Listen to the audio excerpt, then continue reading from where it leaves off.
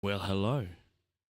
Welcome to the first ever OneTapTurrell episode of OneTapTales, where we have a group of brand new D&D players for the first time collaborating together to not only trial and figure out if they like D&D, but also get to experience it through streaming.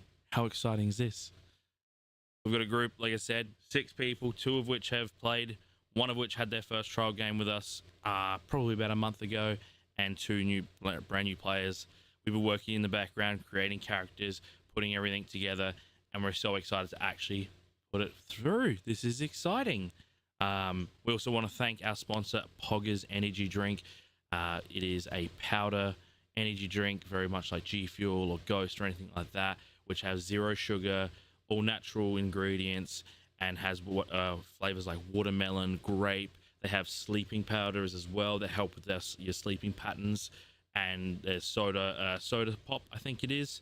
There's some fantastic flavors across there, and if you use code OneTap in the store, you get 10% off your first order, and also you get to support me, which is fantastic. But we have our group ready to go in the background. We are going to be doing an improvised one-shot that I have written myself over the last couple of weeks with the characters they have created. Now, this is, for everyone at home, a non-canon event. This will not be part of the main campaign when we do actually start, but we are going to be using the campaign characters. So don't be like, oh, well, they did this in this episode. Yeah, it's not canon, all right? So calm yourselves down. FYI, quick warning, I will not be able to see chat. I will not be able to see alerts. So if you are following the channel for the first time, if you are chatting in the chat, I'm sorry, I apologize. We will not be reading chat. We will not be hearing the alerts. This is for the sake of immersion from start to finish. I want you guys to feel like you are a part of the D&D campaign, like you're sitting at the table. Otherwise, without further ado, let's get right into it. Well, hello, everybody. Hey, how you doing? Is everyone okay? Everyone, has the nerve settled in now that you can't hide? That's all right. That's all good.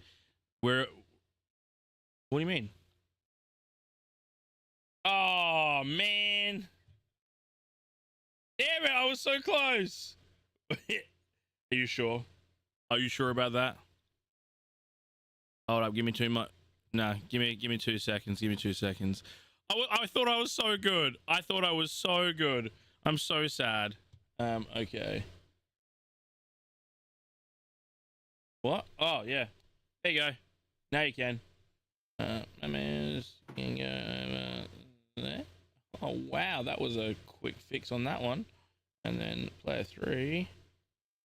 Wait, what do I do? Oh, here we go. Browser source. Take that one. Arousal source. Arousal source, okay. That's the one. Who's arousal source over here right now? I am. Oh, well, that's annoying. Yeah. Oh, we're almost there. Oh my god. Look at that. There we go. Look how quick that was fixed. It's like he's a professional streamer. Holy crap. Now get a round of applause, everybody, please. Yeah, thanks for the muted claps over there. Hang on, that's still not right. What do you mean? Yeah, Jorgenstein and Loris Quake ran the wrong way. Oh, are they? Oh, damn. Wait, no, I thought Loris Quake... Wait. No, Chris is Jorgenstein. Oh, for fuck's sake. Gex is Loris Quake. Yeah. Whee! Sorry. Oh, look at how quick that was fixed, though. You better be. Woo-hoo-hoo. The speed on the man. Is everyone feeling immersed in their D&D campaign right now? Me too. All right, cool. Is everyone? I think so. I couldn't tell you. I don't have the stream up. Oh, you son of a bee head. Cool, and get rid of I think it's correct. I know it's correct. It looks right to me. All right. Hey, we're doing it. Cool. So, I want to welcome you guys to D&D first and foremost. Obviously, we do have some players that have experienced D&D before, in Mera, in Bacon, and also Chris has joined us before. So, awesome that there's a bit of experience there. But to the others that have not experienced it, welcome to D&D. As you're already probably been made aware, you are controlling a life by narrative and by dice rolls. What we'll be doing tonight is obviously running a one-shot campaign where you will be experiencing a short-lived story through the characters you have created, which I have written myself, and you will experience the dark mind of your dungeon master and what is to come. As you can see down, as you were seeing before, but you cannot see right now, there is a player mat. You do not have the correct minis, so we're going to improvise with that one, but you'll do your best to just remember who is who and what is what. But you will be able to see in combat scenarios what it looks like. Otherwise, everything else is to your imagination as I describe it. Quick thing to remember, most of your rolls are based on a d20. So if you do have your dice, please try to find the one that has a 20 on it. That is your main rolling dice. I will tell you what to roll during the night. You don't have to try to remember it. If you do remember, that's handy, because obviously that'll just make things quick and easy going forward. Plus, it gives you the ability to know how you're going to play things out. Otherwise, you obviously have your D4, D6, D8, D12, D10, and D100. Some of these dice you will not touch potentially for a long time. Some of them you might. But otherwise, I'll basically let you know when to re-roll it and whatnot. Otherwise, before we immerse ourselves in tonight's tale, is there any questions? Yes. Do you mind if I just quickly run off and grab my plate of dinner? How dare you? Go I for know. it. I know. Go for it. Go I'll be for back it. in 1 second. You're right. Any other questions while we are here, though? Jess's question is she wants to cry. Yes. My answer would be no. But thank you for asking. Or is it through someone else? Hey, Turl. Yeah. We're hearing ourselves through your Discord. Ah? We're Yeah. hearing ourselves twice. Like I can hear myself. Oh God, I have to. Yeah, while Mara's can hear talking, your myself symbol talking. lights up green. Yeah, through you on Discord. Actual? Yeah. Yes. No, I'm just saying that because I like making your life difficult. I think that's exactly right. Yeah. Oh, because put the default outshot pattern. Yeah. It's just because I love you. That's fair. How's that now? No. It's still there, but it's delayed.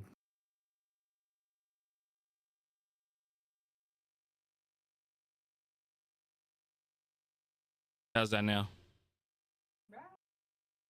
That is There you working. go. Oh, I'm so good at this streaming thing. It's crazy. So proud of you. It's almost Oh like you've been doing it for years. You watch your mouth. You watch your damn mouth. Just quickly talk for me. He's been doing it for at least 6 years. At least 6 years. Sweet. Yeah, cool. It was just Discord decided to change its settings because Fair. obviously, as you can probably see, for old viewers and for the viewers that have already been here, the stream looks different. The whole rigmarole is different from its original place. So I had to like pull out everything and hide it, and then yeah, it obviously reset a bunch of settings. But I have fixed it because I'm a boss. Jess, is there any other questions is there anything you would like to know? Don't be nervous. We are a safe space. Like, hi, I'm Michael. I'm the alcoholic. I will I'm give back. a full I'm warning. Chris, and I'm not. Hi, Chris. Hi, Chris. Thank you. I feel very welcome. Cool. And also, by the way, I will be basically when everything starts, I will be communicating to you guys via your names. Okay. Okay. Character name Okay. or human name or IRL name? Your character names. That's the immersion. Immersed. I just Cool. want to double check that. Easy. Again to oh god, can I get just really quickly, Gex? Can you Probably change your Discord name to your character's name? I know it's Loris, Okay. but can you do that for us? Yes. By the way, Loris, do you have any questions before we get started? No. How dare you? Okay, I have a question. How you doing tonight? I am dandy. I am wonderful. I'm actually passing kidney stones, just so you're all aware. Oh. Oh, fun. Yeah, I've passed 3. Oh, Why do you think I'm drinking alcohol? Wow. yeah. Oh. All right. Well, if that's all it is, let's get into tonight's episode of OneTapTales. Whoa! So our story begins in a small town called Calstrom Keep. Calstrom Keep is a small town of farming, and a small militia served as a waypoint, military outpost, and a farming town for produce. It's the time of the year where the town comes together for the Keep Carnival, a small event which allows the town people to relax, muck around, and let down their guard. It brings travelers from close towns and from some from major cities due to its calming presence. Such arriving travelers is Loris Quake. Loris, could you explain your appearance as you are arriving at the carnival? Hello, I'm Loris Quake. I am about 7.5 feet tall, grey skin complexion, extremely muscular build. I am wearing fine clothes. I am what you would call a noble, an unorthodox noble. I am a Goliath. Cool. I like it. Where is my... They're not working. Sorry, uno memento. I'm an important person. I should be seen as an important person.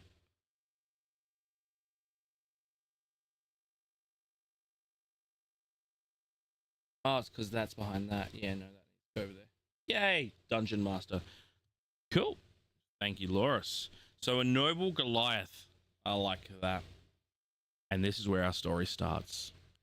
Loris, you enter this carnival, and at the admission gate, you are greeted by a friendly goblin. What will it be, sir?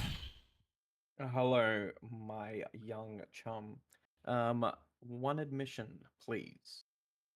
Young? How young do you think I am? I'm 300 years old. But Oh, that is my mistake. Sorry, it is a long way to look all the way down there. I guess the lotion's working. One admission. Well, also lucky you, because of your position at arriving at our fine establishment here. Here's 2 tickets, which will get you into the ride of Dancing with the Devil. And he hands you 2 tickets marked with 3 6s on them. Oh, thank you very much, kind sir. Please join the carnival. As he gestures you into this carnival.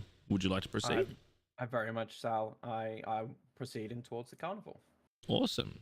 So as you're entering, it's very much a fair, like a very normal fair that you would arrive at. There's rides. It's quite actually bustling. There's a lot of people for a small town. You are aware, as you are a traveler from outside of the city itself, that this is a regular occurrence of, travelers to actually come in, and this is generally one of the ways that the town continues to grow, keep its economy, is by running these carnivals. So you're aware that there is quite a lot of people here from all walks. It sort of feels like it's a safe haven for the nobles to hang out with the scum. There's no real judgment here, so it's a safe zone as everyone comes and has a good time. But yeah, there is food and drink, there's sideshows, there's rides, there's everything in and between. So where are you walking towards? Where are you going? Well, I feel like a test of strength machine or game would be up my alley. Fantastic. So you're looking towards the sideshow areas. Awesome. Yes. As you're making your way, one of the first things that you do spot as you're walking towards the sideshow area, which is generally at the back area because it's where sort of the bit more like undervalued, lesser valued people of the carnival would be hanging out, because again, sideshows are scams. So this is where you get a bit more of the darker, a bit more the shady type of person. So they're usually pushed into the back because, again, you don't want to see that kind of stuff. But as you're walking towards it, you do catch to the left probably where there is the most people, the bar. And coming from there is music. Now, Bubbles, could you explain to me what kind of music might be being played from the bar, as you are the one that's creating this music? Oh, just the most upbeat, happy, trying to get everyone to dance. Everyone perhaps distracted, maybe encouraging some drinks. Yeah, are you Yeah. up on the bar? Is there a stage? Can you explain to me sort of Oh. what the bar area looks like and where you are in there? Yeah, there's a nice little stage with some tables around the front and a nice bar with some bar stools with, a bartender, of course, naturally. Um and there's some people gathered around drinking, hopefully, dancing, hopefully. Cool. Yeah. And as Loris, you are past, you do catch a glimpse of Bubbles now. Again, Bubbles, can you explain what Laura sees?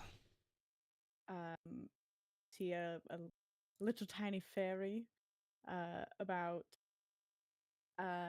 like 3 feet tall, bright blue eyes, long pink hair, yeah, just going to town on a loop, just absolutely slamming down on this thing. Just like Dragon Force spec, like. Oh, just literally. It would, if it was an air guitar, that's what you would assume, like someone going an air guitar, but there's a lute there. I fully expect Bubbles to be like full biting the bottom lip, like. Exactly. No, exactly. Go, Might as well be at a Kiss concert. exactly. Oh, yeah, you've actually just The full bait, embodiment of Gene Simmons, but in a little tiny fairy. but a longer tongue. Yeah. Yeah. Hell yeah. Cool. We're going to freeze right there, and we're going to move over to another figure that has entered. This person has also entered and has received the same tickets. Now, you didn't show as much courtesy or speech, but when those tickets were presented to you, you were too enticed to not take them. This person, cloaked up, a bit more hiding in the shadows of the area, but still is here. Still, this type of carnival, maybe this person's a commoner, maybe they're not, maybe they're from the area, but they are still here for the event. Thief, can you let me know what you're doing in your inconspicuous cloaked up ways? I would probably be, trying to make my way around the carnival, seeing what there is, but also like sticking to the shadows a little bit, like trying to keep out of people's ways, trying to, I don't know, stick to the shadows, not bring attention to myself. Cool. And with you are obviously cloaked up. Give us a bit of a description of what someone would see if they were to look at you right now.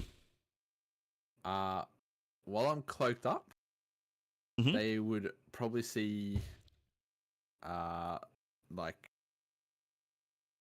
I suppose two, like, lightning blue sort of eyes. They'd see my, I suppose, left hand sticking out of the cloak, and it would be a sort of like a robotic, like mechanical hand, just like made from bits and pieces that I've found from, I suppose, different rubbish dumps and that sort of thing. There'd be a crystal in the middle of the palm. And I suppose that's probably all you would really notice, other than they are a 3 foot tall human. They're very short human. Cool. Awesome. Sweet. Thank you for that. So, as the three of you, Bubbles, Thief, and Loris, as you are making your way to your respective areas, you get this numbing sensation in your heads as a voice enters into your head and says, "It's time to dance." And I'd like you all to roll perception for me. Now, for those that have not played the game before, what I'd like you to do is grab your D20, and I'd like you to roll it once.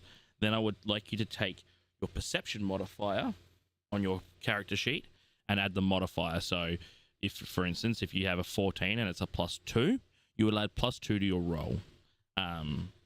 Once you have that total, can you read it out for me?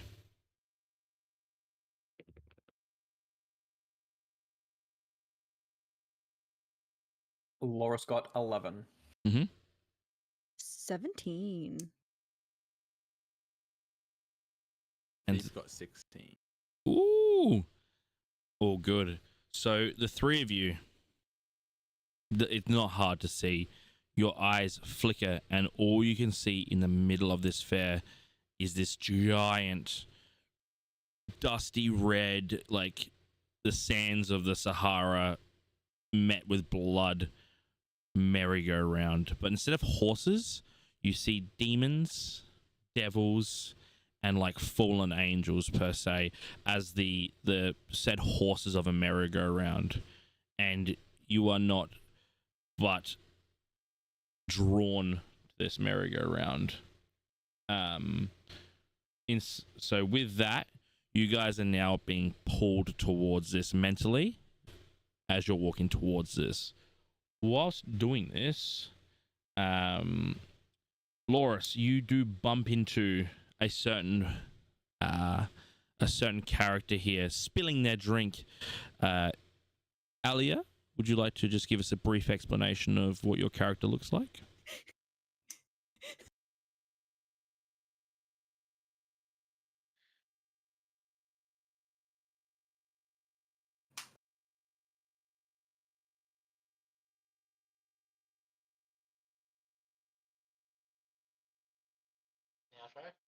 Okay, cool. Probably a 6.5 foot girl with grey skin, with pale white hair. Cool. That sounds terrifying.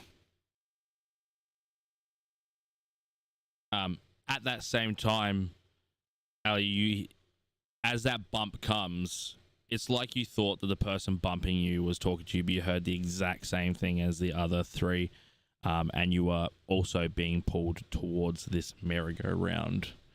As you guys get closer, you do see a ticket booth. What would you like to do? This is to anyone now that is currently in this situation. Well, after seeing the merry-go-round, I instinctively grab to where my hilt would normally be. Realizing it's not there, I just calmly put my arms down and head towards it, and I pull out one of my tickets. Cool.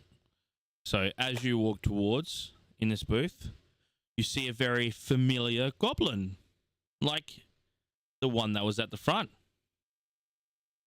Hello, it's my young friend again. We're gonna be best friends. So, you ready to dance with the devil? I believe I am. I'll take those tickets, please. And gestures a hand forward to take your tickets. And I hand him the tickets. Perfect. So he takes the tickets, opens up a gate, and just tells you to hop on, and he'll be around in a moment. The other three?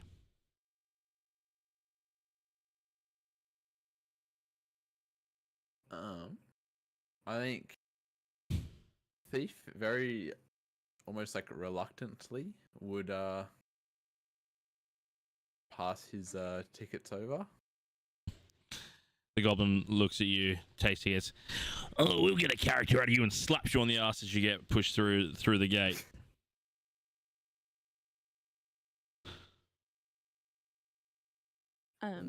Is there like anyone else around? Like anyone else? Make a perception check. Oh. 11. 11. Yeah, there's plenty of people that are like walking around and all that. They're not paying you too much attention. Not paying too much attention to you guys. It's just all you can see is you're heading towards a ride and a show. before I go over to the merry-go-round, could I perchance go try to perform a little ditty to someone and then pickpocket them? One last chance. Okay, and so just any old person. Yeah. So like I don't know, the older looking person.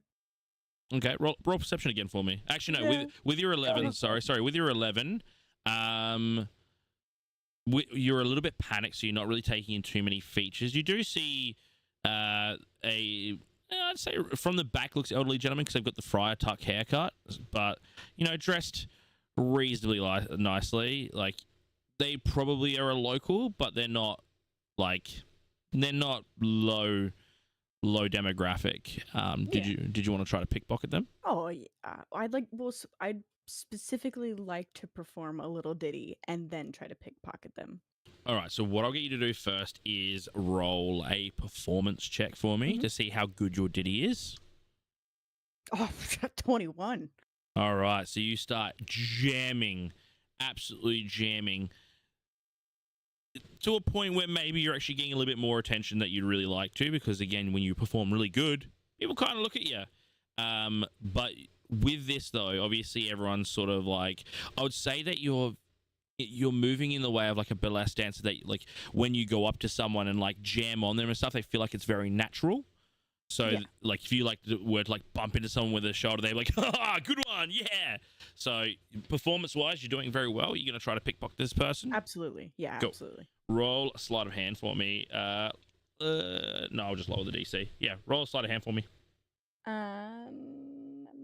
I can mask. I don't know what you're talking about.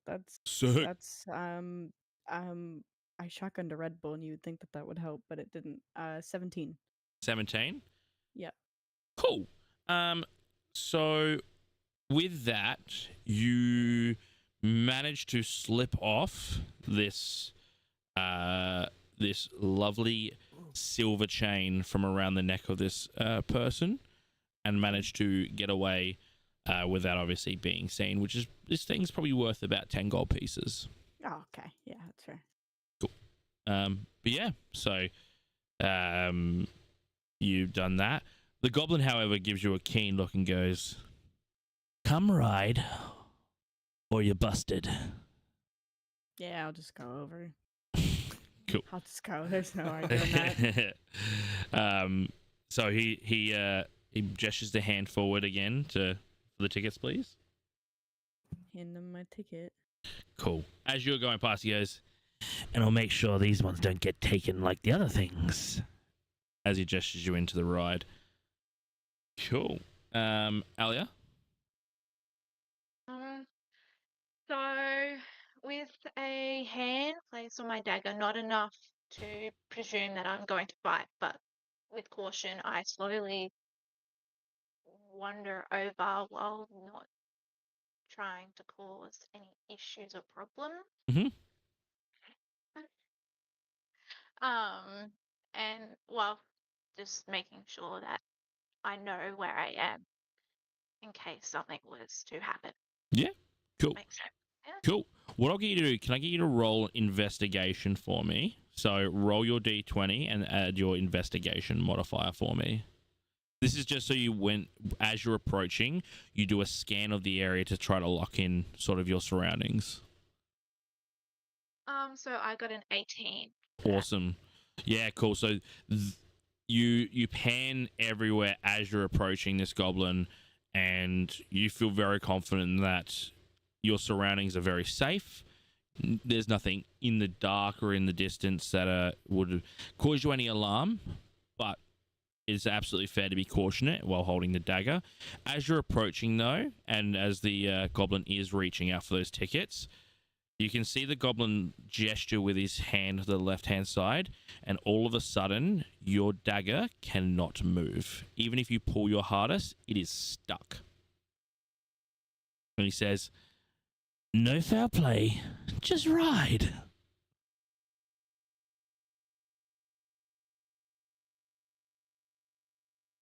Okay. Well, in that case, I will slowly move forward onto the ride Perfect. So taking the tickets onto the ride. Now, everyone that has assumed the ride, please just give me a perception check for me. So everyone roll your d20 and add your perception modifier. Oh no.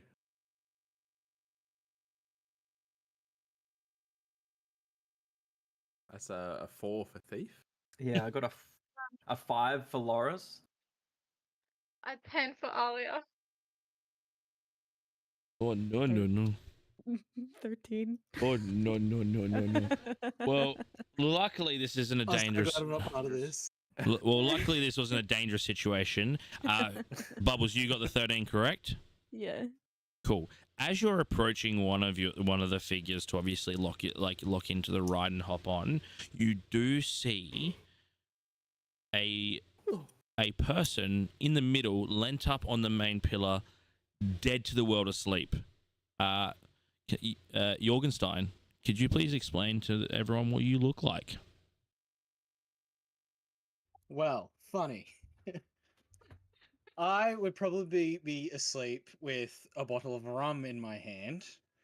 I am a tiefling that's 5'8", 5'9" ish tall. I have two kind of curvy horns that go like that way, kind of, sort of. Very red skin, wearing sailor's clothes, like what you'd kind of expect.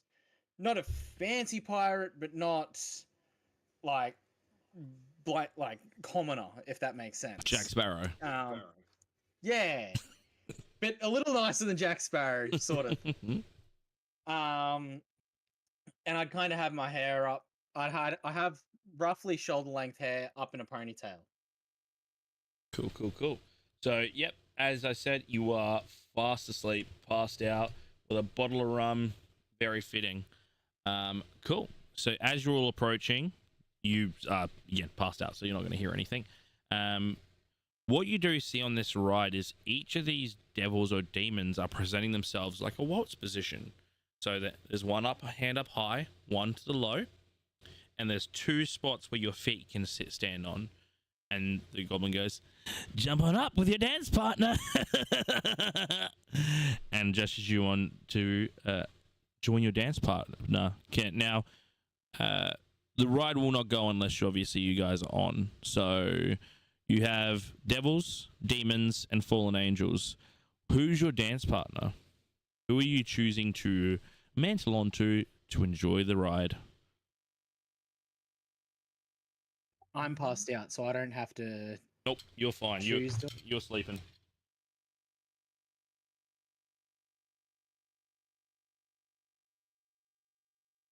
Thief would probably take a devil. Devil? Yeah. Cool. A fallen angel. Fallen angel. Alia would take a fallen angel as well. You'll take fallen angel. Yeah. Yeah, Loris would take a fallen angel, I believe. You believe? You know you are Yes. that character. I am Loris. I would take a fallen angel. Sick. I believe he'd do that, but maybe ask him. Imagine I'm if everyone just team talking up in the right third here person. for taking fallen angels. Yeah. Well, luckily there's at least 3 fallen angels to be grabbed onto. Fantastic. Cool. So you will step up onto your things now. There is, some made for size. So Bubbles, obviously, there is one that's a very small fallen angel, very similar to the size of a fairy that you jump onto and obviously mantle. And everyone jumps onto their respective mantles for this one. So all the hands and feet are there. All of a sudden, snap! The hands lock in with a lock-in strap, metal strap that you cannot break out of, and the feet then are cocooned in these it's like a strap-on shoe, again made of metal, to strap you into place to make sure that whilst everything's moving, you cannot move. And then the goblin finally has a look over. Lets out a yell of "Have fun!" Anyone want to make a perception check for me? But not everyone. So that not everyone is. Other than you, Not you're including sleeping. me. You're I'm sleeping. on it. Yeah. I'm No, on so it. like just one person, not Yeah, everyone. roll it. first person that gives me an answer will be the person that got it. Maybe someone else should do it. No, you've already got it. No, I think someone else should do it. All right, I'll let one other person do it. No, I think someone else should do it. Guys, I really need someone else to do it here. Guys, this is really important. I think someone else should do it. All right. What was it? Perception. That's a 19. And 19. Cool. As you hear those words come from this goblin, you do take one last look over, just in like in a curious manner. That goblin, it doesn't look exactly how you thought it would look when you look back. Sort of a little bit taller, skin red instead of green. There's horns and jet black eyes. But you only get a glance of that as the ride starts spinning. And it starts to go. And it starts getting pretty quick. Like for a merry-go-round, this is pretty quick. To a point where outside of the ride, everything's starting to blur a bit.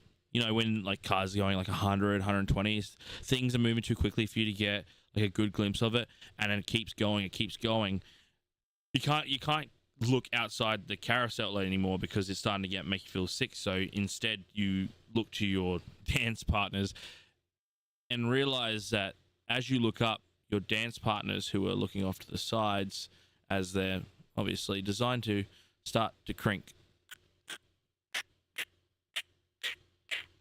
to look at you, and smiles appear all the way up to their ears, all the way through. Big, giant smiles, and the eyes go jet black, spinning faster. You hear from each of your respective dance partners as the spinning continues faster and faster. Jorgen, you realize in the motion that it is too fast for you to be on the 7 seas, and that you've not fallen asleep on your ship. But as you are starting to awaken from your slumber, your body starts to shift, and I need you to make a strength check for me.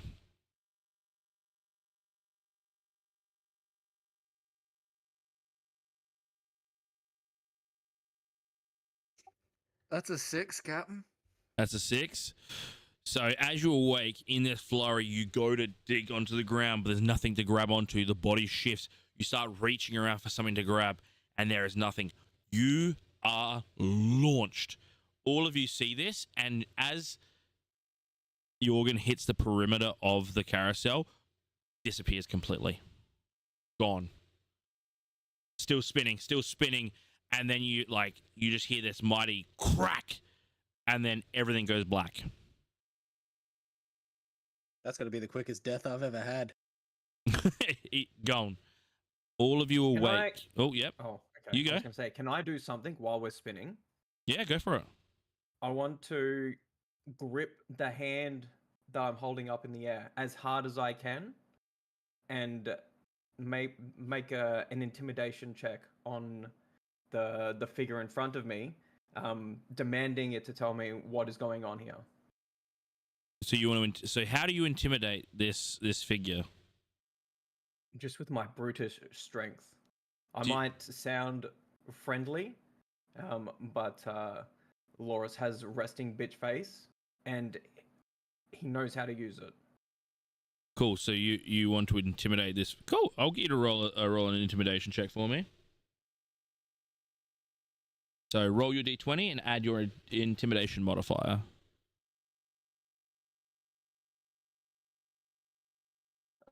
That's not good. 7. 7.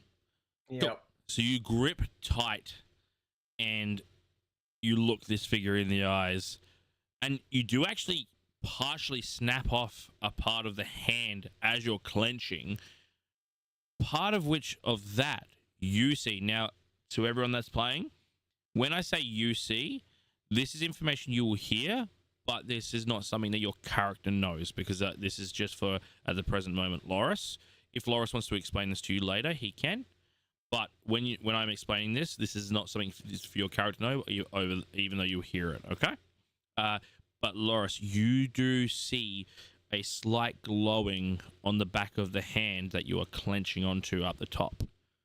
While this figure looks at you, and the snap goes, the eyes shift back to you, and it's mocking you at this point. And continues. And at this moment again, the black goes just as you have finalized that. You all awake on your backs on this carousel, and the atmosphere has completely changed. The red dust is being kicked around all around you. Darkness. You feel like you're in the same place, but not in the same realm because the light is not natural. The storm is ferocious. Winds, lightning. All of this was not where you were just before. And yeah, what would you like to do? Have I woken up? Yes, you have. You are about 15 feet to 20 feet away from the carousel, and also you have taken 2 points of bludgeoning damage because you were flung. All right, I'm going to jump up, posture myself, and then slowly start to glance around. Cool. Make a perception check for me.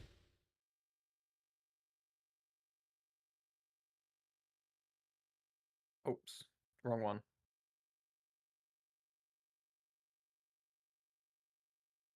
So it is working. No, that's deception.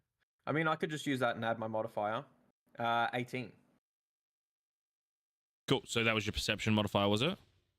Yes. Cool. So at a glance, what you see is 4 figures, 3 other figures currently laying on the carousel with you. One of which was the character you bumped into before, the grey-skinned female character. Otherwise, you see a fairy on the ground, and you see a cloaked figure with a metallic arm to the left hand. Yes. Yep. Cloak's fallen back a bit. So could you explain just a little bit of what your head would look like, so because they would be able to see this now? He'd be sort of youngish looking. Probably say like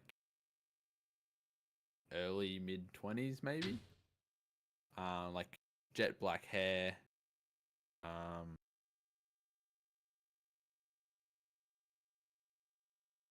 If depending on how the cloak has would you say like just sort of like revealed the face or like revealed more of my body too? Drop down to the neck. So it's like as you flung, you would have thrown your head back, and that would have dropped the hood off. Oh, and yeah, it'd just be that, I suppose. Yeah. Cool. So you see that character as well, and as you do pan around, you also see this tiefling pirate-esque character laying on the floor. Look like they just took a hit, bit of pain to that one.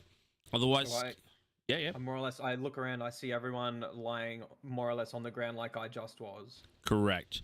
The other things you notice, there is no one else here. It is abandoned.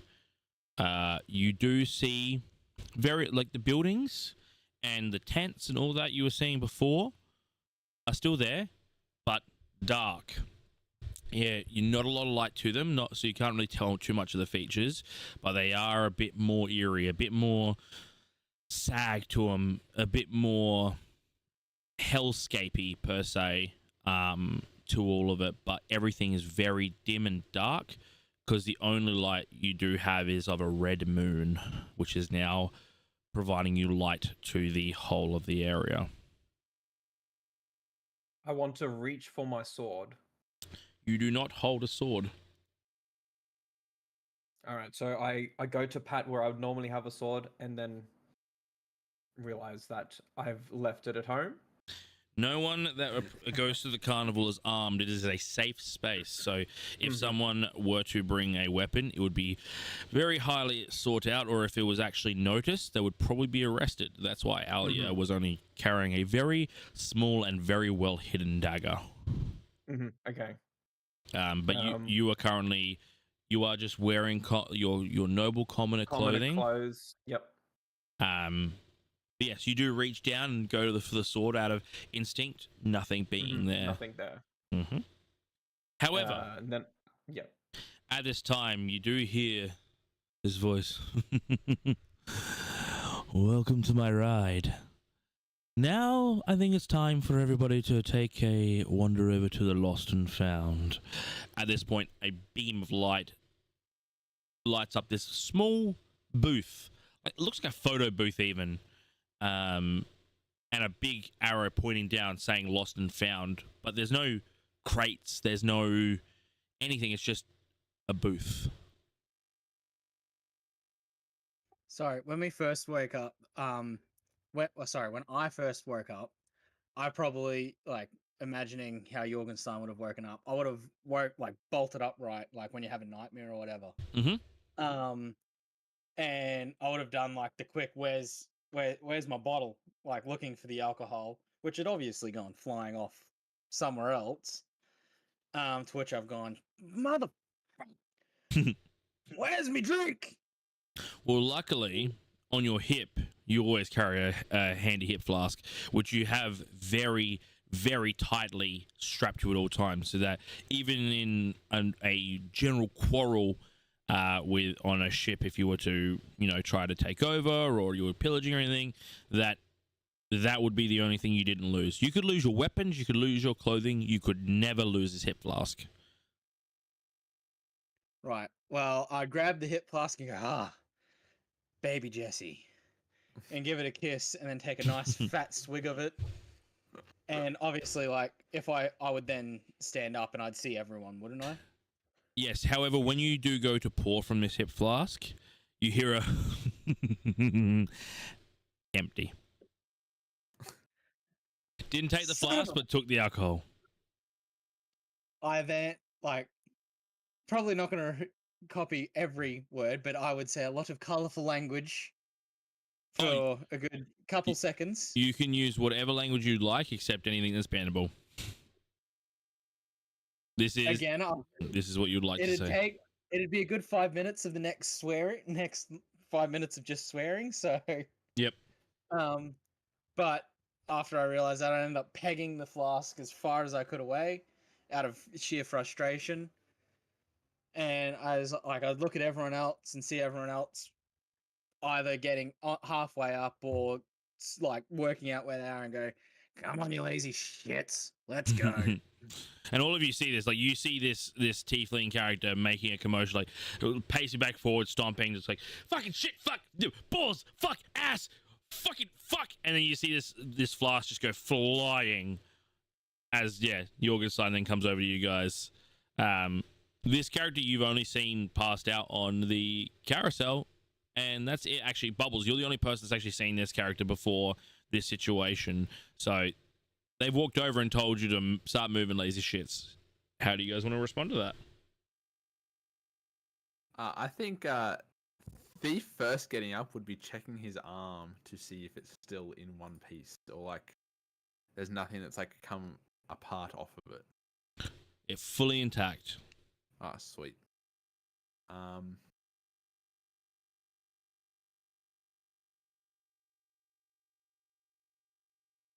Loris would look Jorgenstein up and down with a scowl and say, young man, this is not the time or place. Young, I'm 150 years old. Shut up and let's go. And I'd continue to keep walking, ignoring him as if it never happened.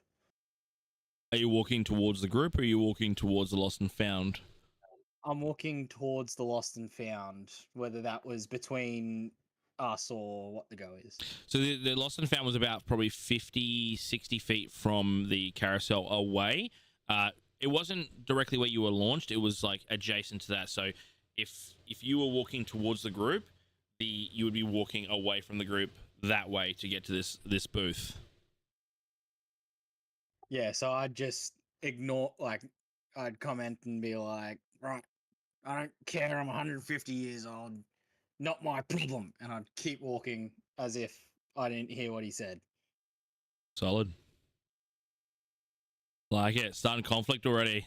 Awesome. I'm good at that. Nice. Bubbles would like to I'm gonna stand up and kind of shimmy and shake the dust off.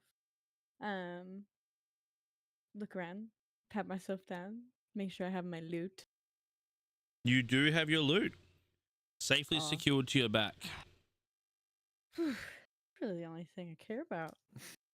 And Oh a my God. very nice necklace. And it's worth 10 gold pieces. Just kind of stand behind everyone, kind of gauge everyone, stare at them and see what everyone's doing, wait for everyone's movement Cool. while Taking this. inspecting my loot and making sure there's no damage to it. Okay, can I get you to make a stealth check? And can I get Thief? Can you make a perception check for me? Oh no. 21.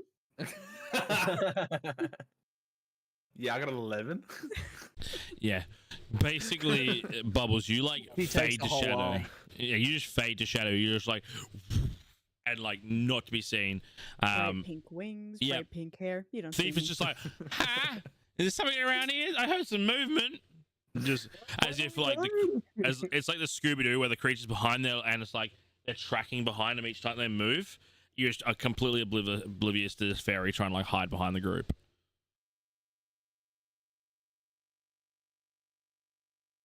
Cool. So we've still got Jorgen moving towards the lost and found. Now you haven't reached the lost and found now. It's just a booth. No boxes, like I said, no crates, nothing there, just a booth. It's got a little curtain there, and it's just probably like a 1 meter by half a meter box that you can just sort of step into and close the curtain.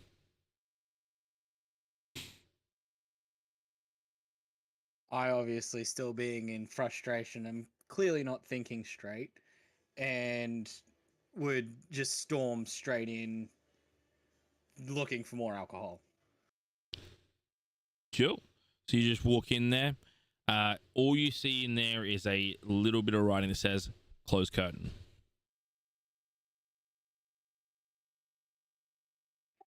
I'd probably look at everyone and go, "Are you guys coming or what? I don't trust this shit." I think I have a look around and I ask if everyone is okay. Are you gonna pay the bar Oh back Jesus, for you the scared the shit out of me. for the last alcohol you had? You hear this right behind your shoulder of this little fairy, and you're like, ah! Young miss, I am so sorry about that. So, is the I alcohol gonna unfortunately be Don't paid? have anything on me. You owe the bar alcohol. You I honor my debts. I no endeavor to pay you No. one drink back. no the one in there. The drunk one. Oh, you're talking I of the brought my pirate. own alcohol. I don't know anyone No. anything. Oh. I've seen him before. I don't trust Are you him. coming? I don't trust him. I wouldn't go in there. From what you can see, no one else would fit. This is a one-person box. So this box is still open. There is a tiefling in there with a curtain open. Can I close the curtain? You absolutely can. Oh, Do I'm you, closing the curtain. you walk I'm over and closing close the curtain? it. Yeah, Cool. absolutely. As that As she's curtain, closing the curtain, I'm going, "You son of a bitch!" yeah, you see that, you son of a, and then it's muffled as there's a click, and all of a sudden, flash a light from inside, and then you just hear that click again. That curtain opens. Jorgenstein, could you explain to us what you look like as you're armored yourself with your weaponry and all that? So I'd be a little mixed matched. I'd probably have sort of the same clothing, but it'd be more like leathery sort of armorish. But it'd be kind of hidden a little bit more to try to keep the pirate aesthetic. Because that means a lot when you're drunk. I'd have a scimitar on my right hip. And I'd have a short sword that's had a bit more. It'd have more blood stains on the hilt where the handle roughly is. Cool. You also notice that hip flask right back on your hip. I would so check if it had alcohol in it. You do check, and no alcohol. Beautiful flask, though. Beautiful flask, though. This stainless steel. Like, you could look at it, and you would be able to see your face perfectly in it. It is a beautiful, beautiful flask. God, but I am gorgeous. but you are now fully armored, as if you were prepared for battle. I would probably try to gatekeep the shelter as much as possible. You're just like arms to the side, like, no. I'd be like a toddler trying not to go back to bed. Cool. At that moment, you feel this force behind you, as if you've been booted by a giant, just launches you. You don't take any damage, but it's like, get out of the way. You look back, there is nothing there that hit you. I get very confused and out of habit, just purely out of habit, try to go for the flasks again to realize there's still no alcohol in it. You just hear, like, everyone hears this, like, as you try to open the flask and there's no alcohol in there.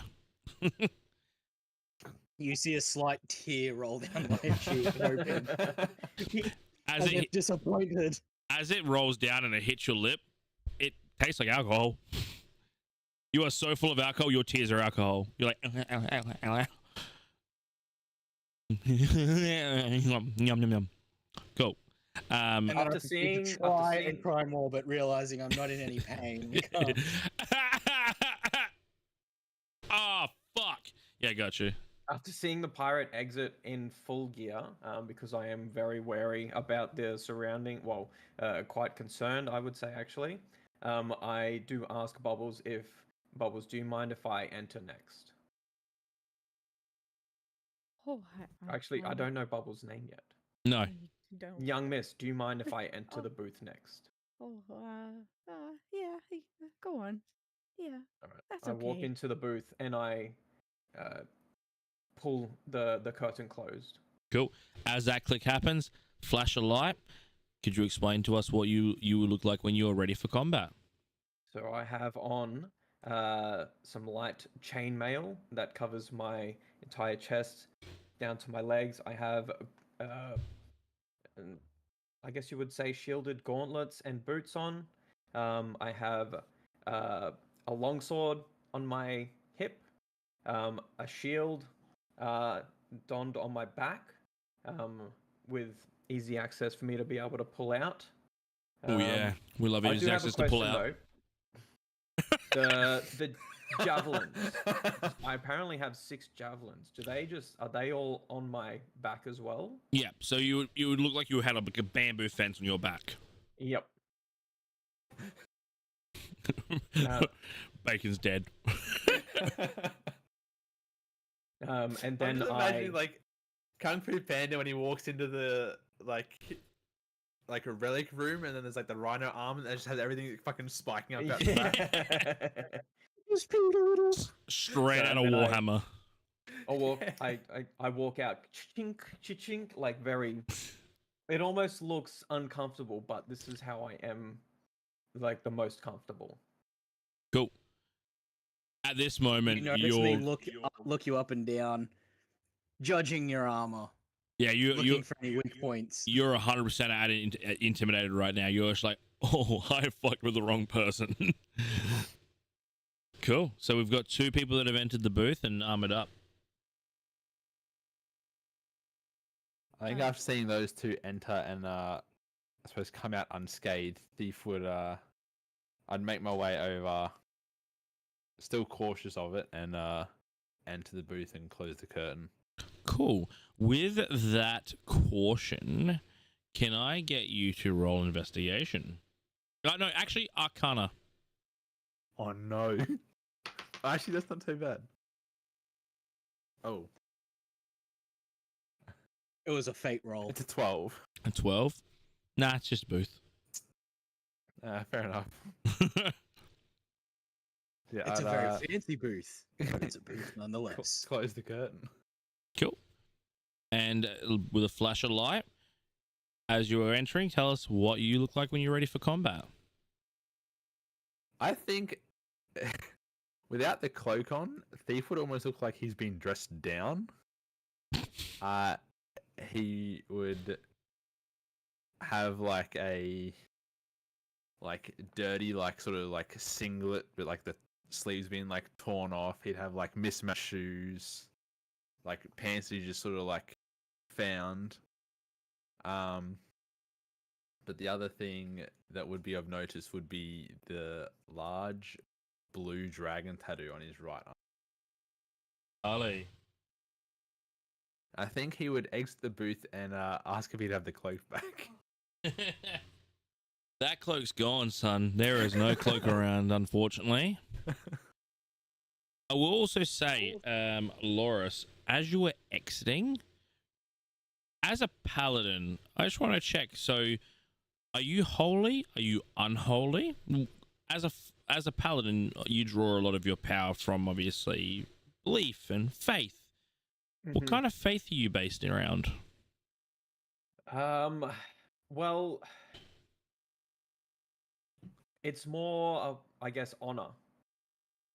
So, holy. Holy? More holy, yeah. So you'd be lawfully good. You would be Yes. based around, obviously, good gods per se. Correct. You are feeling uncontrollably uncomfortable now. Mm-hmm. And being in that booth, it felt like as if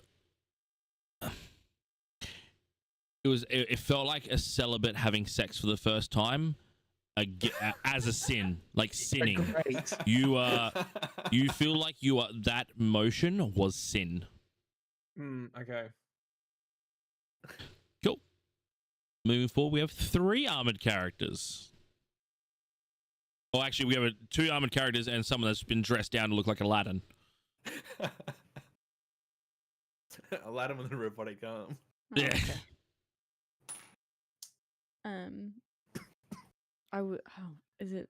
How do I say it? Aaliyah? Aliyah? Oh yeah, I haven't actually. I'm just been guessing it, saying Alia, but I'm guessing it's something else. Yeah, Alia. Alia. That's how you pronounce it. Yeah. Perfect. I don't know your name, but I would look at Alia and I would say, would you like to go? I can go if you don't want to, but Alia would freak out a little bit, seeing this thing next to her. I'll just go. It's Um, okay. I'll just go. When you say thing, are you talking about Bubbles? You're just like, Yeah. this thing, turns on a bug zapper. Try to swat it with a fly swatter. Yeah, I was like, you turn on a bug zapper, but Bubbles is like, Right. I'll just go. It's okay. I'll just go. I'll walk towards the booth, enter, pop a little squat. Cool. Nothing happens yet. Okay, a closed curtain. There we go. Okay. Flashlight. Yeah. Bubbles, what do you look like when you're ready for combat? Typical fairy armor, which is Yep, we all leather know what that armor. looks like. Yeah, okay, I'm getting there. Oh, well, yeah, your Jesus. stereotypical lifelike fairy. Yeah. Which is leather armor to kind of look like leaves and The last woven sweat, leaves. the last Pizzazz. melon. It has slinger slasher. Leather to be crafted to look like leaves. Nice and light, because little tiny creatures. Can't really carry a lot. So yeah, it's nice and it's to fit the Bubbles vibe. It's nice, and she has it dyed to be nice and pink and blue. So Sick. yeah, Awesome. and she has 2 daggers on the side of her, and then of course she has her lute. Not that that's a weapon, but could be. You never know. Now, the loot that you were playing in the bar versus the loot that you have when you're armored, is it any different? No, it is the same, but I do also have a handy dandy pan flute strapped to my side. Just in Nice. case something happens to the lute. You never know. You have to have Yeah. 2 instruments just in case. And What then if if you someone doesn't don't, you like a start lute? playing bongo drums. Exactly. I know how to play the drums. I also I know how to do the bird pipes. You never know. What if someone doesn't What the like hell's a bird pipes? bird Don't pipe? worry. Something. Don't worry. You'll find out. You'll Okay, find sick. out. What if they don't Made like out of bird a pipes? bird. Don't worry, flute. They don't like the flute. Don't worry, horn. They don't like the horn. Don't worry, lyre. So you're just like musically talented in everything. You I'm a are fairy. an instrument. Give me pixie dust, bitch. Fair enough. Cool. So you've now entered. There is but one person that has not entered the booth yet.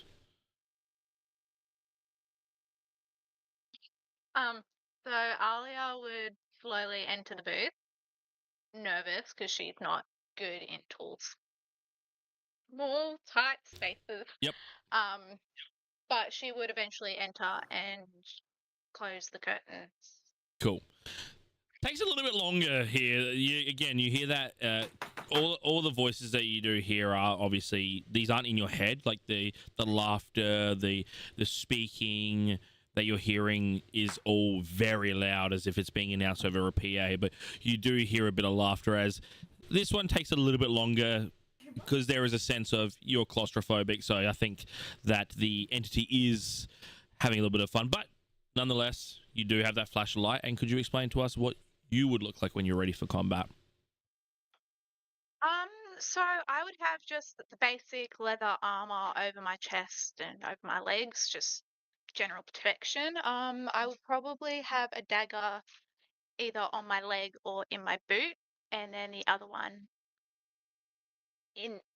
one in either place, I guess. Mhm. That's what you would say. And that's about it, really. Cool. Um, Awesome. As you walk out, there's like a weird gust of wind that is felt behind you. Everyone else that is currently looking towards a booth, it just disappears.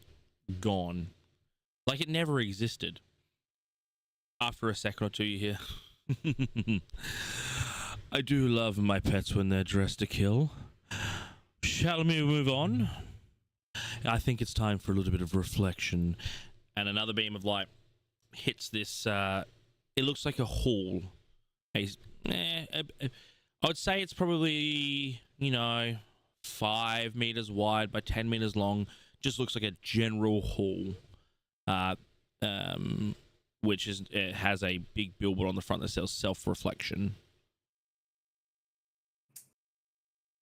When I heard the voice in my head mention reflection, I've probably looked at I would pull up the flask thinking that she meant look at her own reflection. And I'd be sitting there, and if anyone looked at me, I'd be picking my teeth, going, "Ooh, I look good."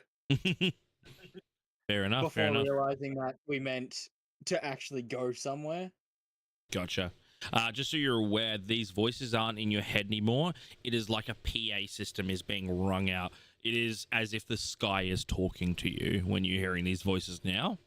You quickly have a glance at you look at yourself, check yourself out, a bit of like a little nose pick and everything like that. No different to a reflection. You are you. And then you sort of like, you do that gaze where you look up past your flask and you go, that place, not my flask.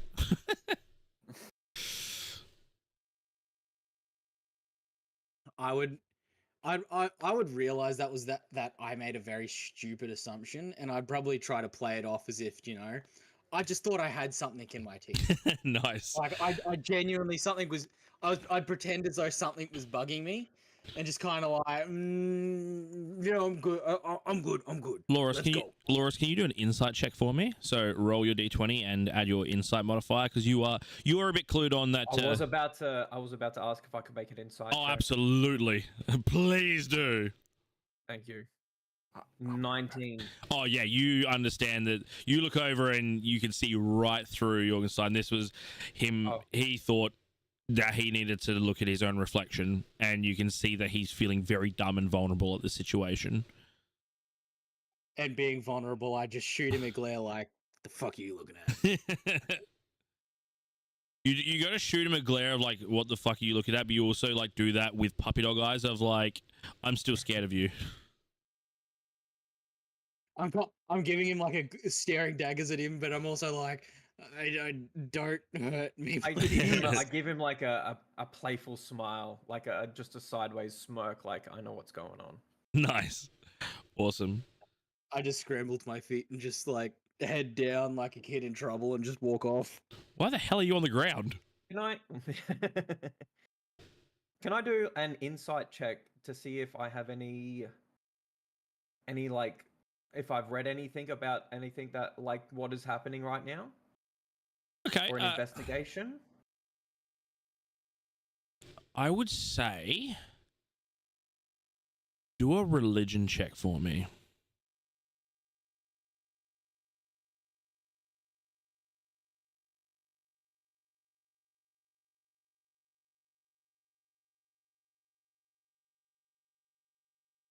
Nat 20.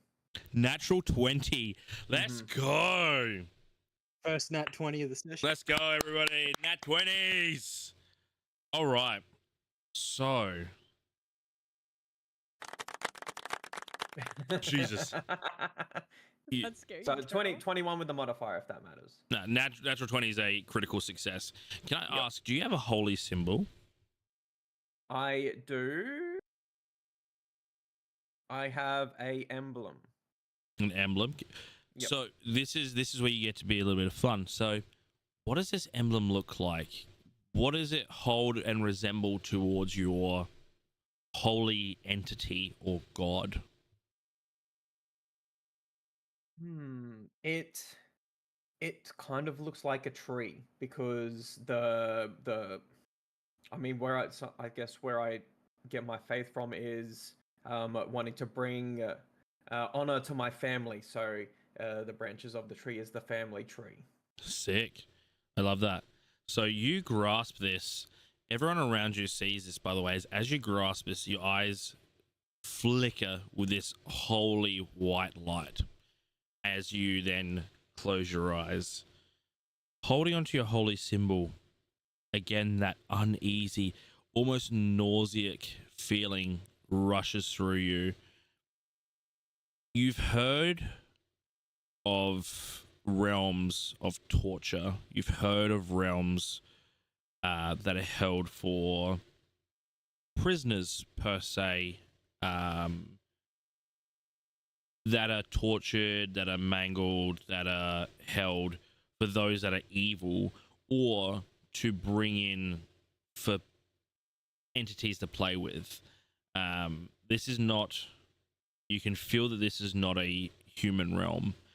And as you dig a little bit deeper, you get this third party look at yourself, probably about 20 feet back from where you guys are standing. So you can see the whole group, including yourself. So you're pretty much an out-of-body experience. And you sort of can see above you this big, dark, black figure, almost like marionetting everything around you, big red smile, and playing cards in their hands. At this, Okay. they look down at you and they go, "No," and you flash back to yourself. Okay.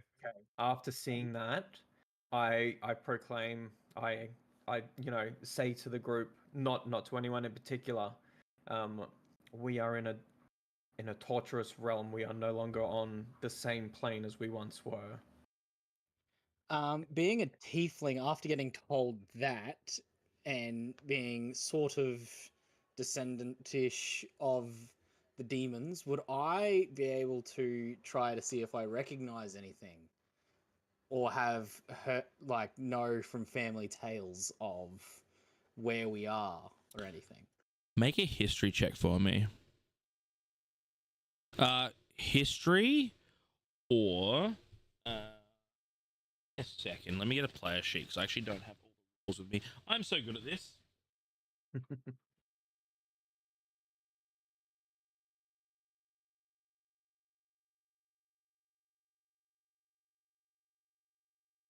I would also say there is a puppet master controlling this realm.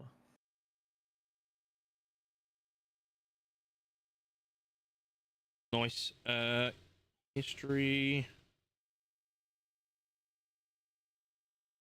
History or survival? Okay. Oh, fuck. I got a 10 for history and a 6 for survival, so I don't think that Oh, no, really you matters. get to pick which one. So when you roll, you roll one dice and you pick if you want to do history or survival, and the outcome obviously is based on that of which. So I'd imagine you go for the higher, which is the 10 history. Yes, please. Cool. Not much based around tales or that.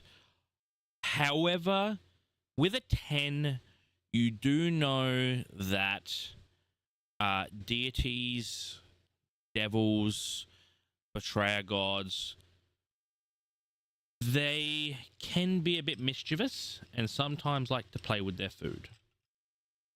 None in particular, but if the devil wants to have a bit of fun, or if a deity or a unholy like entity wants to have a bit of fun, you've heard stories of torturous realms.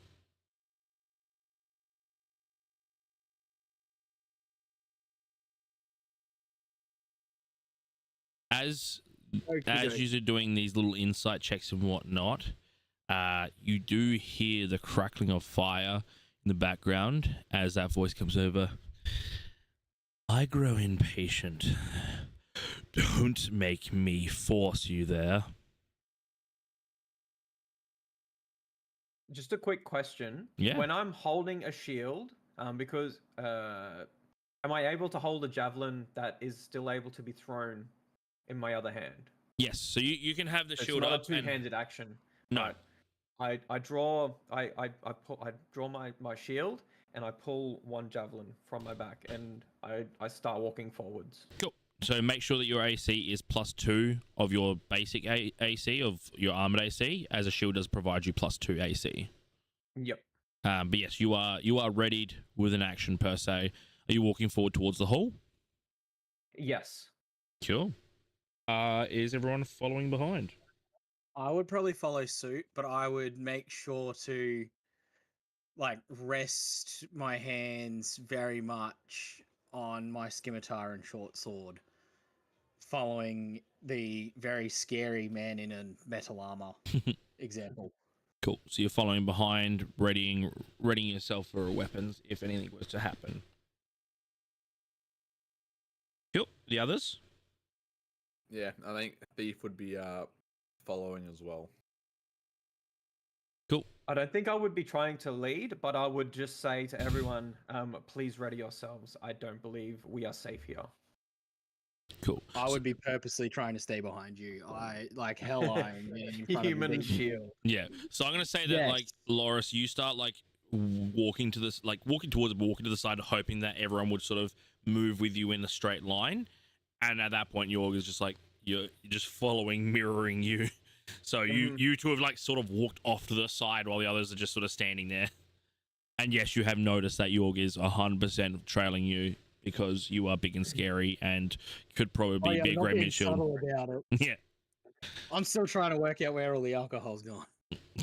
Where is all the rum gone? I'm gonna. I trust I can rely on you in your state at the moment, sir. I wouldn't trust myself. But okay. Good to know. And I just continue walking. I have a slight boost of confidence that he thinks he can trust me. Nice.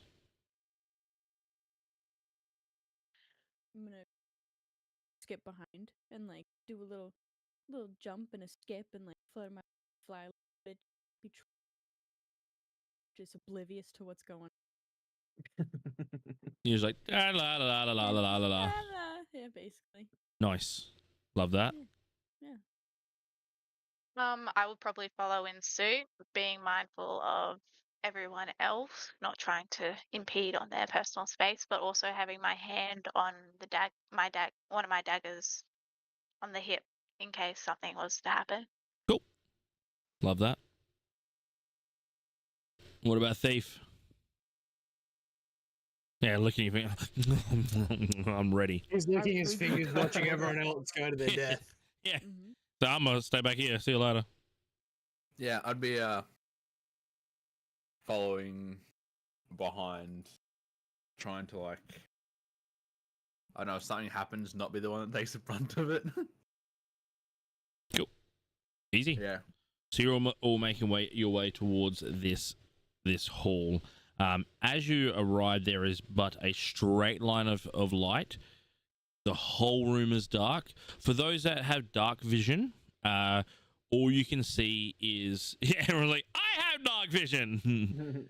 All you can see is What's dark vision? but oh, Pleb. Oh, actually, with my insight, did I notice that Jorgenstein had taken some damage? no, that wouldn't be Yep. an insight check, my friend. Okay, yep. That would be a medicine check if you were wanting to, or you could do a perception check to see if there was any. You wouldn't even see the bump bruises because it's closed. No, So that's fine. yeah, you would need to examine I them. wouldn't do it specifically. I think because I did ask everyone if they were okay earlier, I just assumed someone would have answered. So I just continue walking. Yeah, because you did have someone actively ignoring you, so it's their fault if they don't want to take some healing. Yeah. Yeah, so you see this room, a very straight line of lights to a pedestal in the middle of a room. And again, to those that have dark vision, you do see that it is like you walk in and then there's like a second door, and then as you walk a little bit further, there's just doors all the way around you and a pedestal in the middle of the room. The room is probably from one side to the other about 100 feet, and it's in a perfect circle.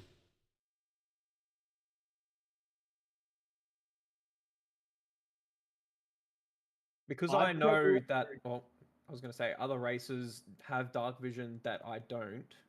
I would ask, can anyone see what is in this room? I would probably, knowing that, and having dark vision myself, I would probably kind of just like tap the back of your armor and just go that direction, and kind of gesture towards, because I'd hope you could. I wouldn't realize it 100%, but you probably couldn't not see my hand. So I would gesture to go that direction, but I wouldn't actually think about it. If you I'd put it, just say go that way. if you put it over the shoulder, he'll be able to see your hand just emerge from darkness. Otherwise, if you're like that way and you don't gesture past his face, he won't know what you're saying. Okay, I would 100% just accidentally, without realizing it, put it right beside his, like, Well- feel his ear on my fingers as I push my How hand. tall are you though? 5'7", 5'8". So it goes under his No, you armpit. could reach, yeah. Goes under his armpit. You just feel this arm like come through here, and you're like that way, as if you Like just a grown an double arm from double your arm technique. yeah, like, and you start doing like a little dance underneath it, like that way. Open the bottle, take Yeah. the drink. While I She's do that, said- would I Right, be able to roll sleight of hand to see if he has alcohol on him? You want to do like you do an investigation check. Okay. Now, Loris, roll investigate. Actually, no, roll stealth for me. Okie dokie.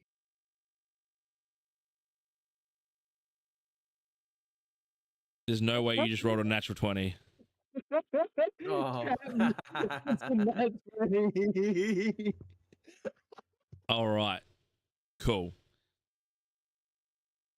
So roll now investigation. Loris, you actually can't compete. You are completely unaware that you are being frisked, basically.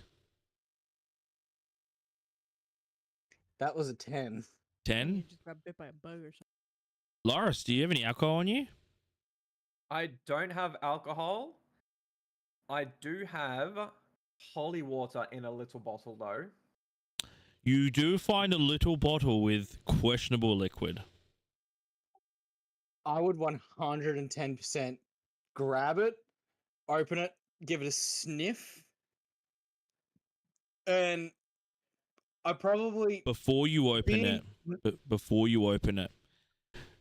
you are pulling when you go to pull a holy object from a paladin, Loris, you are immediately alerted that a holy item is being removed from you.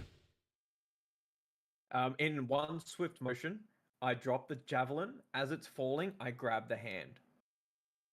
And then Cool. the javelin just sort of stabs into the ground. Cool. In I front of want me. you to both to make a competitive strength roll. So both roll strength and add your modifier.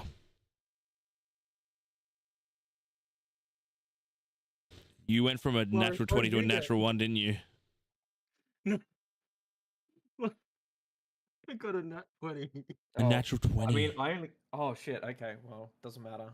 There you go. So as you reach back, it's like you've grabbed onto it's like you're trying to pull a bull back from stampeding, and that arm just goes straight out from behind you and almost ripping your shoulder back with it.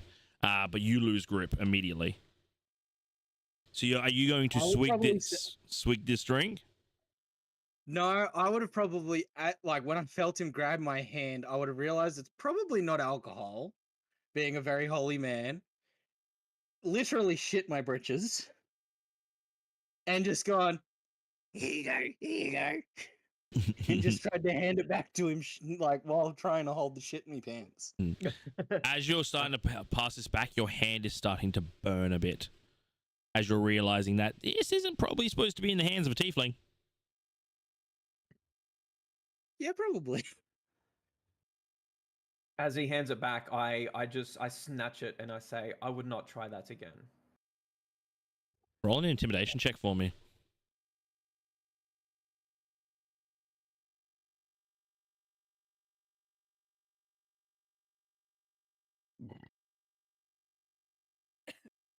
Oh, it's only 9. So you say that, but you're just sort of brushes it off. It's like, yeah, sure, bud. I mean, the grab beforehand was intimidation enough. You were stronger. Especially for my character. You were stronger. You pulled away stronger than I could grab you, yeah. Yeah. But So much because bigger, I much more see like armored because man. of because you felt that you were able to break my grip so quickly, you're just like, maybe you're not as strong as you make Yeah. yourself out to be. This is very much a situation of big man syndrome where you're seeing a big person, but with a bit of strength and their wording, you kind of feel like you probably could take them. I'm having second thoughts about whether I should be scared or not. Yes, absolutely. You're sort of questioning whether this is just a glass cannon of a person or whether or not they're strong. But you don't know this, but you're starting to feel a little bit more confident. Maybe the liquor's kicking in a little bit now. You get a bit of like Irish courage, you know what I mean? Oh, yeah. Might not be the right thing, but it's there. Well, having that extra courage, I'd probably not quite shove past him. I'd kind of do as you stare someone in the eyes as you walk around them. And I would probably head towards the pedestal Mhm. but just slow enough that if someone else really wanted to check it, they could get in front of me because I'm still not 100%. Cool. As you start getting a little bit closer to that pedestal, you do see there's an outline of 5 hand imprints, all different sizes. One that looks very similar to the size of your own hand. I would hope someone would hurry behind me before I touched it, but I would very much try to discern if there was anything else other than just hand imprints on said altar. Roll perception for me.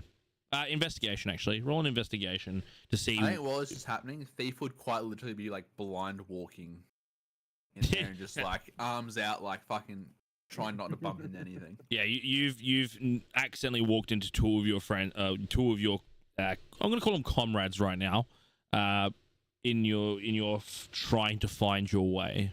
I feel someone accidentally slapped my ass in the dark. I'm like, and it's very cold and very metallic. it's You're like ting on my armor. I got a 7. Oh no, I got an 8. Sorry for investigation. Someone really didn't like you got the 8. They're like, oh, roll higher. Damn.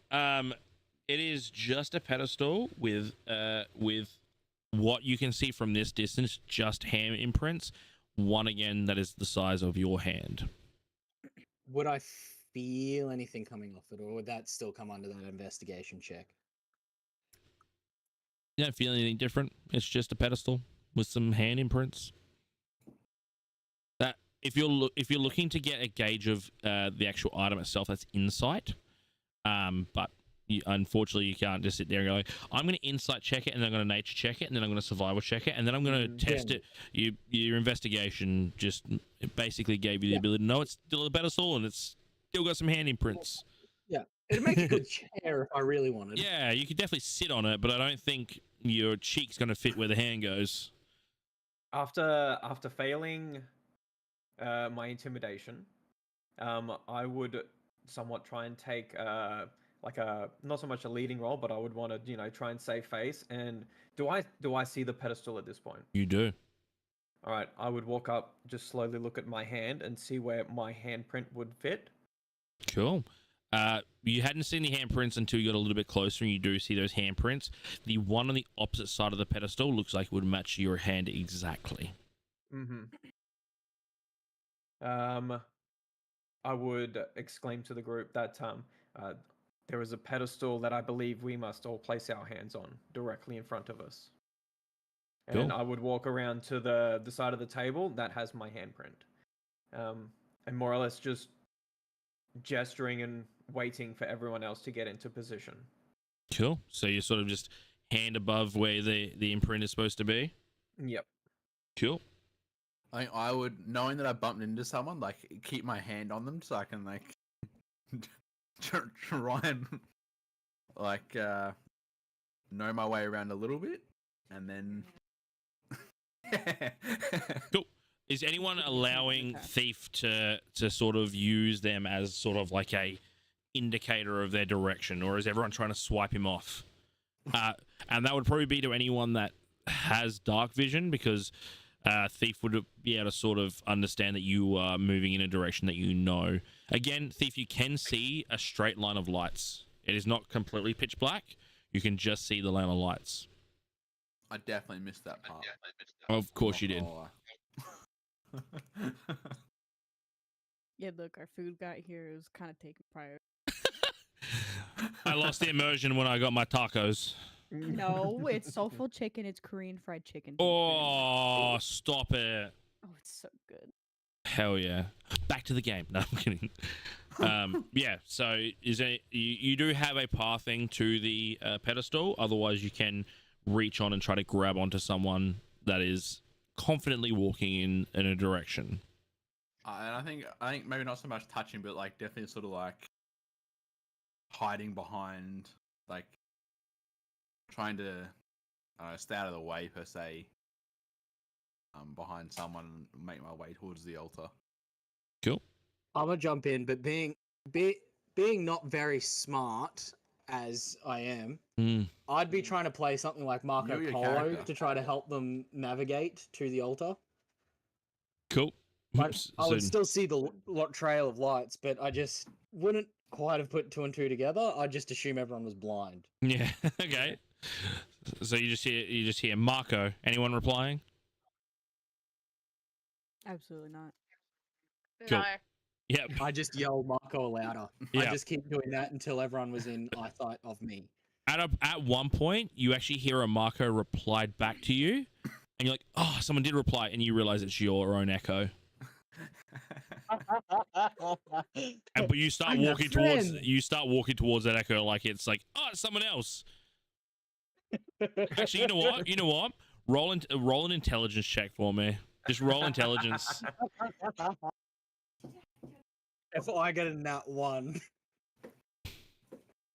Oh, I hope you did. It'd be so fun. I got an 8. And yeah, you don't know it's you. You just start walking towards the replied Marco. Not even knowing that, not even realizing that didn't say Polo. It just replied with Marco. You're still like, someone, and you start walking towards it. Oh, friend. Oh, Yeah. friend over here. Friend. Monster, come this way. I would fly over to the pedestal and would start playing a little ditty.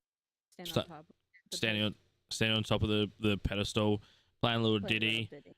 You do see a handprint that is about the size of yours. Yeah, that's fine. Playing a little ditty. Cool. You do hear this loud, it's just a massive sigh. Just wail even harder. I'd probably yell at the sign and go, I'm looking for friends. And then you hear an echo of that, and you keep walking towards that echo again. At this point, I'm nearing a wall. So I can hear Jorgenstein like off in the distance, and I would say, my pirate friend, we are required at this altar. Yes, I know. But there is friend. I believe you're talking to your echo. Yes, I was just testing you. I know that. I just start walking back, like just speed walking, hoping no one actually saw through my lie. I'm going to give 5 seconds for anyone to insight check if they want to. I can see Ori the quickest roll. What was the roll, sorry?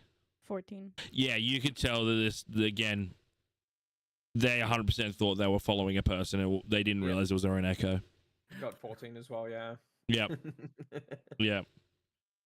You, Yeah, I never Loris, claimed to be smart. Loris, you are 100% clued on. You are dealing with an idiot. Now the first was a fluke. Now you're like, yeah, that's evidence. Yeah. The first one, you're like, maybe. Oh, yeah, no, that's dumb as dog shit. Yeah. You're like, if I threw something shiny and flashy, they would chase it. Cool. So at the present moment, we do have Jorgenstein, who is chasing shadows, Bubbles, who is on top of the pedestal playing music. We have Loris, who is hovering a hand over their spot on the pedestal. We got Aaliyah. Aaliyah is just chilling, and Thief is sort of just sticking to the shadows, not quite knowing what's going on. I think especially seeing a fairy dancing on top of the pedestal, it'd be even more confused about what is going on. I'm the DM and I'm still confused. I'm like, Specifically, I'm playing Would Kiss from a 100% Rose hear by me. Seal. you play Kiss from a Rose? Kiss from a rose on the grave.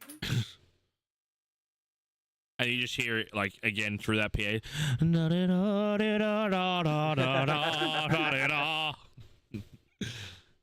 Around the table, is it like there's a spotlight on the table so we can see each other? For those people that don't have dark vision.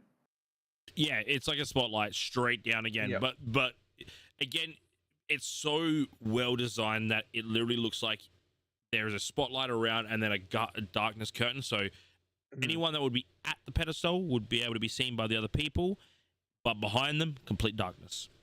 Yep.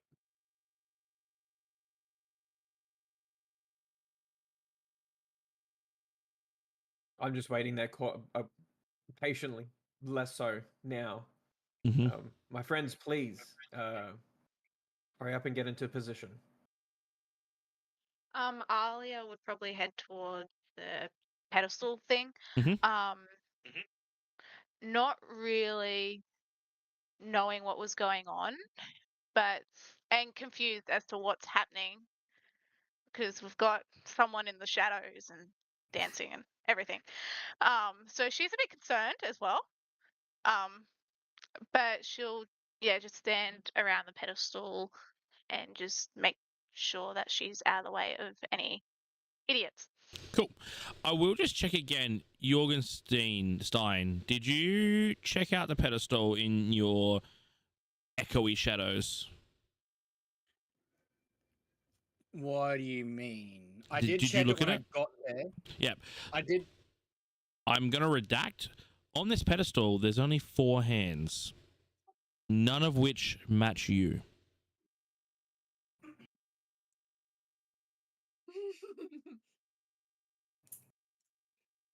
Obviously, my intelligence is too high for all of you, so I'll let you all go. Just put your hands on the very weird thing. On the weird thing. Everyone touch the weird thing. I Love it. place my hand so is everyone around the pedestal jump now down. with their I'll jump hands? down and get I ready. would be close enough that I could touch someone, but I wouldn't be right in, like, I wouldn't be right there, if that makes sense. Yeah, Thief would put his hand on the handprint that matched. Cool. Alia would do the same. Cool. As you both press down your hand, a blue rune lights up on the back of your hand as you're pressed against it, and you're just locked in place. As I see the blue rune, I would also place my hand on the spot. Cool. You also see this blue rune. Yourself, though, you recognize this is the same blue that you saw when you tried to intimidate your dance partner. Mm-hmm. And now you are locked into place. There is one more hand spot left. Yeah.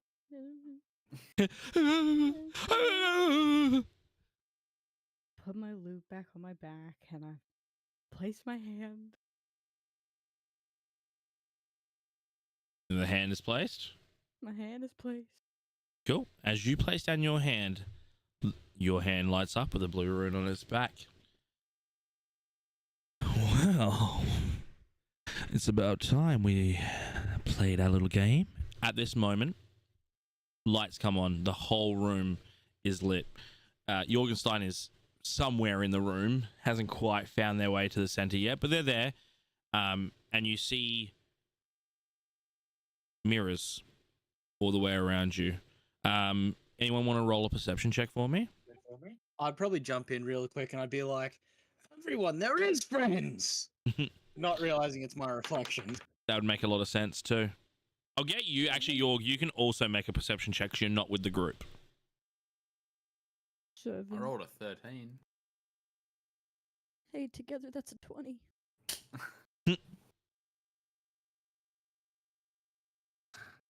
12. Captain, that's a 19. A 19. Cool. So, Thief, you glance around and you just see there's a lot of mirrors.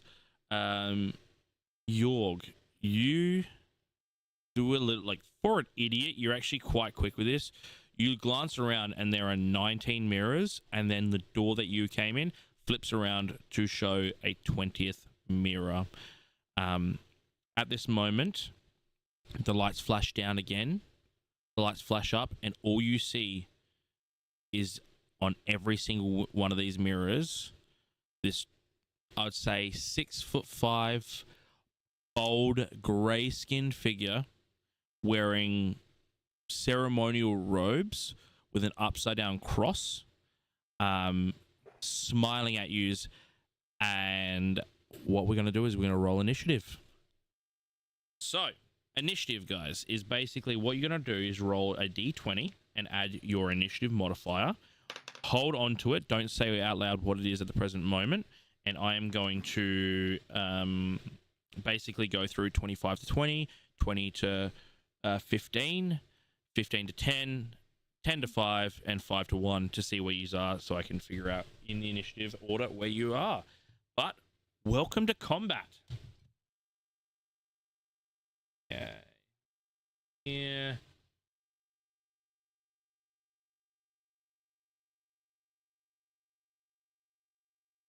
Go.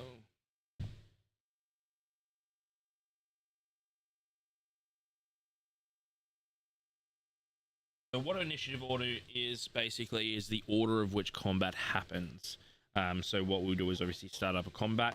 It is up to you guys if you would like to track it by writing down the order yourselves. I will allow you to go over it a few times if that's what you would like to do so you can know what's happening. But while initiative is going, I'll let you know whose turn it is and who is on deck of your characters if it is your turn. Okay? But starting with 25 to 20. Did anyone get 25 to 20? 20 to 15. Yes. Yes. All right. So, what did you get, Jorg? 15. 15. What did you get, Alia? 17? 17. What did you get, Bubbles? 15. 15. So we got Jorg and Bubbles both roll a straight 20 for me and tell me what your result is. 2.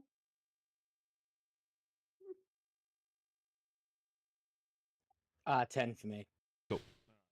Jorg. Loris rolled 18. Oh, Loris is 18. Okay. Yes. Cool. Right.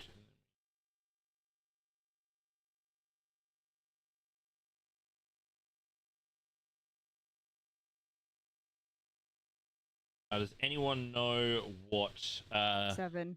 he rolled? Nice.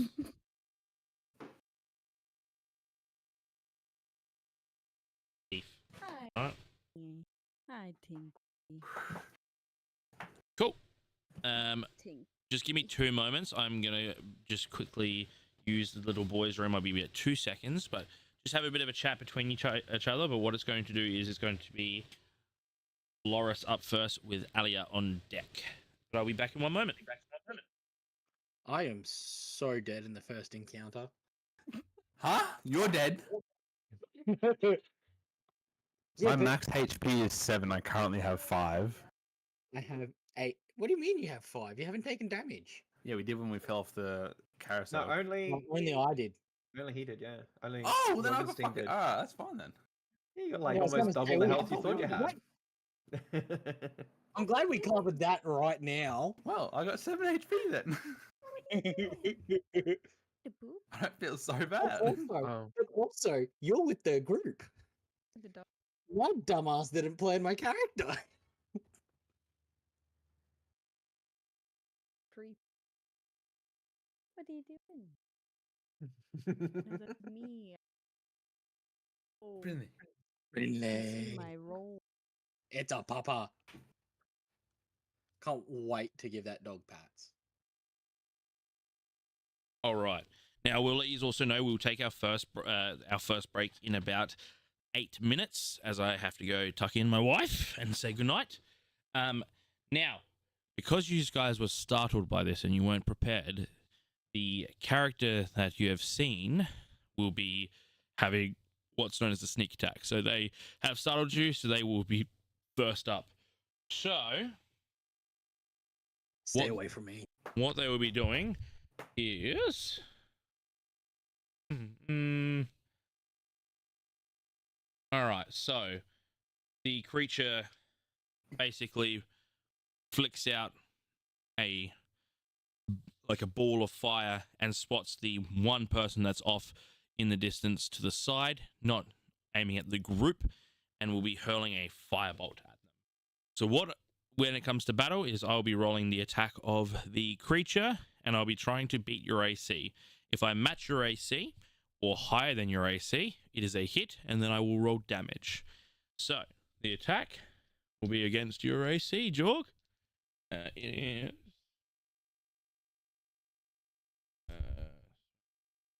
plus 6 to hit. Cool. Does a 21 hit. Oh, that blew me off the face of the map. Don't worry, it's not. That's not the damage. That's just Oh, two yeah, hits. I know that's a hit, but like that is well and truly a hit. Cool. All right, that hits. So fireball is 1d6. So you are hit with 4 fire damage.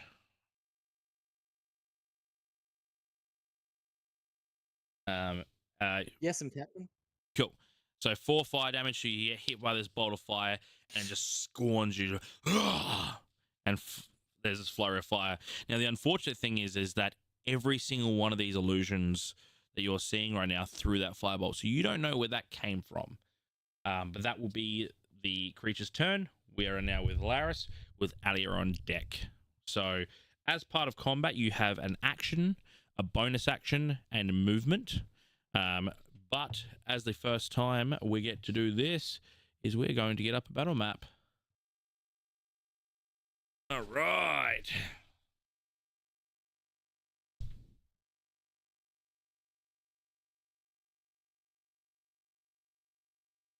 We have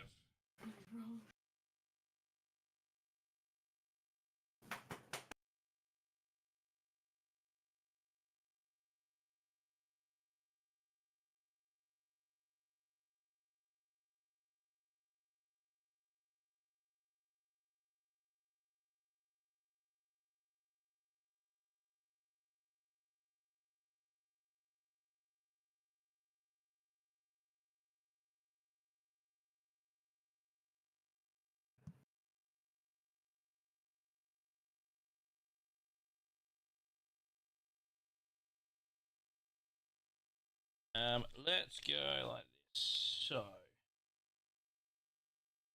give you some minis. So this will be this right here.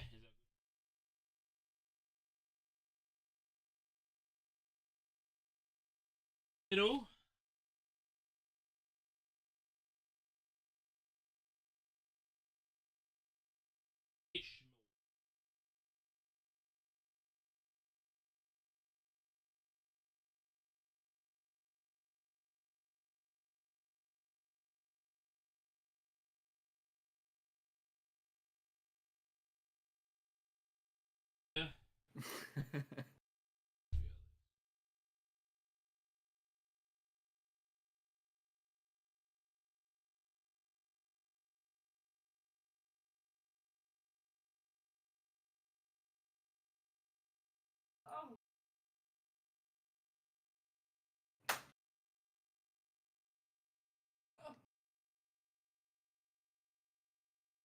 I don't see anything wrong with that room at all. Yeah, it's pretty circular. Having an aneurysm back there. Am I having an aneurysm? That's Yeah, that is. giving me an Beef. aneurysm.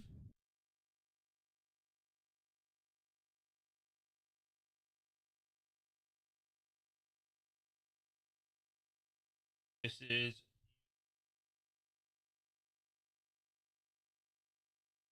And I don't have a pixie. Okay?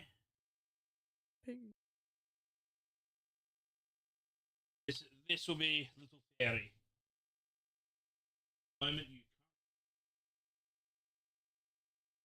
I can't wait for him to stop putting minis down and come back and speaking. Oh shit! Have you not been able to hear me this whole time? No, No, you're not as not smart. really. We've heard like Jeez. one words out of everything you've said. It. 6. I heard thief, and then I heard pixie. All right. and We've then got we've got thief. Yeah. We've got Loris. We've got Alia. We've got Bubbles, and then We need our pirate. R shit. Just a letter R. There is our pirate. Like I said, each two spaces that you see is one of these mirrors, and you see this creature on every single mirror. Okay, so Loris, it is up to you. Your turn. Okay. Well, after seeing Jorgenstein get hit by a firebolt from pretty much every direction, I assume he has pretty much lost his life, and I would rush over towards him and try and cure wounds. Okay. What's your movement speed? 35. Cool. Yep. So you get over there. You cure wounds. That's a first level spell, correct? Correct. Awesome. Now, what does cure wounds look like as you touch York here? It emanates a bright white light from my hand, where it is contacting Jorgenstein. Cool. And how much do you heal?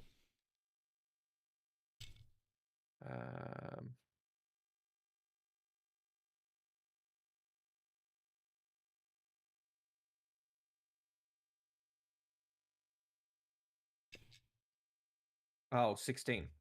16 points of damage. So as you like reach into your holy powers and that light bursts from your hands, you're going to see you recover 16 points of healing. Now only up to your maximum. The others aren't given as temporary, unfortunately.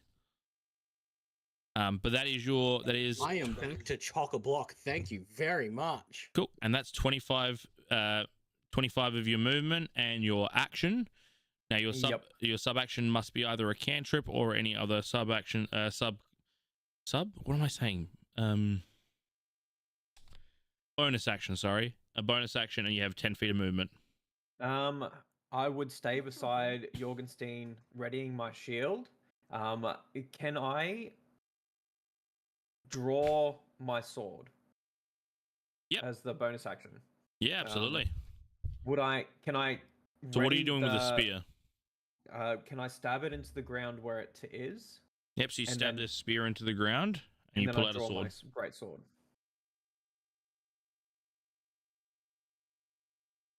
Cool. We're just going to use this little indicator as your spear if you want to go pick it up later.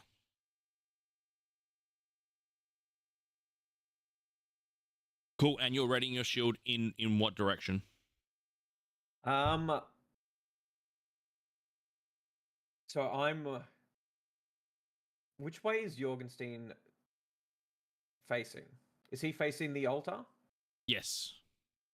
I would turn my back towards him, and I would be facing. I mean, if this is, I would be facing towards his right.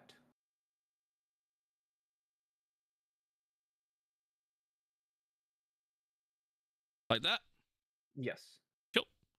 Easy as. So that's an action. Yep. Sorry, can I just ask? I don't know if it should be waiting till my turn for this, but could I, being the fact that I was the one that got hit, everyone saw multiple fireballs, but I would have felt the impact. Would I be able to work out where that impact came from, like which direction that impact came from? So you'd have to wait till your turn, but you can absolutely do an insight check or a survival check cool. to feel out where it came from. I can do that now or later on, so I just wanted to double check that. You know what? As a reaction, I'll let you do a survival check. Yes, and balls. Sorry, I just got flashed. That is a 23, please. Cool. So it is hard to tell where exactly it came from because it is just a burst of heat as it hits you. But impact-wise, it felt like it was to your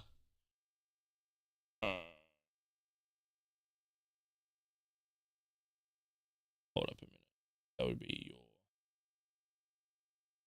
your left shoulder. And my left shoulder's towards the altar, isn't it? No, so No, you're I'm facing the altar. yeah, you're completely face the altar, so you're towards your left shoulder. I would pass that information on to Loris. Not your turn to be able to knowing- do that. This is just your reaction. No. Because basically, when we enter into a words elude me initiative, basically that's the role of everyone in the midst of seconds. So each person's turn is about 6 seconds. So your reaction then was you got hit by the flame, you went oh, and looked and basically like felt where it went, and then it's already everyone else is gone. So you have to wait till your turn to be able to give out that information. Your reaction was just to feel out where it had come from. Yeah, not a stress. Cool. We will go to break at this present moment though. So what we'll get you guys to do is just take 5-10 minutes just to sort of stretch your legs, go to the toilet, and all of those things in Tell Liz between. good night. I will tell her good night, and then we will be back here in about 10 minutes. Tell her Okay? we love her. Good night, Liz. She's Hey, at whoa. bed. What? Tell her that we love her. She's in. I Yeah, will when I tell get her- there. Hey, you didn't say that you would. Oh my god! All right, we'll be back in a moment.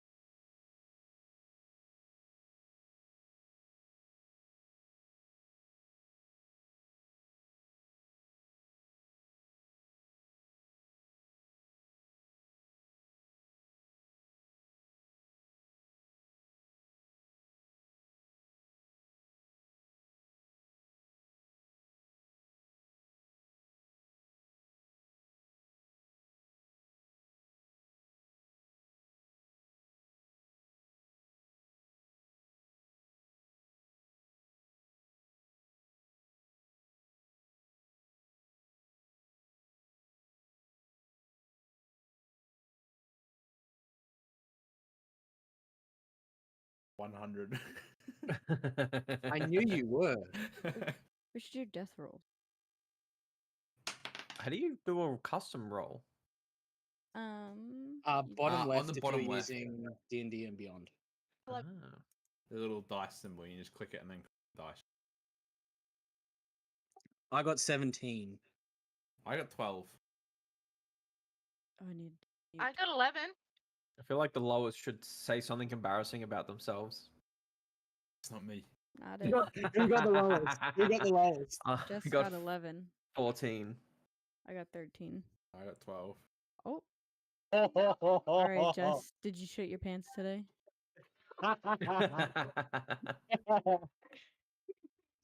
Oh, the I can scratch on smell the it. head I'm might be 90% yes. sure that was a lie. I can tell you about the. No, I shouldn't say it. I will say You it. have I to can tell you about now. the big back bitch that shit her pants at work today. Oh, Oh, bro, I was so mad. There was some lady who was at work at, I don't know if it was her, but I mean, she was huge to begin with. Like, she's probably same height as Mitchell, so she's like 6'2", and probably weighed 2 of Mitchell. So she was just a large lady. And I 6'2" thought, tall, 6'2" wide.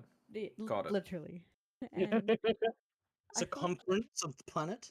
I thought she had dropped a piece of cake on the floor because she was eating carrot cake. Oh, I know And way. so I went to pick it up with my hands because I thought it was carrot cake. It was not, in fact, carrot cake. It was shit. So that was, I actually almost threw up and then cried. I did in fact cry. And I washed my hands in bleach twice. And then with soap and water about 6 times. Even without touching it, that's fair. Oh. I also Oh. accidentally made mustard gas. Oh, that's a far more interesting story. That is a form. We have some sort of acid at work for like cleaning stuff, and I dumped it on the floor, and it smelled like egg. And I was like, oh, and it didn't look like it was cleaning anything, so I kind of just like brushed it off to the side and then poured bleach, and then the smell got really strong, and I got really lightheaded, and I went, uh-oh. And I turned the fan on high and walked away, and I got really scared. Oops. Round 2 of the D20. Do death rolls. Death rolls. Yeah, so you roll like 1 to 100, basically. And then, so one person does 1 to, you pick a number, so you typically, so, and then let's say like you roll 1 to 100, someone rolls 42, and then the next person does 1 to 42, and Third then one. they get a 13, and then you do 1 to 13, and then the person gets a 10, and the person does 1 to 10, and you just keep going lower and lower and lower. Those are my favorite, but you can't do Can't do it on D&D custom. Beyond. You have to do it Yeah. on Google. Oh, yes, yep.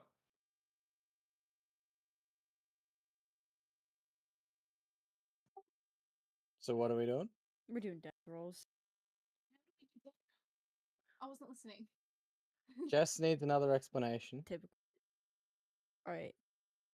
I'll here send this. Easier. In general.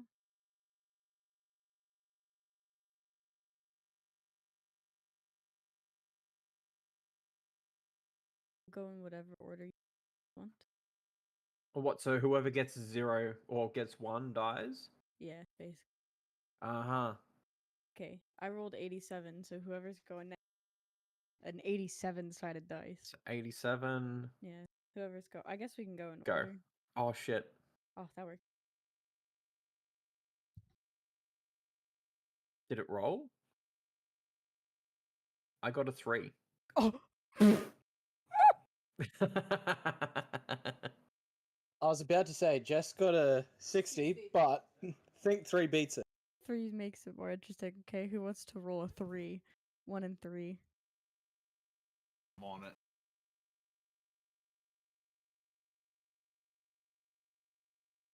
Guys, I got a 1. I got a 3. Oh, okay. Chris, go on. I got a 1. Oh, do the 1 and 3 again. Just do it one more time. Just for shits and gigs.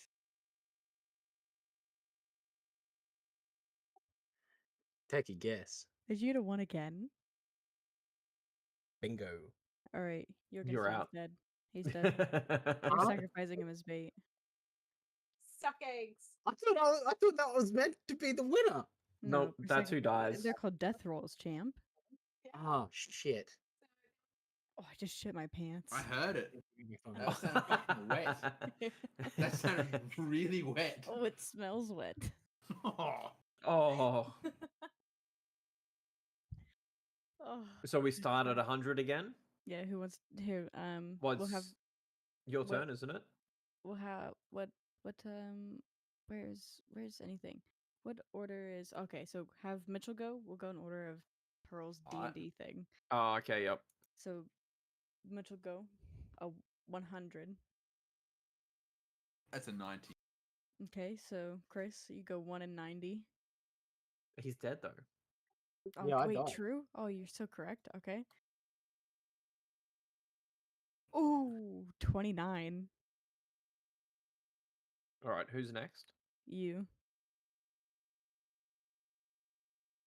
26. Oh. All right, Jess. We got a 1 and 26. Go on.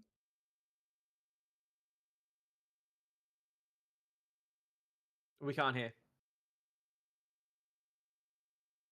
Yeah, no, I just got in trouble. Oh, I got a 10. a 10. 10? That's all right. Okay. All right, Mitchell, back to you. Oh.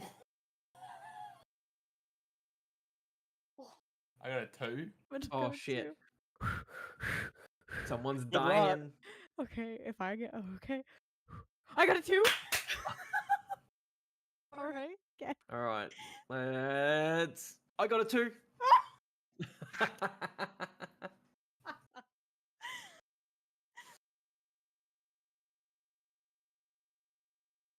We got a 2 here. Oh, shit. No way. Yep. I'm watching to make sure it's fair I and won. square. Oh, Mitchell's Oh. dead. All right, back up to 100. No way. I rolled a 2 and it made it the whole way around the Gets table. the whole way around. Sucks to suck, I guess. Oh. I rolled Oh. a 6. Oh, it started nice and low. That's great. Oh, I got a 5. Oh. All right. 3.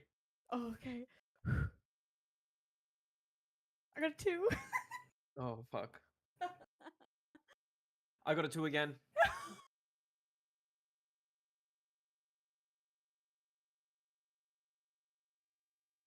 Saved It's by the fine, you bell. missed out on Michelle and I dying, and Jess literally just died. Oh. Gex, we're just superior. Just better. Built different. Mitchell.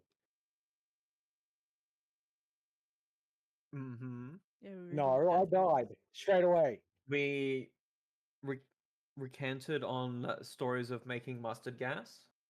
And touching human shit. Mm-hmm. Picking up human shit. Yep. Yeah. All of these stories were by the same person. Yeah, can you guess who? Yeah, who was it? No, it wasn't. What? Yeah, sorry, I had to do the leg jiggle today, and then I had to pick it up. Yeah, no, it was me. It was me. Someone shit in my cafe Yeah, finally. and then didn't tell me that they shit on my floor, so I had to pick it up.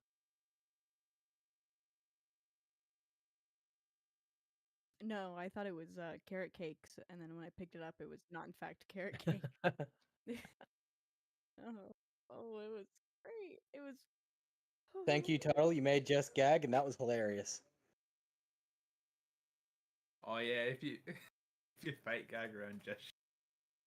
She's a sympathy vomiter. It's hilarious. No, she's Honestly, really sensitive about it. You can't- Everyone does it. It's hilarious. Thank you, Holly. I was muted to the stream. Thank God. Thanks, Holy. Oh. Appreciate you. I said I Real wasn't even one out supposed to. I also said I wasn't reading chat, but I think they just saved the stream. Cool. All right. Sup, So Holly? returning it back Wow. to the Shadow Holy.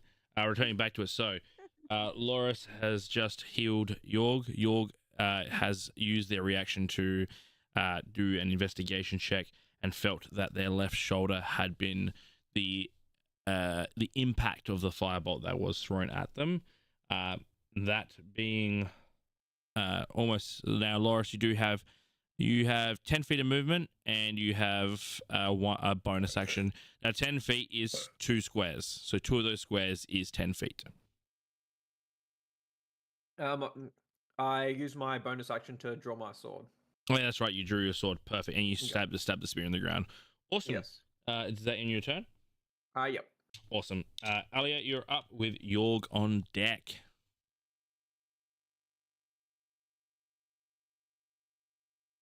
So I was gonna move towards the mirrors. Mm-hmm. Which and ones? then potentially You are currently surrounded by 20 mirrors. the what? Sorry, I forgot. I didn't. Yeah. Anyway, towards York, Yep. and then because I'm guessing the mirrors have got something to do with whatever's going on. I Mhm. was going to throw a dagger at one potentially. Cool. All right, so you move towards Yorg. Yep. Oh, so you come 20 feet over and you're standing next to the javelin. Now, like I said, you have 20 mirrors around you. Which mirror would you like to throw it at?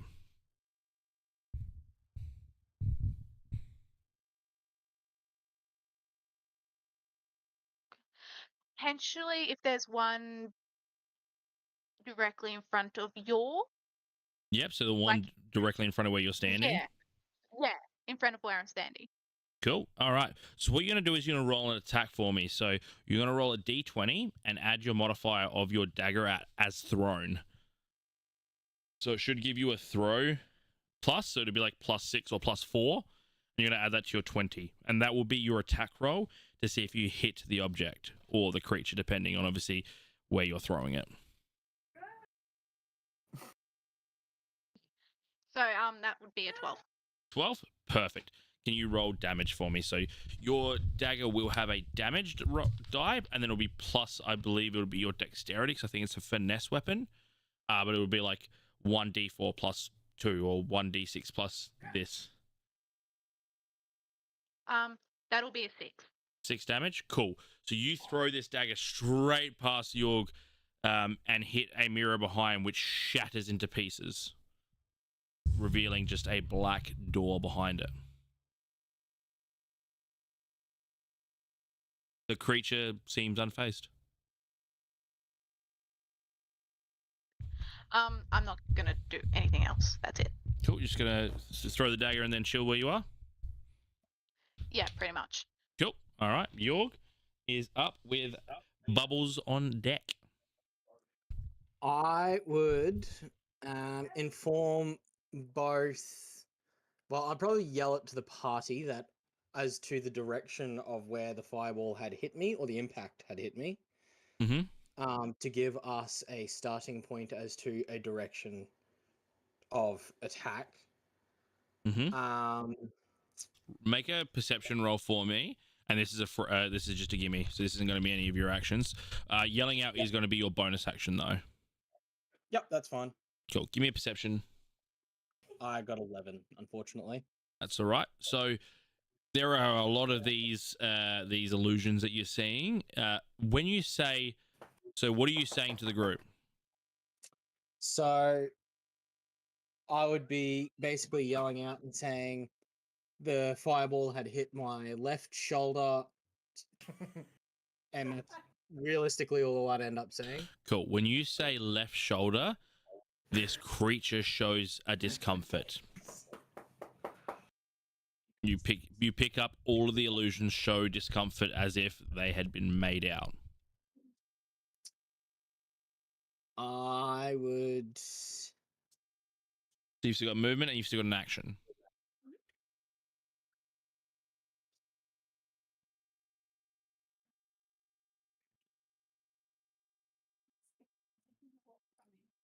I'd probably run as far the 30 feet I could in the direction of from my left shoulder. Cool. Now that is going to put you against 3 mirrors. So the diagonal of your left, there's 3 mirrors. There's 1, 2, and 3. Which mirror are you going towards? I'm gonna split the difference and go to 2. Go to 2. Mirror 2. Cool. And what are you doing there? I'm going to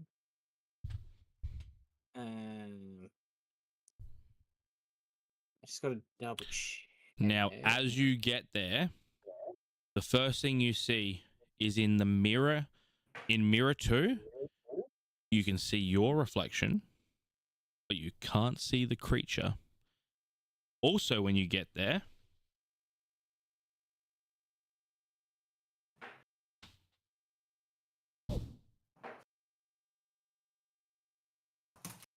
there is a creature there. And could you roll perception for me, please? Actually, no, investigation.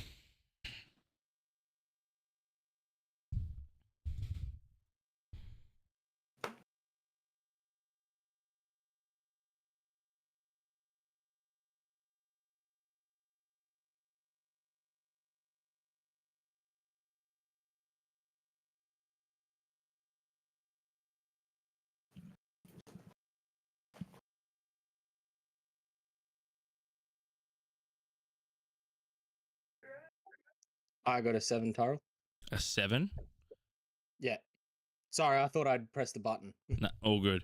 You don't get much from actually seeing the creature, other than you get this very quick flash of a fang.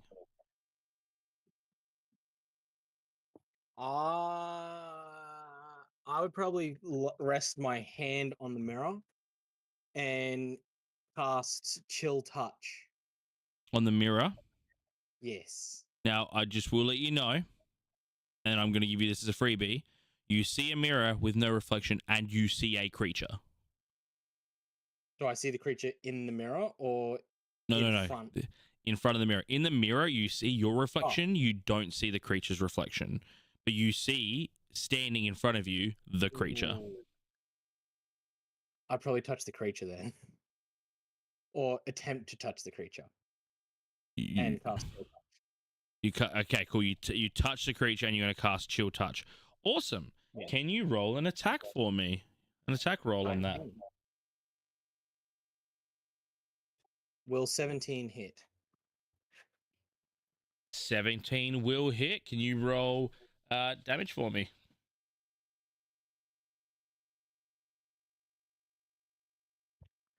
That's 2 damage, Captain. 2 damage. Yep. All right, cool. So, as you approach this creature, you do see a little bit of fear jump into this creature's face. As you touch, you actually feel the ice cold skin already. When obviously taking this glance at this creature, as you place your hands now, what does it look like when you cast Chill Touch? It'd probably look like, so my eyes are naturally like an orangey color. Mm-hmm.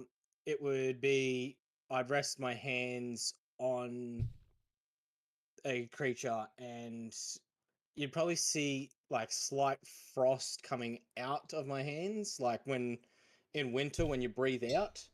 Yep. And you get that smoky looking stuff. It would be that, but coming from my hands, and my eyes would turn like a bright, bright blue, if not pale. Sort of like when as Storm calls the thunder. yeah, Cool. I like that. but you'd still be able to like see the actual like iris and eye, like the actual color. If Yeah. that makes sense. Rather than Gotcha. just black. So you reach forward. As that's happening, this ice vapor appears from your hand and wraps around this creature. As your eyes go this musty white slash like very light tinge of blue. As you touch the creature, it scours back, and it feels the pain of the touch. You've found the creature, and you are currently in physical combat with it.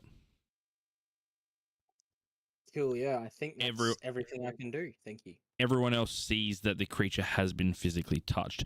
All of the illusions that you see all gasp in that same thing, as if it is a reflection of this creature. So every movement, everything it does is being reflected through these mirrors. But you have seen that your friend has touched said creature. That ends your turn. We are up to Bubbles. Oh, shit.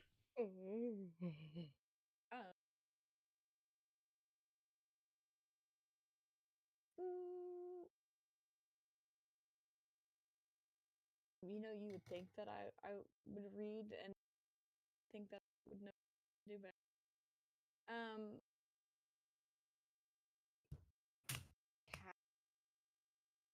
Sleep, said creature. You're coming in and out.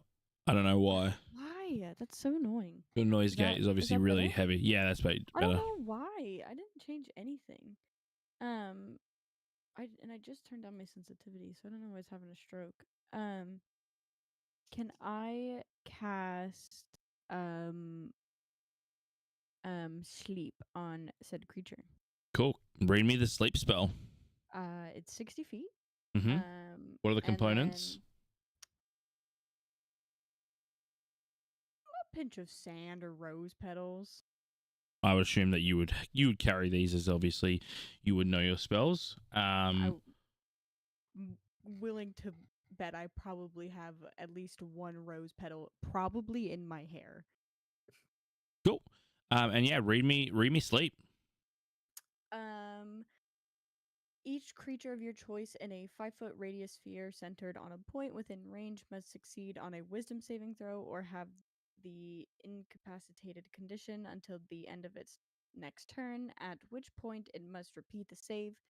If the target fails to save the second if the target fails the second save, the target has the unconscious condition for the duration. The spell ends on a target if it takes damage or someone within 5 feet of it takes an action to shake it out of the spell's effects. Creatures that don't sleep, such as elves, or that have immunity to the exhaustion condition, automatically succeed on saves against this spell. Yorg, do you have either of those? Because this will also affect you. Do I have what? Sorry. Do you have a resistance to sleeping? Do you sleep? No, I will be sleep. Yep. Okay, cool. So there's a wisdom saving throw, you said? Yeah. And what's the And it's DC? 13. 13. Okay, so we're both going to roll a d20, add our wisdom modifier, and we need to either match or beat 13. I am very much asleep with 11. Cool. All right. And You're not asleep yet. you are unconscious, Incapacitated. and that is an incapacitated creature can't take actions or reactions. So you send out this. How do you put the creatures to sleep, or how are you putting said creatures to sleep? Is it a lullaby? Yeah, just a nice little lullaby. Maybe some. In my mind, it'd be. I would like to think that I would see other fairies flying around, sending sparkly dust and butterflies floating around, and maybe some more flower petals. Very nice and relaxing, and a nice little lullaby going on. Cool. Maybe a kiss from a rose by a seal in the background. Cool. So what you send is like a cocktail of sleepy dreams, of petals, fairies, jumping sheep, all float into this calming, cool wind, which is just the temperature is just right to relax. As it hits our friend Yorg is just and just sort of slumps down into himself.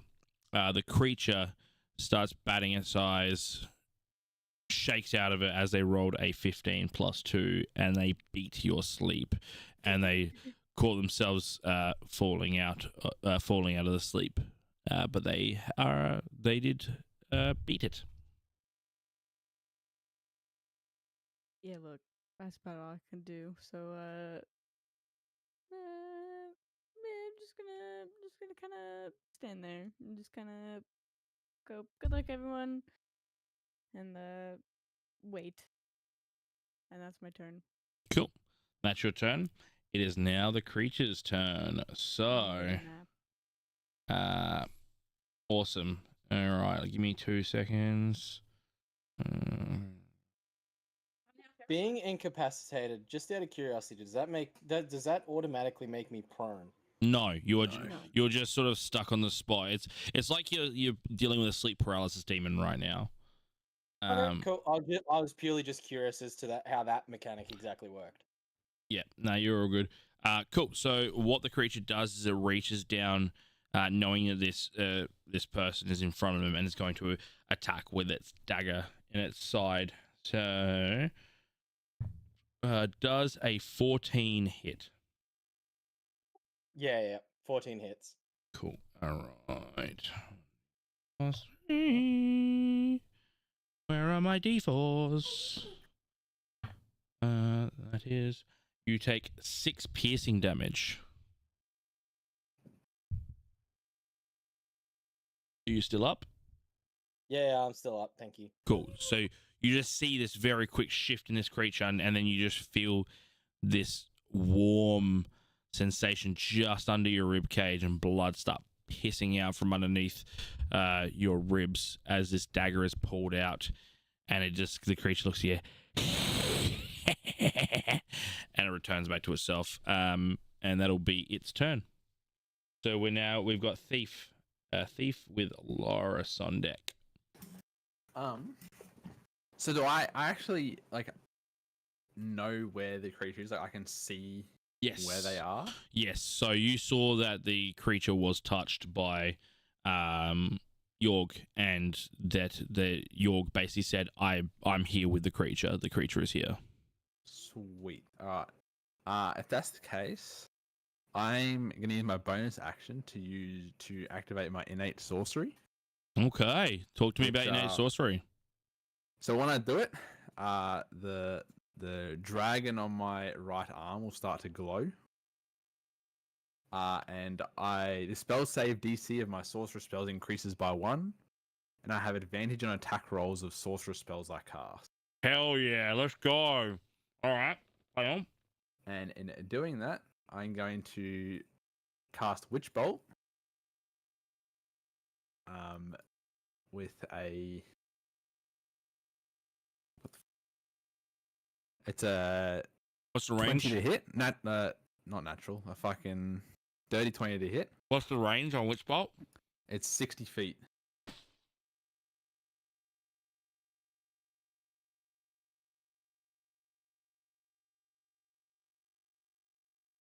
So you just need to pop out that way so you can get range. Oh yeah. On the Alright, well, then creature? I'll move so I'm not like getting too close, but so I'm still within range for it. Cool. You said there's a 20 to hit. Yeah. Cool. That hits. Roll your damage. Where's Is it dirty 20 with advantage? yeah. Cool. I was going to say, if you only rolled one, then you can roll another one to see if you crit. That is 21 damage. What type of damage is it? That is lightning damage. Lightning damage. Yep. Cool. So 21 points. Big Yeah, damage. it's 2d12. That's, I rolled a 9 and a 12. that is redonkulous. Cool. So you And like. the Here you go. there's like an arc forms between me and the target. So it's still. And on subsequent turns, I can take a bonus action to deal an additional 1d12 lightning damage to the target automatically, Oh, so you're even like if you're the like first attack of tethered. the spell misses. You're like lightning tethered. Yeah. Cool. So basically, you step out. The tattoo starts blaring this blue hue on the arm as it lights up. You step out. You look at this creature. Tell me what this bolt looks like. It'd be like this. I would think like I suppose around my hand would be like a blue lightning, like rope almost. I suppose like a lasso or something. Yep. That would like extend out and like wrap itself around the creature. Cool. So you basically, the hand, you see this tether of lightning come out onto it, and you launch it, just poof, and it goes wrapping around the creature and constricting it to a point where it just feels like the whole thing is shocked. That made the creature feel very hurt. So there is lingo in for newcomers. There is lingo in combat where it is bloodied, which means they're generally under 50%, and then they're really not looking good, which is generally under 10%. The creature is looking not so great.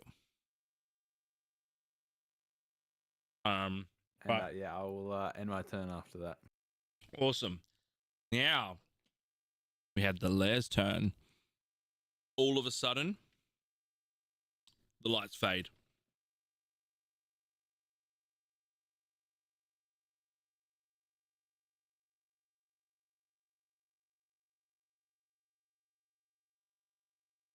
Up come the lights. Again, you see the illusion of the creature in every mirror, including the one that was broken, has now reappeared. And you don't know where the creature is. But I do. Cool. Is it both mirrors that were broken fixed, or is it just only one? Only one mirror was actually destroyed. Oh, No, right. yeah. The creature was not inside the mirror when you attacked it. Yep. Sorry, I forgot about that. Now, out of some sheer dumb luck, because the reason there's 20 mirrors is because I roll a d20 to figure out where this creature is.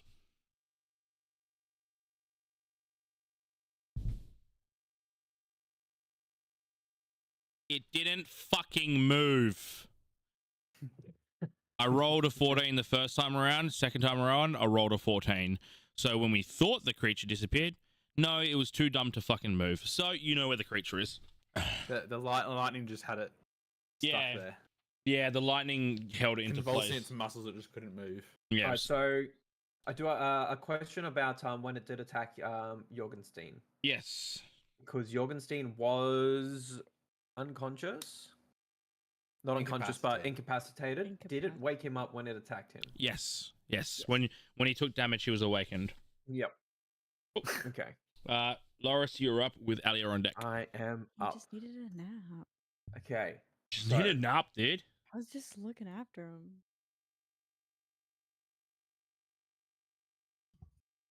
How far away is the creature?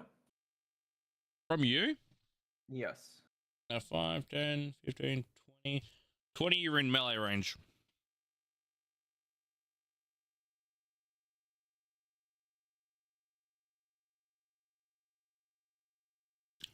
After knowing two people used ranged attacks, one of them being an area of effect, I want to sheathe my sword, pick up the javelin that is stabbed in front of me, and hurl it towards the creature. Okay, so you need to move. Yeah. So you move here to grab the javelin. Yes. Then you'll need to go. Be able to get range to hit him, you'll have to move to there, which is all of your movement. Okay. All right. Yep. Roll your javelin attack.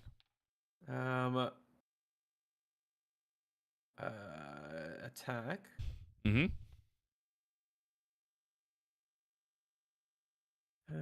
Where is it?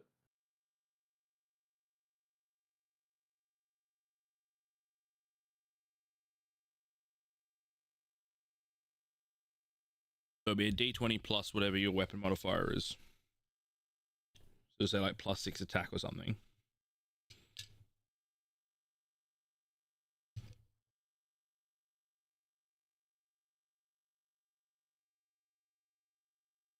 Uh, 15. 15 to hit. Yes. That hits. Roll your damage.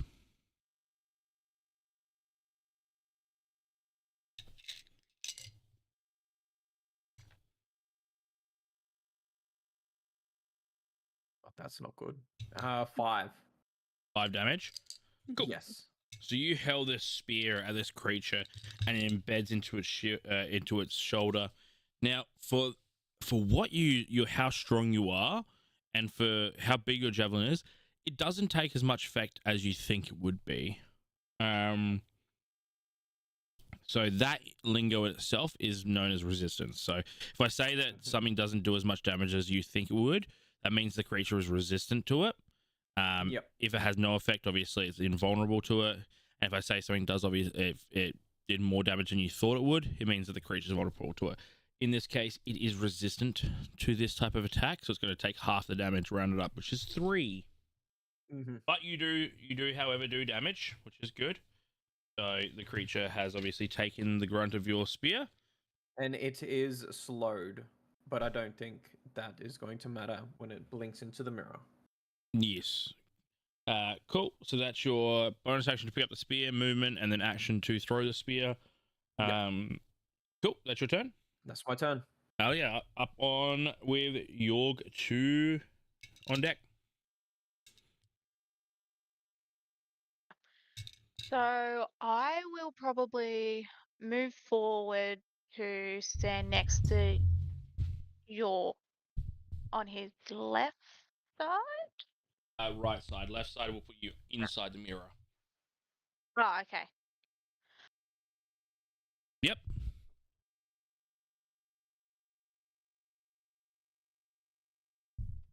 You are currently in melee range with the creature. Yeah, and then I was going to try and get a dagger out and Oh. stab into his side if possible. Awesome. Now, if I am correct, if there is a friend within 5 feet of the creature, you can activate sneak attack. Is that correct? I am actually not sure. Yes! Yes! I Stop, knew you can it. do that! Yes! I knew it. I love you, Turrell. Thank you very much. You're I was very trying welcome. to hint You're at very that this whole time. Cool. Hey Jess, remember that thing I told you that if you're gonna play a rogue, abuse the shit out of? Cool. So what does sneak attack give you? I'm pretty sure it's extra damage and advantage on the attack. Is that correct? I think D6. I think it's just extra damage. You can just proc it also off advantage. Yeah, but I think automatically advantage if you have a friend within 5 meters or 5 feet. Oh, right. Let me. Once per turn, you can deal an extra 1d6 damage to one creature you hit with an attack roll if you have advantage on the roll, and the attack uses a finesse or ranged weapon. Okay, and then. Oh god, I haven't done. Sneak attack once per turn. You do extra attack with finesse. I think it's a rogue trait that if you have a friend within 5 feet, you do not need advantage on attack if at least one of your allies is within 5 feet of the target. The ally doesn't have incapacitation or doesn't have disadvantage on attack rolls. No, you're good. So it's a normal roll for attack, but if you do hit, it's an extra 1d6 damage on top of your roll. Cool. So roll to attack with your dagger. it's an 8. Okay. Cool. So you get creep up there, staying in the shadows. You pull out this dagger, and as you go up, the creature just grabs your wrist and just looks at you and goes, and then throws your hand back. Unfortunately, that is a miss.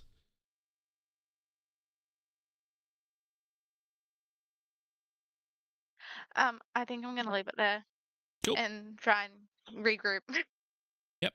Perfect. So you just you stay there, just knowing that obviously you've got the creature cornered. Awesome. Yorg with Bubbles on deck. Rightio. So, would you say that the creature's arm is outstretched to grab her arm? I would say it threw it back. I would say maybe it's come back to its body. Why? What are you thinking? I was thinking while its arm is on the way back, I would like to attempt to lop it clean off its shoulder. Okay, so you just want to roll an attack, basically. Yes. All right.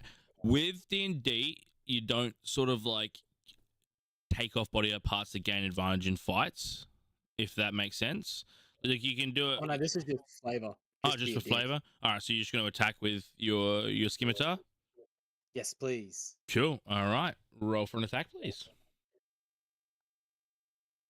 That is a 21 to hit. Just hits. All right, roll your damage.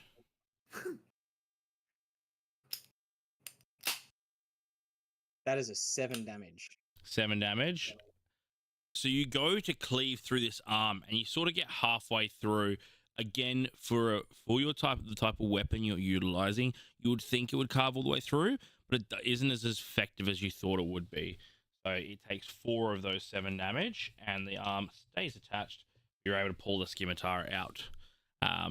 The creature is really not looking good at the present moment as it looks to you, and just again hisses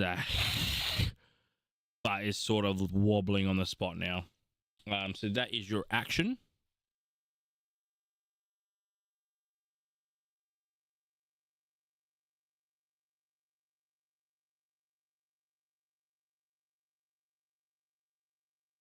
If you're talking to us, we can't hear you. What? What do you mean I can't? Get a load of this No, bozo. Chris. Get a load Oh. of this guy. Hey, this each other, guy. don't worry. I was like, damn. So, I would like to use a skill I have as a fighter to allow me to make a second attack as a bonus action, please. Okay, absolutely. So Read me the definition of that trait. Sorry, that was where did I find that? I think it was. Now this So, attack. two-weapon, You go. sorry. Two-weapon fighting. When you take the attack action on your turn and attack with a light weapon, you can make one extra attack as a bonus action later on the same turn. That extra attack must be made with a different light weapon, and you don't add your ability modifier to the extra attack's damage unless the modifier is negative. Cool. So that's you putting away your scimitar and then pulling out your short sword.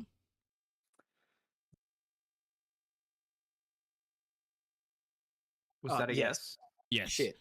No, you're good. I And like all the buttons. cool. So with this attack, so what you'll do is you'll roll a straight d20, no weapon modifier added to it, and then your Right. damage will be normal. But to hit, you'll use everything but your modifier. So roll a straight 20 for me. That is a 13 to hit. That just hits. Roll damage for me. Oh. That is a d6. Roll.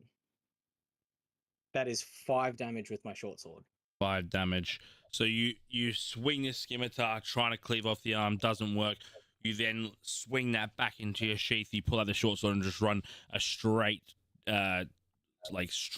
stab into his chest. Again, it's not going as far as you'd think it would for this kind of weapon. So that 5 is turned to a 3. Hit it with that second strike. Also, two-hand fighting, you can do it every single turn as part of being a fighter. Yeah, I was trying to find it before, but I couldn't find it in time. Yeah. And just went, yeah, that'll be fine. Cool. Easy. So you stab this creature. Creature's really not looking good. It's like sort of like fell over on that blade a little bit and is really struggling to hold itself up. But that is your action and bonus action. Do you want to move? Just know that if you move out of its melee range, it will be able to use an attack of opportunity. Yes, I would like to stay right where I am. Cool. All right, then it's Bubbles' turn. I would like to move to where I have a nice, clean, straight shot to hit this creature. Oh, Jesus Christ! Not too There close. you go. Whoa, not too close. Hey, That's where you would first be able to make an attack without hitting your friends. For my bonus action, I'd like to look at Jorgenstein and give him a little wink and go, "Hey, bud, I think you need this," and give him some bardic inspiration. Woo! We got bardic inspiration. What is it? A D4 to start off with? 1d6. Cool. So what that is, Jorg, is basically at any time you can use a D6 to add on to any of your attack rolls, saving throws, or ability checks. So you roll a 20, you're like, that's not high enough. You can roll you've got 1d6 in your hand, in your pocket that you can roll at any point in time to increase something. Sweet, thank you. Cool. Cool. So you've bardic inspiration. Yep. And then I'm gonna attempt to cast Vicious Mockery on him. Ooh, cool. Give us vicious mockery. Not on Jorgenstein. Yeah, on the creature. Have to I think clarify you that need one. this. Sorry. That's actually the mockery. Is like, Yeah. I think you need this. And it's Yeah. have to clarify Just that one. wounds me to death. With Yeah. that. It's a Wisdom 13 for Cool. the creature. So, and what is the effect if it doesn't roll 13 wisdom? It takes, so if it doesn't succeed the Wisdom 13, it takes 1d6 damage, and has disadvantage on the next attack roll. So wisdom. On a next attack roll it makes before the end of its next turn. What do you say to the creature? Oh, I'm calling it slurs. Cool. So you just start It's- swearing proficiently at it. Just you would not expect these words coming from a fairy. Just absolutely, you would expect these slurs coming from this pirate over here. Just absolutely stunned. Cool. So And I you look at her and go, "We need to get you in a boat." send these words over, and as you think the creature is starting to buckle, it just puts a finger up at you and bellows this shh, but to a point where it's like shh, and it just pelts you with this sound. There's no effect. It rolled a 17, equaling up to 19. Useless. So that's your bonus action and your action. Yeah, that's it. And some movement. That's about it. That's all it can do. Cool. All right. So it is now the creature's turn. Now, after this creature has taken damage, it has a thing called regeneration, as it is a vampire. And on each of its turns, if it has taken damage, it regains 10 health. So you really needed that mockery to hit. Again, looking at you, Yorg, that dagger comes back out and it's going to proceed to attack you with a dagger. Does a 25 hit? Yeah, that hits. I'd be shocked if it didn't. And you take 5 piercing damage. Oh, yeah. Someone's gonna need to get me back up. I believe you have fallen unconscious, have you not? I am well and truly unconscious. Yes. All right. As that dagger slips in, you do see your friend sort of eyes roll back as they fall unconscious on the ground. Now, dog, what will happen from here? You do not have any actions, bonus actions, or movement in your turns because you are unconscious. During the unconscious phase, you will roll a d20. If you roll lower than a 10, or 10 or lower, you will have a death. If you have, you will take a death note. If you go 11 or higher, you have a save note. The first of 3 of those will be what you do. If you hit 3 death, you are dead. Gone. You will need a revivify spell or some sort of spell of resurrection to bring you back to life. If you make 3 saves, you will be returned back to 1 health and you will stand up. But for now, you are completely out the battle. That is the attack. That's the action of the vampire. It's not going to do anything else. It is chilling. We are up to Thief. I think it's safe to assume that the vampire is missing HP. Yes. It still looks like it's taken a lot of damage, even though you saw some of the wounds start closing up a bit, and the carve in the arm had been chilled out a bit, but it still looks like it's taken some heat. I'm gonna cast Toll the Dead. Toll of the Dead. Ding-a-ling-a-ling. I point at a creature I can see, and the single chime of a Dolores bell is audible within 10 feet of the target. Mm-hmm. The target must succeed on a Wisdom saving throw, which is a 14, Mm-hmm. or Good take luck, man. 1d8 necrotic, unless it is missing any hit points, in which it takes 1d12 necrotic. All right. It's pretty What good was with what these was the wisdom saving what was the throws. wisdom we had to beat? 14. It just fails with a 13. So you just hear this. Doom. Wait, actually, hang on, I got this. Oh yeah. Oh, come on. I don't know if it's going to come through the microphone, Do but you want me to do it on mine? yeah, it does. I'm really hoping it's the Play the it again. chime from Metallica, like the down doo doo doo doo. L. Bell. What? Brother, One- what? does- Bell. Oh. Cool. So that sound comes from 10 feet away from this creature. As that happens, it grabs its head and it shakes. It has taken damage, so it does take 1d12 damage. And it will take 8 damage. Now, as it's gripping its head, again, you feel like from your knowledge of this spell, it does a lot of damage. However, against this vampire, it's not as effective. But it'll take 4 of that damage. It will also, as a bonus action, I'm going to keep my Witch Bolt on it, There we go. which automatically hits. Yep. And takes 8 damage again, which is lightning damage. 8 damage. That, however, is perfectly fine and works as intended. This lightning hits this creature. This creature basically falls to its knees. It is really not looking very good. You would assume that it only just survived that lasso. But that is your bonus action and action. Anything else you'd like to do with your turn? Nah, I think that's it. There's nothing else I really can do. Cool. So at the end of your turn, light flashes off.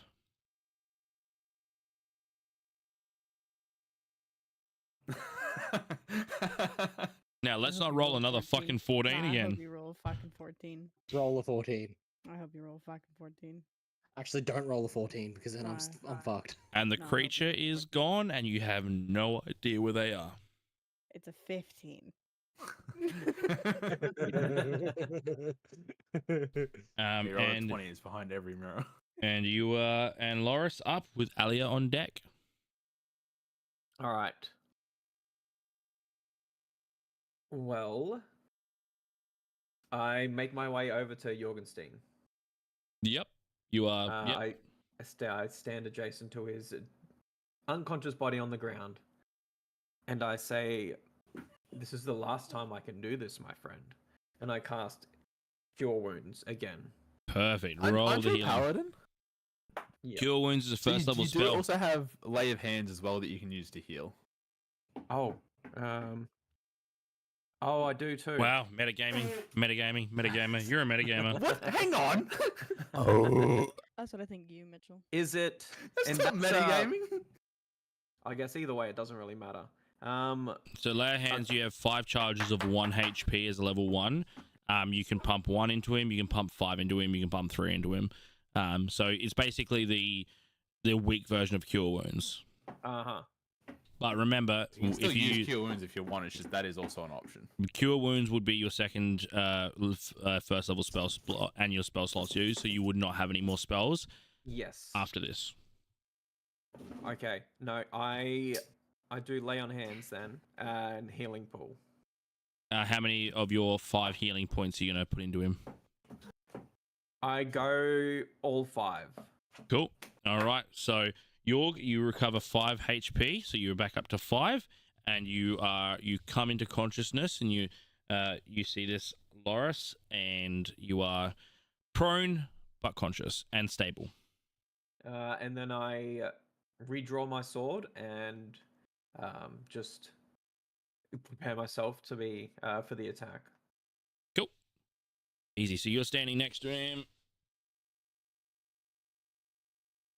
with your sword out, ready to go. Cool. Now, you did lay of hands. That's a bonus action, correct? Yep. So at the present moment, you are holding an action because you drew your sword, but you didn't actually use an action. So you can use an action as a reaction at any point in time, depending on what it is. Cool. Yep. Alia with Yorg on deck.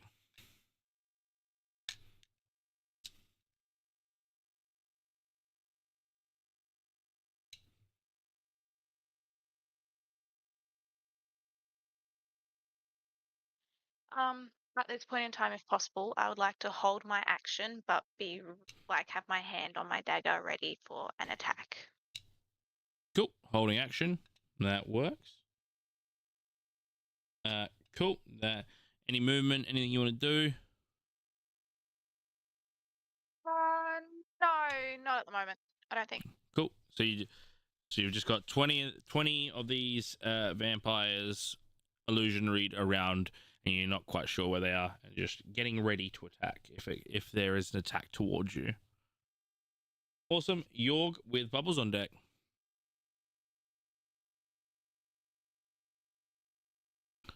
Click the button. Actually, give me a second. Where are you all?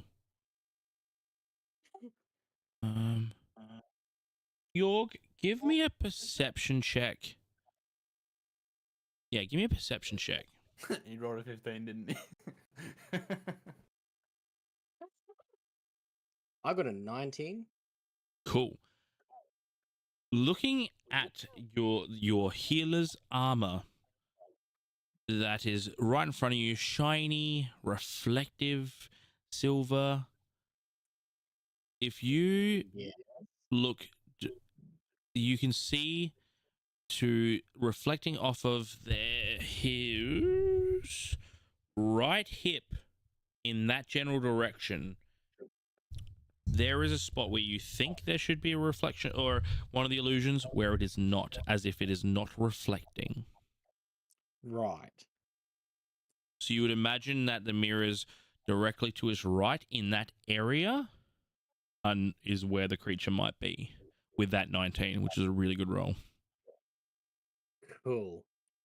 So I would yell to the group and go, check what number mirrors would they be? Sorry, like if you were to put them in a number for It would be ease of. 21 and 2, which is Okay. it would be 20. No, that's 1, that's 2, and that's 20. Okay, so I'd say, well, The fuckers that way, and then point. yeah, pretty much. Pretty much, I'd be You do yelling. it. You do it on your back, just with your hand above your head, like that way. Over there. That direction. While Loris is like, "You've said this before." It worked last time, didn't it? Cool. So that'd be your bonus action. You can use half your movement to stand up if you'd like to, and then you have movement and an action.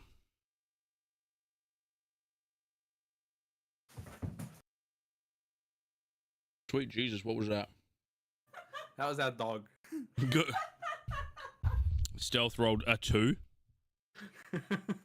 She's a fucking pony. She's a big bitch. She is the size of a Shetland pony. She's Jesus. fucking massive. She's 50 kilos? Damn. She's a big bitch. Cool. So do you want to stand up, Yorg? There's a button that unmutes you. Yes, please. Yeah. Shit. I'm still getting used to it. Sorry. Good. And I will leave it there, I reckon. Cool. So I stood you up in the direction that you saw the missing vampires don't cast reflections. In that general direction. Yeah. Cool. Then it goes to Bubbles with the vampire on deck. How does one go about throwing daggers? How does that one work? It has a range. You can throw Yeah. it. You can tell So me it's- where you're throwing it. So and what's the 60 next? So it's 20 and then in parentheses 60. What's the 60? Is that like where damage falls off? yes, so that's where you end up So- with disadvantage.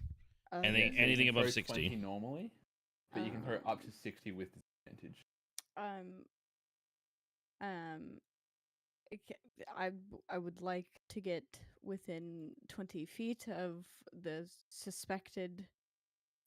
What's your region. movement? 30. I would like to keep that 20 feet distance, right? if possible.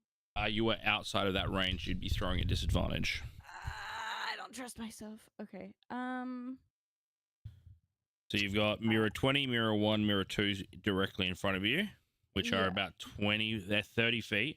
So you can throw an Yeah. attack, which would be a disadvantage. Fuck it. Why not? Right? Why not? I'll go for it. I got 2 daggers. What's one less dagger? Cool.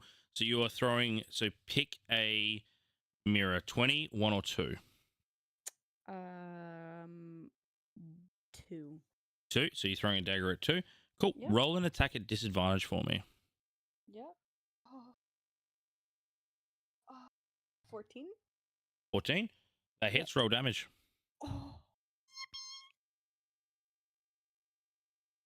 My other roll was a 19. I was so sad.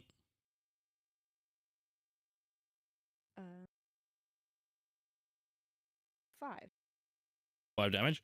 Cool. So you flip out this dagger, grab it, throw it. Hits the mirror. Mirror smashes. Seems like that wasn't your target. Oh, okay. Yeah.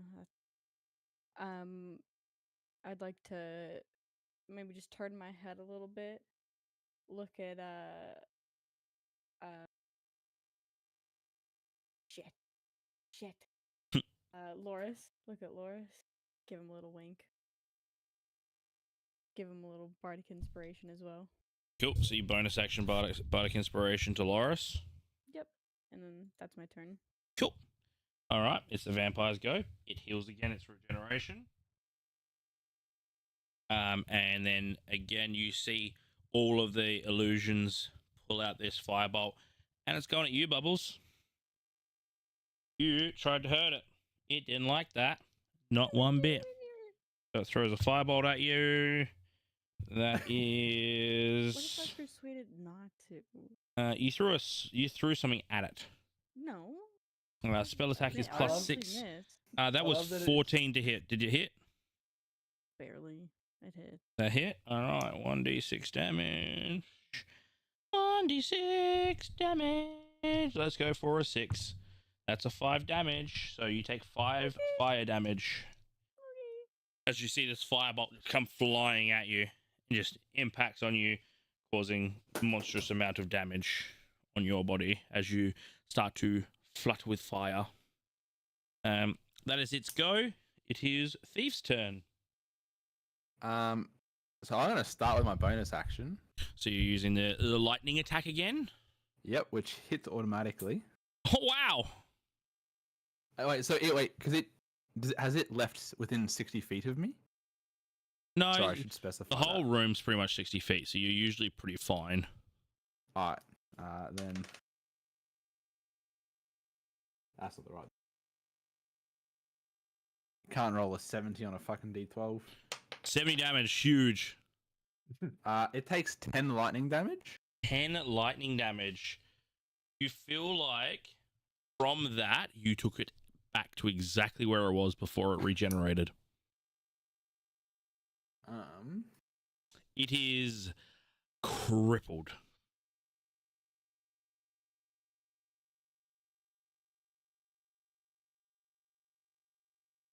That's hey. Because you were able to hit it, obviously, with the lightning, I would say that the illusion made it that the lightning was not visible until the attack hit. Yep. Where, standing in front of Mirror 1, is our creature. If that's the case, I'm going to cast Toll the Dead again. Is that a cantrip? It is a cantrip. What's the range? It's 60 feet. 60 feet, and you need to be able to see them? Yeah, you can see over the pillar. 60 feet, wisdom save, 14. Yep. It matches, so it succeeds against it. So this time when that ring goes, it When the bell goes off, nothing happens. It again grabs its head, but this time it realizes that it's just the bell, and it manages to shake it off, and it does no damage. Cool. I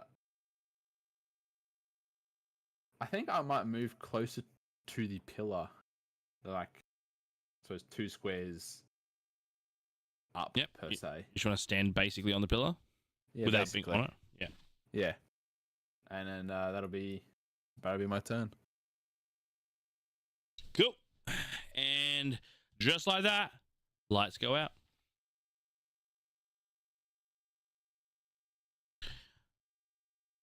And the creature is gone again. It's almost like the DM doesn't want us to find it. He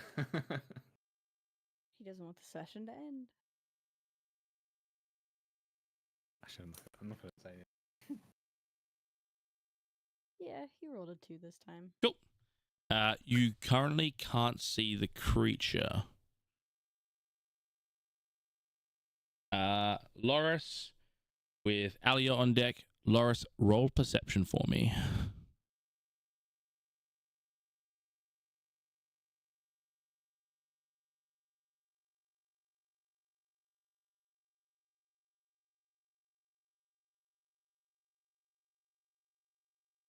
Doo-dee-doo-doo-doo. 14. 14. Awesome. Fortunately for you, a mirror in front of you, as you peek over the illusion, you would think to see a back of an illusion, as obviously that would be the reflection that would show. There is no reflection.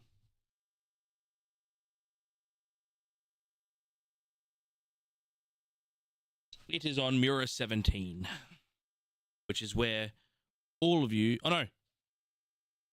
F it. I've marked it up. You can have it anyway. It was 17 was the other side, but now it's on 14. Oopsie daisy. Back on 14. Oh, no, that's 17. No, wait. Is that 17? 2, 5, Oh, look at this guy. 7, 10, 12, 14. Yeah, sorry. It was supposed to be on the other side, but now he's there. You know where he is. Cool. Loris, Alright. can you Well. kill this thing, please? I will definitely try. So, after seeing it regain its health so many times, I'm going to put my shield away and wield my longsword with 2 hands to deal as much damage as I can. Love that. I take 1 step towards the creature, Mm-hmm. and I do a great big mighty swing. Roll for damage.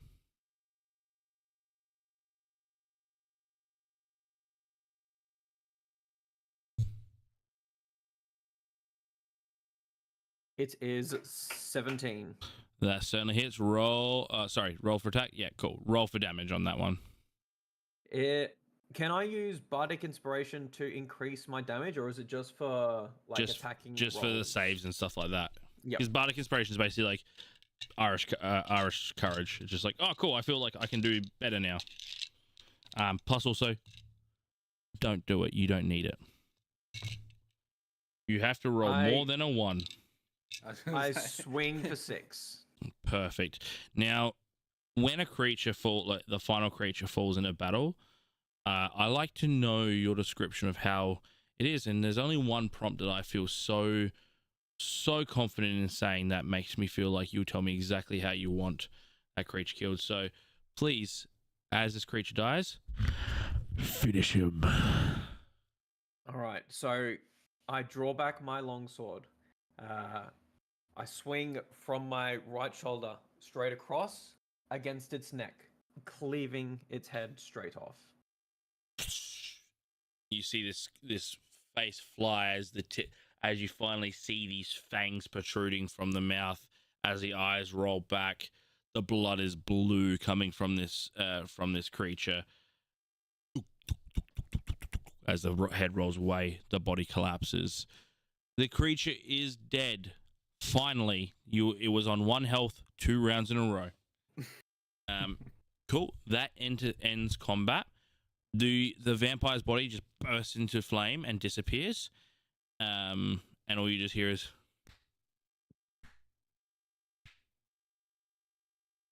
never thought that was going to end. Reap the rewards. And as you see 8 little silver dimes appear on the pedestal. And that is combat ended.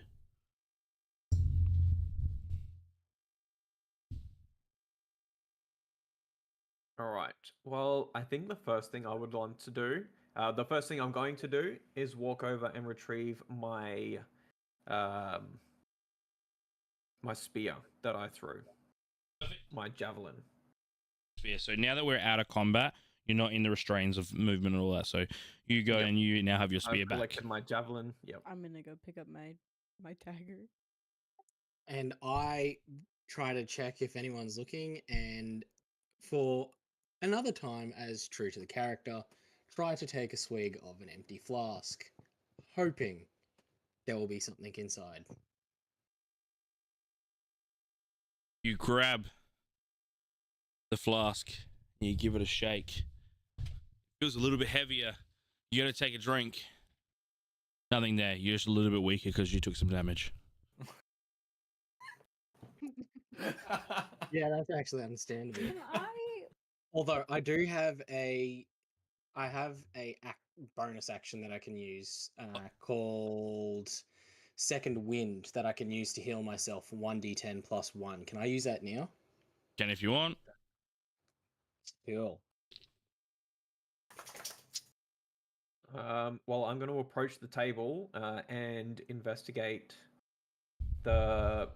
What was left on the table? Sorry. So Small coins. eight small coins, 2 for each hand. That was in the thing. I will be taking my 2. I will be booking it over there and taking my 2. Yeah, I will be investigating the little coin. I just Cool. will be taking my 2. So Bubbles, you grab your coins. They're a bit warm to touch. It's like touching a stove, but the minute you touch it, you go and it was perfectly fine. Thief, as you grab the coin, one side has a 6 on it, and the other side just has a very novelty-looking winking devil on it. So, add to your inventory 2 tokens there, Bubbles. Mhm. And there are 6 left up for grabs.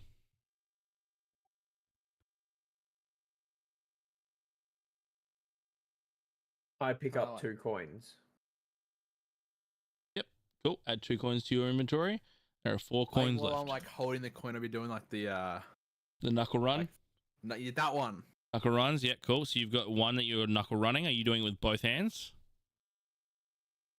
No, just one hand, and I'll be like just holding the other one in my other hand. Cool. You've add 1 to your inventory and roll a performance check for me. Boom.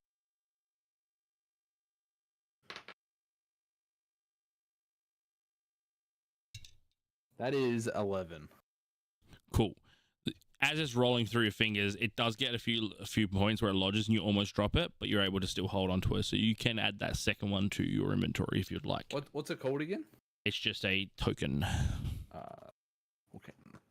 I will wander over now that I've had another try of me drink and feeling a little bit better, even though it's empty. And like the old Mickey Mouse whistling while spinning the steering wheel on his boat.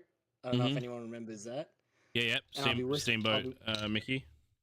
Yeah, I'll be whistling that tune, pretending like I'm not doing anything, and I'll wander over and I'll take 3 tokens. There's only 2 left, and as you touch one, it is the most searing, burning pain. It's not fire, but it's like as if you'd grabbed napalm and you cannot hold on to it. Son of a bitch. Seems like these aren't meant for you. And I'll wander off in a pout in near tears because everyone's getting something that I'm not. Alia, you get this sense that these 2 tokens would for you you. say you try and open your thingy again? Your flask. My flask? You're Yeah, and right. try to take a That would swig. be another good time to check my flask. The moment he opens it, I'm casting elementalism and I'm filling it with water. Cool. You now see this liquid inside your flask. And I have the biggest smile you have seen all day painted across my face because I'm not smart enough to check. And I just scull that bitch right down to the bottom. So you drink and you get the refreshing flavor of water, but lukewarm.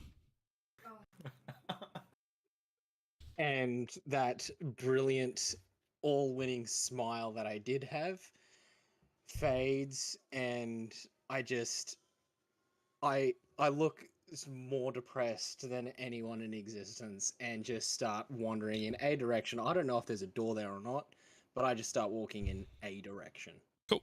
Now that you've actually like taken a second to like look around, you can see that the room is back to that one dim lighted room, dim long row of lights aiming back out, and again that pedestal is lit up again with 2 tokens currently sitting on top of it.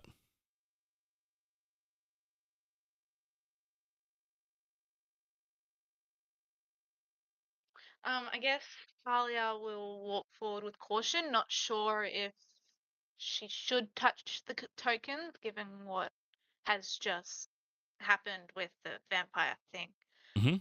So she cautionally takes 1. And then Nothing the happens. other. Cool. You take both of them and nothing happens. You just have 2 tokens. Add them to your And inventory. I'll just Yeah. Awesome. So from here, you guys wander back out the way you came because you obviously it is a pretty big indication that's the way you're supposed to be going. And again, that voice comes in. Fruits of the labor, I suppose. Go forth. There is a shop you can spend your tokens at, or test your luck. Maybe better prizes. And you see a shop, and then you see what looks to be a wicker basket held about at 10 feet off the ground, a ghoul-like creature, and then a line of ghoul heads.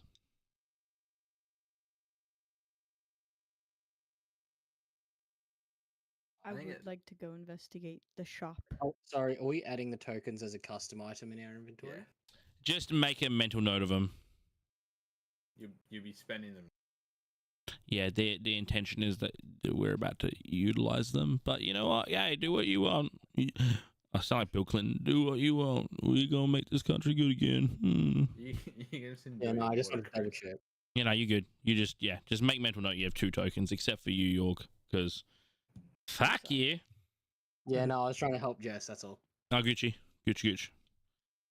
Cool. So you have a lit up shop, and you have what looks to be a sideshow of sorts. Hmm.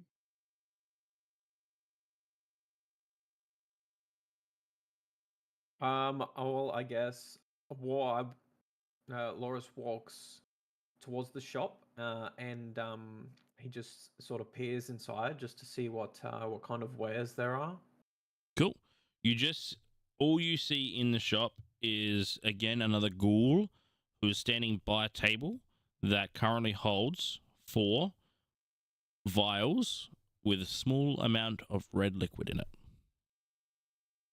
I approach the ghoul and I ask, fine shopkeep, what do these vials contain? He looks at you and goes,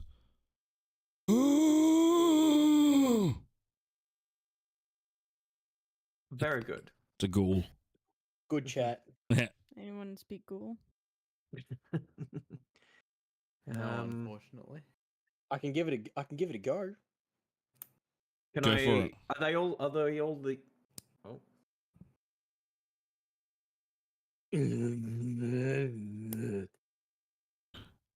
He looks at you and goes, seems a bit confused about the noises you're making. Do I you just insulted his mother or do you something. speak ghoul? No, I just thought I'd give it a go. Yeah, ghoul isn't a language. No one Yeah, speaks no, I ghoul. just thought it'd be funny. I just thought it'd be good flavor. But the flask is full of alcohol now. No. Bubbles, are you in there currently with them? No. No? Okay, cool. Cool. I'm kind of just looking around anywhere else. Cool. So you're still outside again. That's all you see is those two situations: a sideshow and a tent, which says, we'll call it ghoulish wares. Okay. On the ghoulish gambit. There we go. I like that. I'll go to the other one.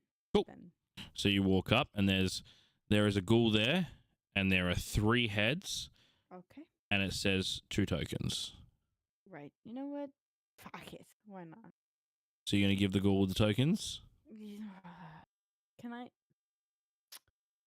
try and give him the? No, I'll give him the tokens. I'll do it. I'll give him the tokens. Cool. So he reaches forward.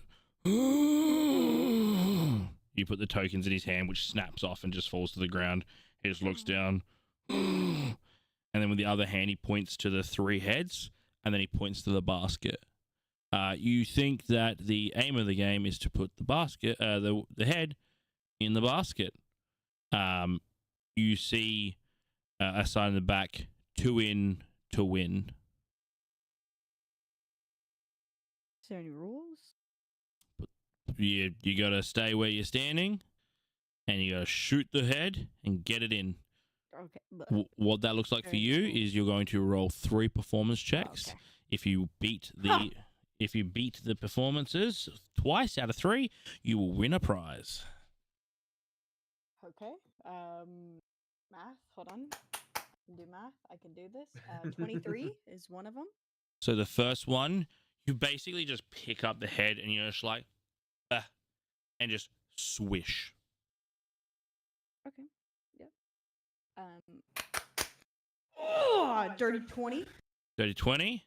Yep. This one, you sort of like, you like pretend to dribble, even though it's not going to bounce. You shoot, duk, duk, duk, duk, duk, duk, and that goes into. Am I going for a third one? Well, you have 3 anyway. Oh, okay. True. Oh, not looking as good. Down to 14. 14. This Not as one, you're a bit tuckered out from the fight, all that. You try to do the Kareem Abdul skyhook, and it just misses completely. Yeah. But 2 in to win. So you have actually won. You were the perfect person to do this. So what I'm going to get you to do is I'm going to get you to roll a d6 for me. Yep. It's this one. Mm-hmm. Juan. A 1. Juan. With the other hand, the ghoul reaches under, pulls up this large vial of red liquid. I'll get you to do an investigation check with advantage, because as you are a bard and you do ramble around the pubs every so often, you know a thing or two about drinks. Okay, well, I got a nat 20, but -1, but nat 20. Natural 20 is an automatic automatic pass with criticalness. Automatic fail. Automatic fail. Automatic fail. This is a strong healing potion, which is worth 4d6 plus your I think it's your Constitution modifier. So you now can add a strong potion of healing to your thing. Don't do it through the thing, because I think it's a medium, like a moderate potion. But yeah. You have a potion that does 4d6 plus your Constitution modifier of healing. You won the prize. Cool. That's your tokens done. Thief would walk over to the, was it 4 vials that the other one had? It had 4 vials of a small vial of red liquid. You did see, however, that vial get given over to a larger version of that vial given over to Bubbles, but you don't know what that liquid is. And in the shop, there are smaller ones of the same type of liquid. Each of which cost 2 tokens. I think Thief is gonna run the gamble and pick one of the 4 with the other In the shop? Ghoul. Yep, cool. So you pass over the 2 tokens. He passes you the vial. You can add to inventory a lesser healing potion, which is 2d6 plus your Constitution modifier. No, sorry, both of them are wrong. 4d4 and 2d4. I actually have I have a vial here, and it's 2d4. So 2d4 healing for a lesser, 4d4 for a Greater. moderate. Yeah, greater. That's the one. Yeah. Cool. And that's your 2 tokens. Yep. After seeing Thief pay for a healing potion, I do the same thing. I pick up one of the vials and hand over my 2 tokens. Cool. You can add one as well. You know what this is, as holy paladins generally work very close hand in hand with clerics, and because obviously they're meant for healing and sometimes magic runs out, you know what a healing potion is. So you know exactly what this is. For flavor, like if you look over at me, I'm sitting there like a dog trying to sniff, because all I'm seeing is these red liquids and vials getting handed over with tokens, and I'm just thinking it's wine and getting so excited because I'm fiending at this point. Okay, so you're just sort of like, you are like a hound dog looking at these liquid vials. I'm waiting for someone to notice me and hand me one. Knowing full well it's probably not going to happen, but you know. Are you doing it makes me feel Are you doing pouty eyes? Like, you doing puppy dog eyes? Oh no, I can't even control it at this point. You can tell I am fiending over this. Oh, you were like tapping the like. You're like, I need my fix, man. Sick, love that. Alia, you have some tokens. Yeah, I'm not gonna go to the side You- show alley because quite frankly those are scary. Yep, So I'm gonna go into the tent. cool. And Shop you're thing? gonna Yep. grab a vial. Yeah, I'm gonna grab a vial. Perfect. Add a potion of lesser healing to your inventory, which is 2d4 healing plus your Constitution modifier. Awesome. And at this moment, the ghouls, the show, the hall, everything that was around you, gone again. Awesome. Next, you hear, well, you take my wares. Now it's time for me to play a game with you. This one will bring you great vitality, but in exchange, you must entertain my creatures. And a circus tent pops up out of nowhere. And a big beam of light facing the tent.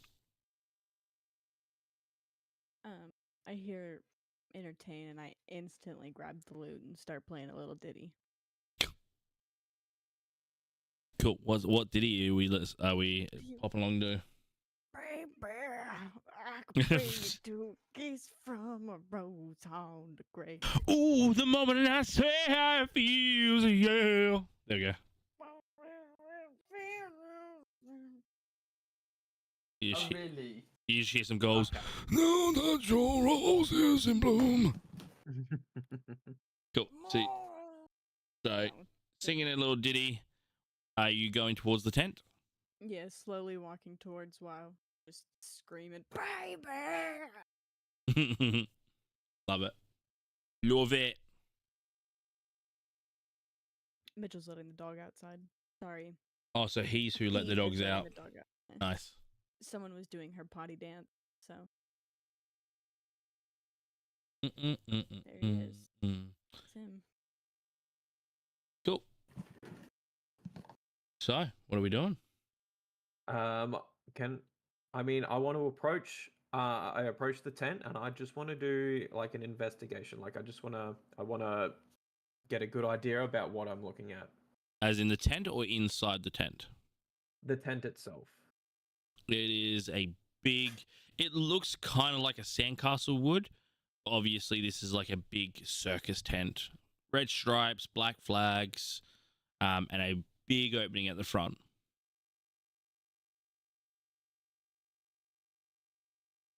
Don't even need to investigate. All right. I guess I would proceed to walk towards the entrance of the tent. Cool. Walking towards the tent. Anyone following?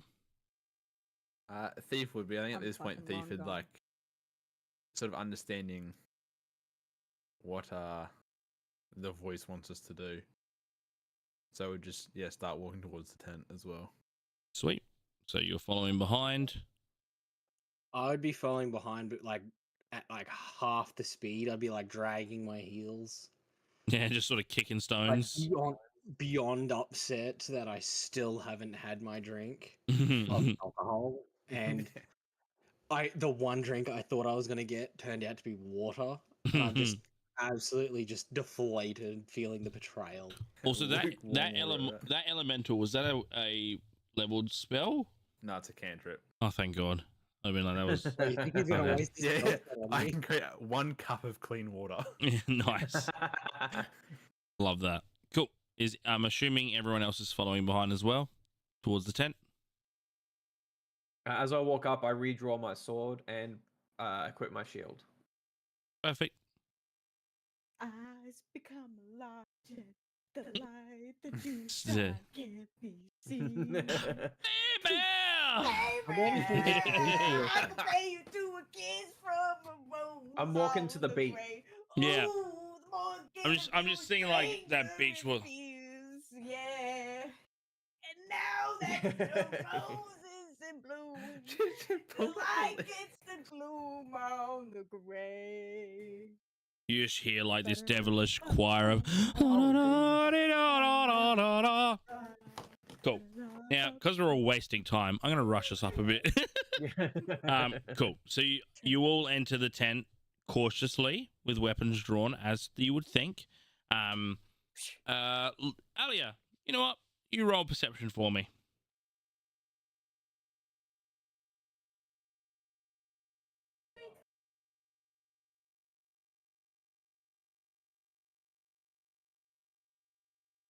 That's a 19.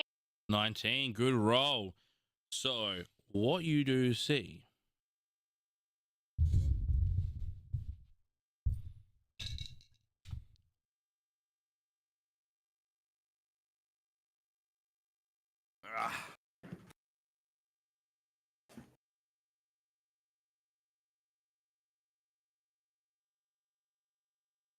Uh-oh, the board's back. Looks like he's trying to draw a face.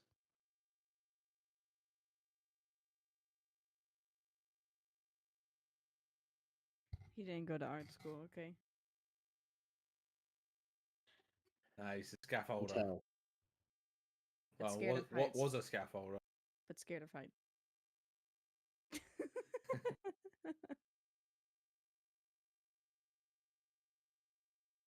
So you see the stereotypical innards of a circus tent. You see a ring of fire. You see a giant bull there. You see some standing platforms.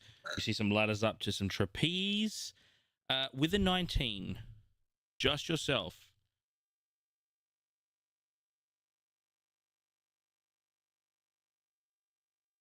You see 2 pairs of red eyes up on the trapeze act.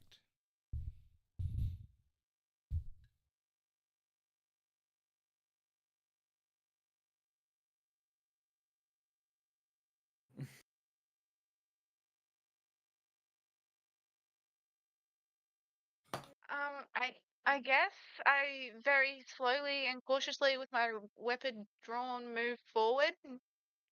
Hopefully enough that I can potentially see into the tent, but not far enough that I'm spotted by those eyes. Oh, you with your perception, they are looking directly at you. The room again, very, very dimly lit, so you can't see too much. Those with dark vision, you can see that the squiggly lines on the side is a crowd of ghouls. And then again, if you have dark vision, you can see a light, very, very faint, like a figure, like small figures where the eyes have been spotted. So you can see 2 small shapes up there. Yeah.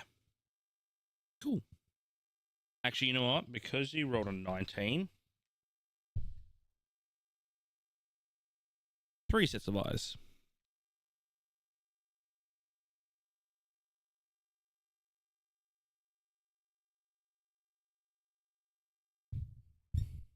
Can I roll perception on whether or not I see the reaction of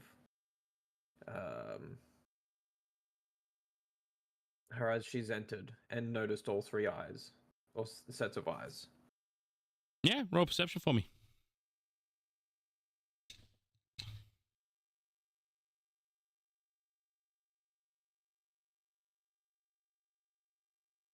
That's just an 8. Nah, doesn't even look like she was phased. Not by what you saw. Yeah. I noticed no reaction. All right. Well, I continue. I walk towards the front of the group. Do you go to the front? I'd want to stand in front of everyone. And so it's dimly lit. So I'm going to ask if is there anyone that does have dark vision? What can you see? Well, even before have- you do that, you hear It's time to play, and let's roll initiative.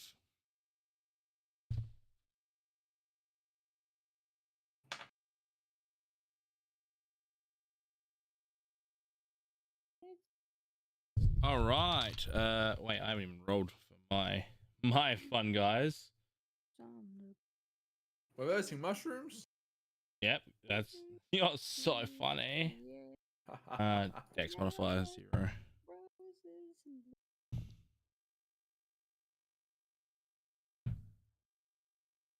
I'm so sorry. You better be. I did get smacked for that comment. No, you're about to know what I said. 25 to 20. 20 to 15. Yeah. I Yeah. got yes, 15. I got 15 as well. I got 16. I got 16. All right. So Thief and Bubbles, what's your dex? Roll a d20 for me, just straight. No modifiers. 15. 3. Okay. So Bubbles first. Suck, kid. All right, calm down. Thief. Got it. Now that my lungs are. And then there was two 15s. So that was Yes. that was Loris and Alia. Cool. Roll 20s for me. I got a 3.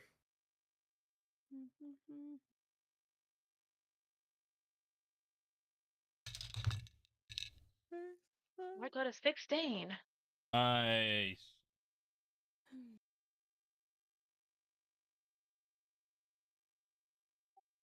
I got a 17 in initiative order. A 17. Yeah. Roll a 20 for me. Don't even worry about it. That was a nat 20. Right? Didn't mean too much.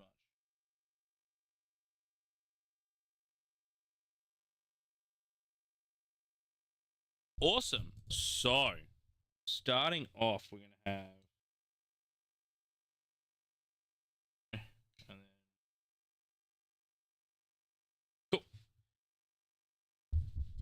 So, as the round starts,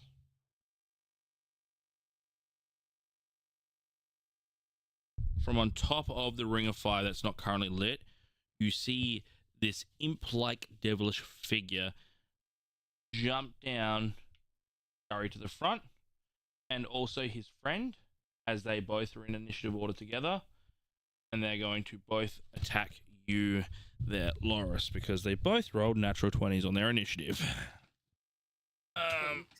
Nice. So they're going to use their bite action. Time. +1 attack. I'm assuming a 5 misses. How about an 18? Just, 18 is I have an armor class of 18. Cool. So that meets. So that hits. So That hits, yep. you will take 4 piercing damage. So one of the imps comes flying at you, tries to huck a bite at you, but you swipe it away with your shield. However, the other one gets into a groove between your head and your shoulders and bites down hard, and you take that 4 damage. So that's the first 2 imps. We're going to move on to Yorg. Your turn, good friend.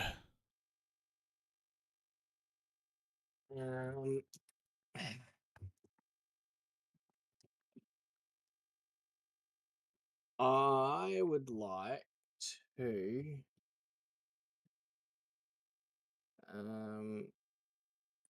so I'm at the back of the group.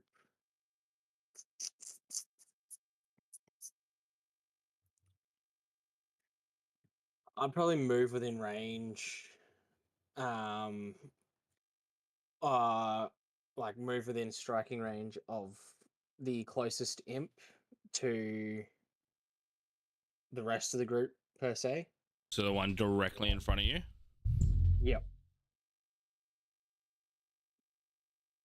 Cool, you're in melee range. Also, by the way, just for your reference, the eyes that you see, they're pretty much directly above you, about 40 feet. Holy fuck. Yeah, so they're not like far away. They're right above you. Okay. Cool. So you move into range of the imp. Yep. And then I will do 2 attacks. So that's Cool. Roll 2 attacks for me. So you roll 2 d20s and add your modifier. Oh, well, no, roll 1 d20 first and then add your attack Yeah. modifier. So the first one becomes a 19. Yep, that hits. Roll your damage. Damage. Yep.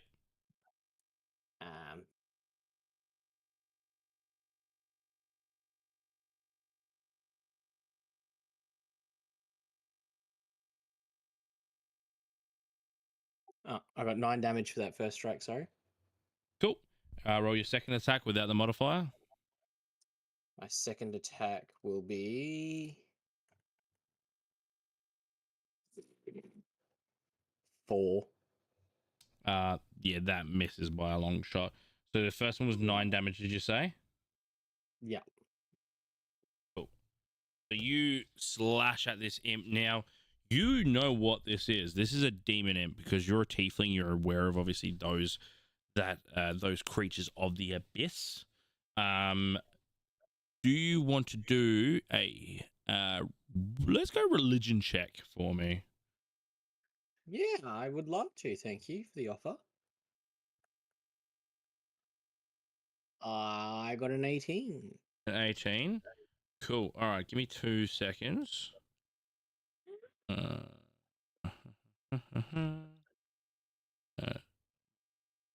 How do I deafen you right now? Can everyone except for your deafen in Discord for me?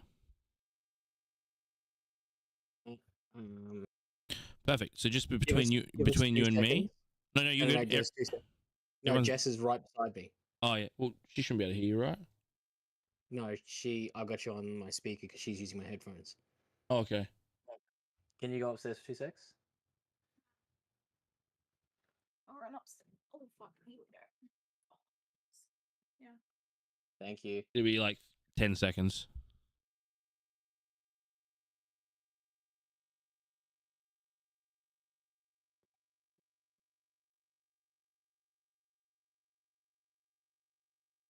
I think we're good. Cool.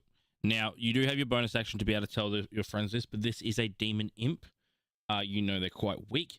However, you know that fire damage heals them. So if someone throws a fireball at them, it is going to give them health, not take it away. Okay? Right. Cool. All right. Perfect. Everyone Yeah, undeafen. I don't. Hopefully, Gex gets the memo. I'll message him.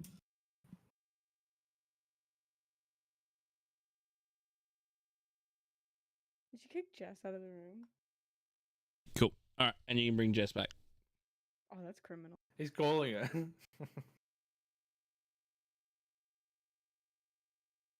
Secrets. Did you see his little grandpa shorts? He's really proud of them. Why? He loves them because they're really comfy. We were talking about them earlier because I'm wearing my grandma shorts from Big W. Hell yeah. And he was like, Hell these are my yeah. grandpa shorts that every grandpa wears. Every grandpa should have a pair of these shorts. Are you wearing shorts? I am wearing shorts, actually. I'm wearing my I Represent Australia shorts. Oh, okay. I'm wearing my I finished work and then jumped on my computer to play D&D shorts. Hell I yeah, got that's the home from best of work, the shorts. Woke up. I'm wearing my Mimikyu shorts. Hell Thank you. yeah. I love how you're wearing Eevee and Mimikyu. Okay, Jess is on the way back. Cool. Yes. I've got Eevee Well, I mean, if you up can there. see, Someone just so happens to like Pokemon just a wee bit. there's a Mimikyu, there's a Vaporeon Mimikyu, a Sylveon Mimikyu, an Umbreon Mimikyu. Isn't it crazy that my daughter's name is Eevee? Oh. I have that exact same shirt. I bought it the day she was born. Oh. Hell yeah. Oh, can you announce it to the group instead of just your partner? You bastard. Announce what? She was trying to get her Discord sorted. Oh, well, that's awkward. Yeah, like cool. Mr. Douchebag For the over here. record, my second attack was a bonus action, so I couldn't tell the group this turn if I wanted to. Awesome. That makes me very happy. Cool. That moves on Just a to bit of cock-and-roll culture for everyone, but Yeah. yes. All right, so moving on to Imp 3. Imp 3 is going to drop from the one on the right and is going to try to bite you on the way down. At this position, you're currently being flanked, which means that the creature gets advantage. So Okay. when you have two either player characters on the side of an enemy adjacent, or you have two enemies on the side of a player character, that is known as flanking, and is an automatic advantage on the attack. So that Now makes I wish I it. hit my second strike. That makes it a 12. Does that hit? Does not hit. So you basically Okay. swat this creature out of the air as it tries to fall on you and hit you.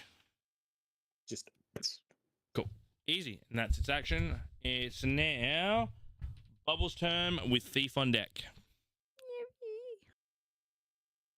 I'm gonna try and cast vicious mockery on one of the imps. Which one would you like to hit? One of them. Yep, sick. Whichever one's closest to me. To you. You're in the back corner there. So it'd be the one on the other side of Yorg. Sure. Easy. All right, go for it. Wisdom 13. Wisdom 13 from the demon imp. Mm-hmm. What do you say to the imp? Oh, just slurs. The usual. Yeah, it doesn't understand your words, so That's it okay. is completely Yeah. unaffected. It rolled a Yeah. 16 natural. Yeah. So mockery does not affect this imp. Yeah, I just go back to playing my loot. I want to hear insults. No, just Cool. completely defeated. Didn't Any- do any damage last fight. Didn't do any damage this fight. Just Any- going back to the Anything loot. you'd like to do with your bonus action? Just going back to the loot. Cool. Just sit back Just there, kiss going from a on to- rose. No, we're switching it up. We're gonna start playing. We're gonna start I playing would fall for Wonderwall. you No, we're gonna start over playing Wonderwall again. by Oasis.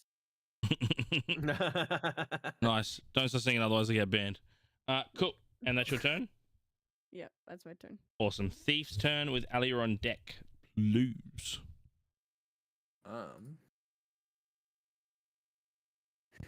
I think Thief is gonna try cast Sorcerer's Burst on the imp on the right. Is that a cantrip or a leveled spell? That's a cantrip. All right. And talk to me about it. Tell me. So I cast Sorcerer's Energy at a creature or object within range. I'm making a ranged attack roll. Mm-hmm. On a hit, the target takes 1d8 damage of a type that I choose, which can be acid, cold, fire, lightning, poison, psychic, or thunder. Sick. And if I roll an 8, I can roll another 8 and add it to the damage, up to a maximum of my spellcasting ability modifier. And what's your So I- spellcasting modifier? +4. So if You I can roll roll 8 fours in a 5d8. row- No, only if I get 8s on the dice though. So the maximum can be 5d8 worth of damage, which would be 4 max die, and then a 1 to 8. So you could Yeah. potentially do up to 40 damage with this spell. Yeah. God, this guy's a fucking loser. That is, you are just fuck you. Yeah, cool. Go attack roll. Roll it for me. Oh fuck. It's a 2 + 6, so it's 8 to hit. So you release this spell, and it just misses the imp.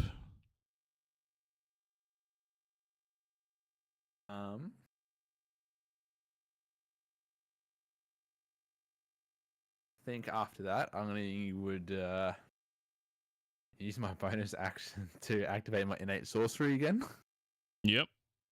because it only lasts for a minute.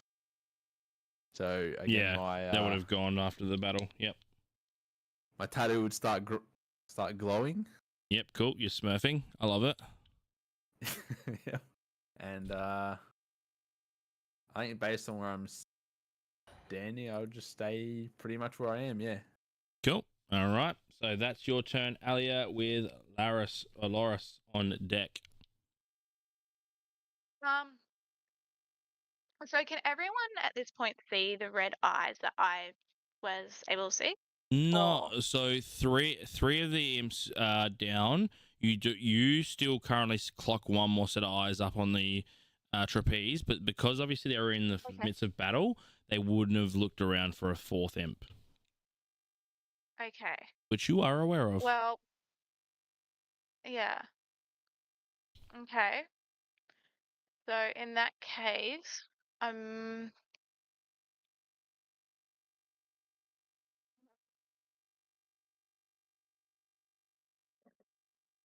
okay. So, and is there an imp within my immediate You can move. area? You That can makes sense. you can move 5 feet, and you'd be within melee range of a creature. Okay. So can I move 5 feet and then potentially stab an imp with my dagger? Absolutely, and because you're within 5 feet, there's a friendly within 5 feet. This will be classified as a sneak attack. So go and roll your attack for me.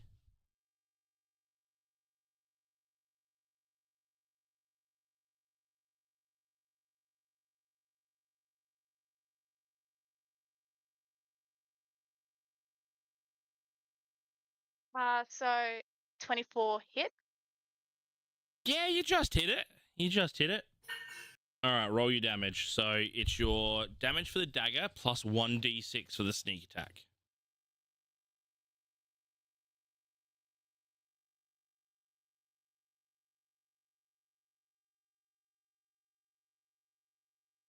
And 12 damage. 12 damage. Perfect.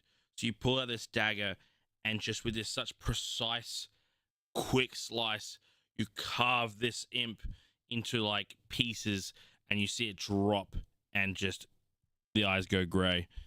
It is dead.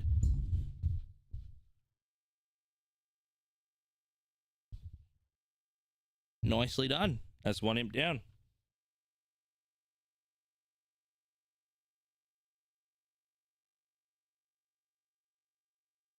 So that was 5 feet of your movement and your action. You still have, I think, 25 feet and a bonus action. For the bonus action, I might just tell everyone that I can see that other last set of eyes, just so that they are aware and know that it's there. Cool. And then that's it. Impy Boy is now in vision of everybody. And that's your turn? Huh? That's Oh, your he died. That's your turn? Yeah. Cool. Loris, you're up. All right. Well, I'm just gonna swing to attack the imp that's directly in front of me. Cool. Two-handed, one-handed. One-handed because I do have my shield still. Cool. Roll your attack.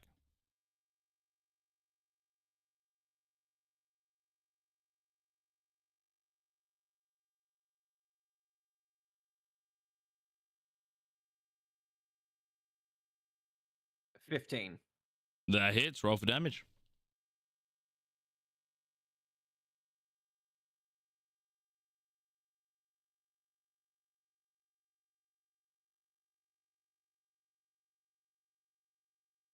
And I deal 8 damage.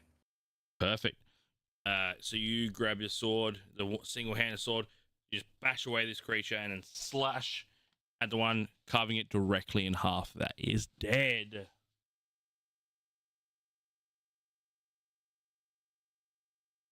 Cool. So that's your action. You've got movement and bonus. Um.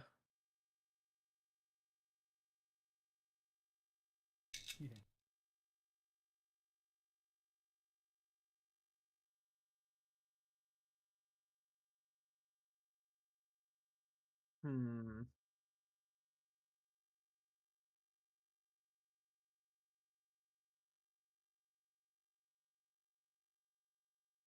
Can I do a perception check to see if there are any other enemies in the room? Yeah, go for it. Roll perception for me.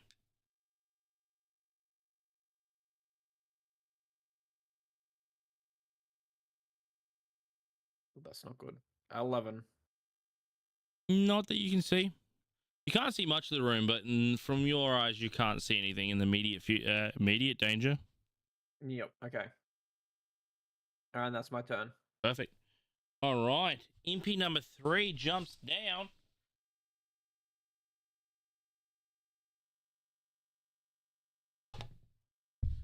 But he is going to jump down on the opposite side of York to flank. And he's going to attack with advantage. Does a 13 hit?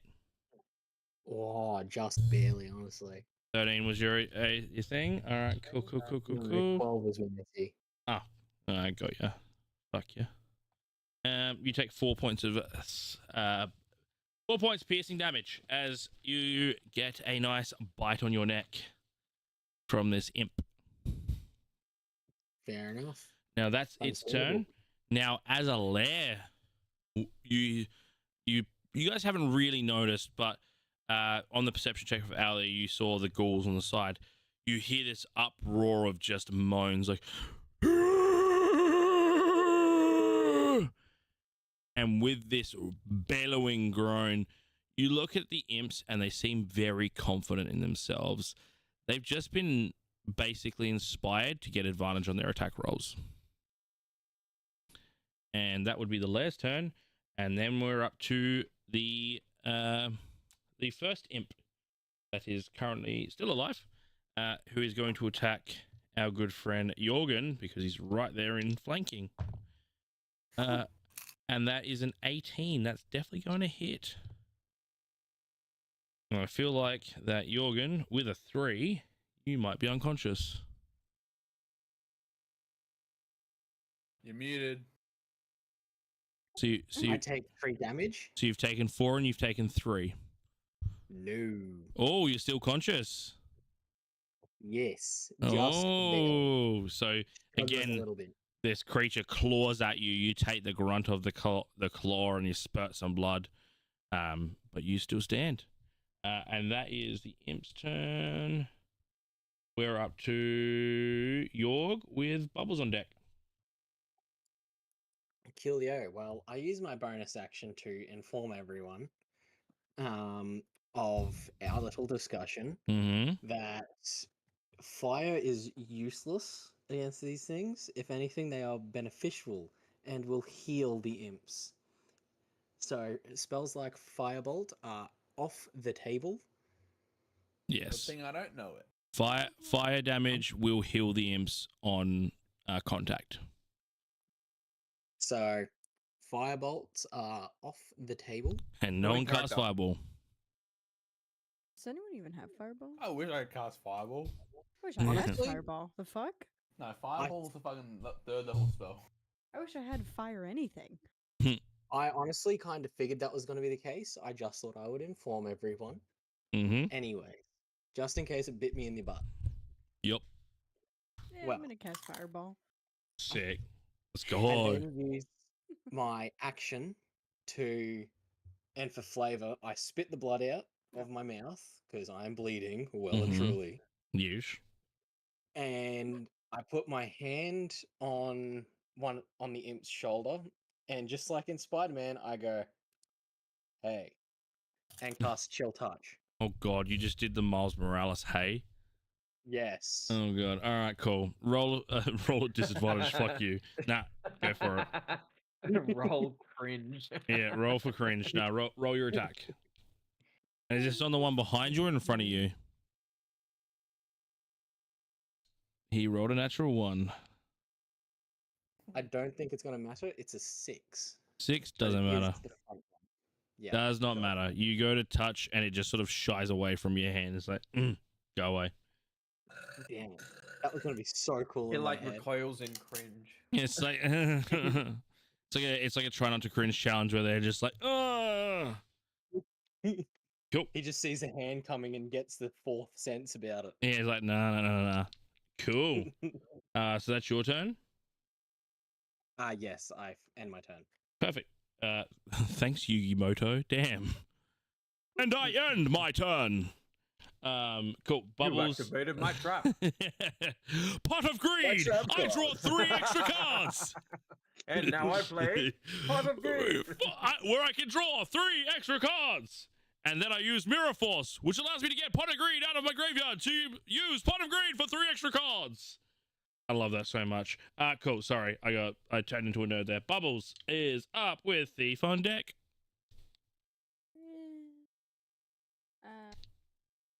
Where is Jorgenstein in comparison to me? How far? Compared to you, Distance there. Would you say it's about, I don't know, 60 feet? oh, maybe.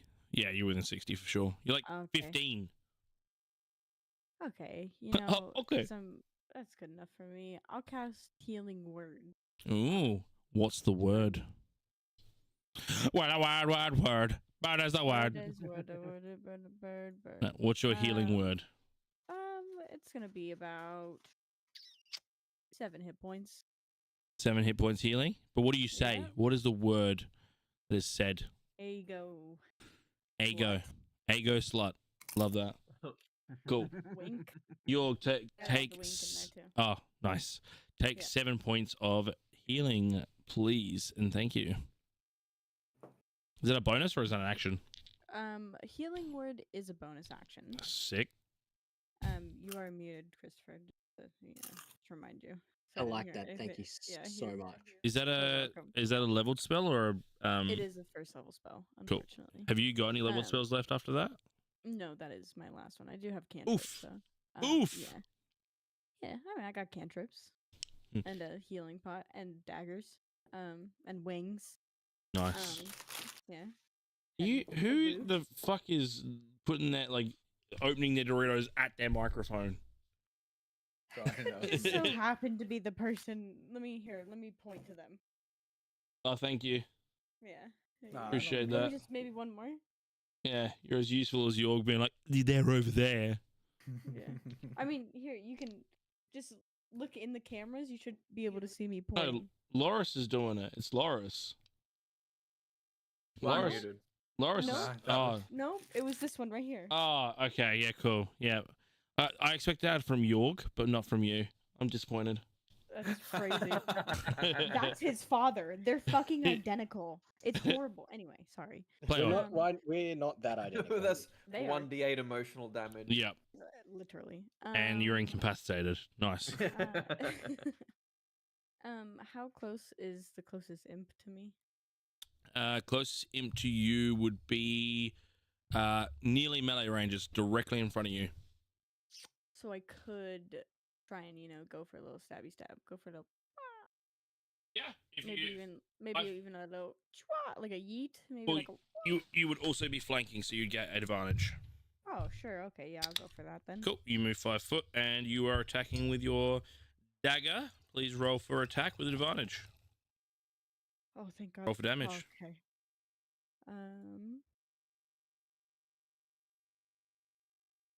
Bam, bam, bam. That is. Oh wow, that's some high damage. 3. Wait, is it the one behind? Okay, unlucky. Cool. So you stab it with a dagger. It takes it, and it really doesn't look like it did much. It's full damage, but it did fuck all damage. Sorry. Yeah, it's But okay. you Hey, heard at least something. I did damage. You did I did damage. it. I finally did it. You just hear the ghouls start providing a round of applause. Cool. They hit me with the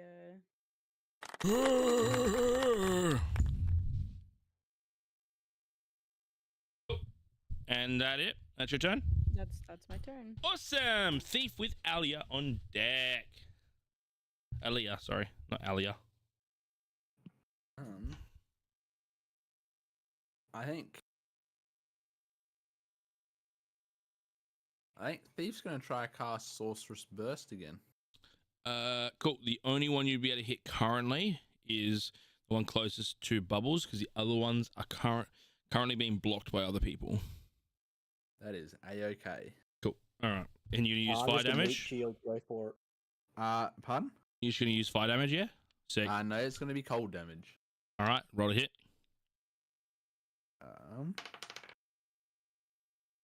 That is a dirty 20 to hit. That hits. Roll for damage.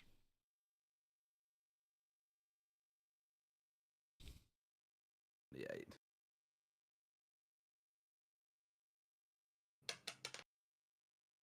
It's 4 damage. 4 damage. So, and that was cold damage, you said? Yep.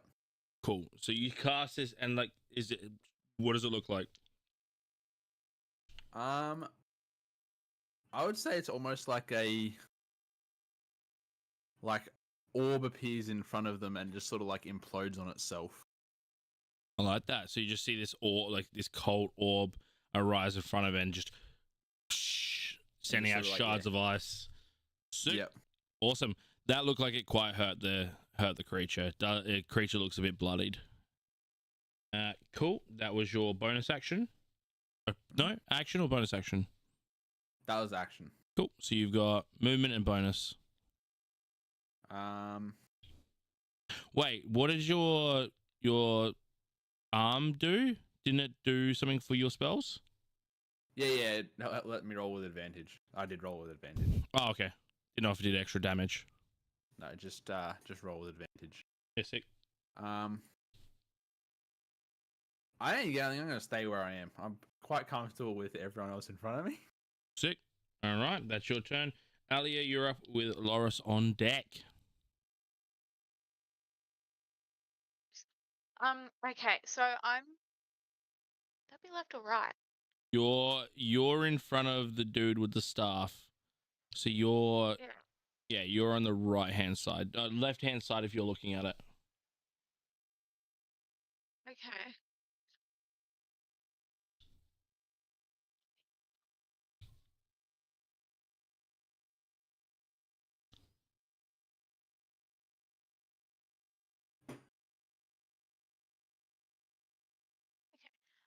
Well, I want to end up in next to or in front? So you can either pop In front. around and be on Yeah. near the center of the circus, and that'll be the Yeah, near the center of the circus. Yeah. Around, yeah, like that side, yeah. Sorry. I don't get a second attack there then. Yeah. And then You're already at advantage because you're flanking anyway. Yeah. And yeah, sneak attack. And then I would love to just put another dagger into an. Am I close enough to put it into the? Absolutely. Roll with advantage, and it will be a sneak attack. When you roll with advantage to hit, do you add your modifier to both? No, so what you'll do is technically you roll both dice, and whichever dice is higher is the one you'll use with your modifier. So if I roll a 15 and a 14, I'll use the 15 plus my modifier.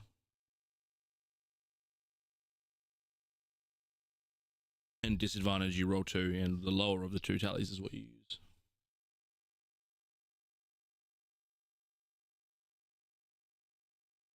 So I've got a 10 to hit. 10? That just hits. Yeah. That just hits. Roll damage. So your dagger damage plus obviously the modifier plus 1d6 for it being a sneak attack.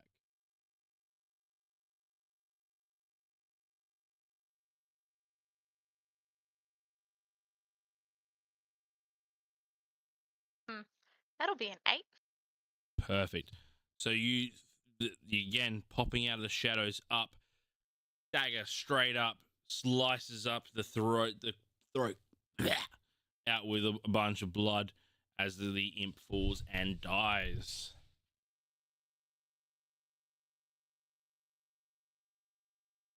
Cool. And that is your movement and your action. You have a bonus action? I don't want to use that. Perfect. All right. That's your turn. Moving on to Loris with the imp on deck. All right. So I'm currently within melee range of this imp. Yep, you turn around, you'll be directly in melee range. I am just going to swing for damage. Perfect. Go for it. Attack with advantage because you are flanking.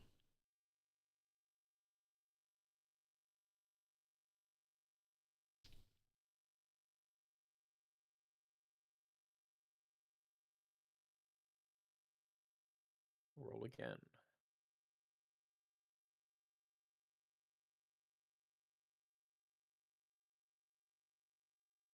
All right, 24.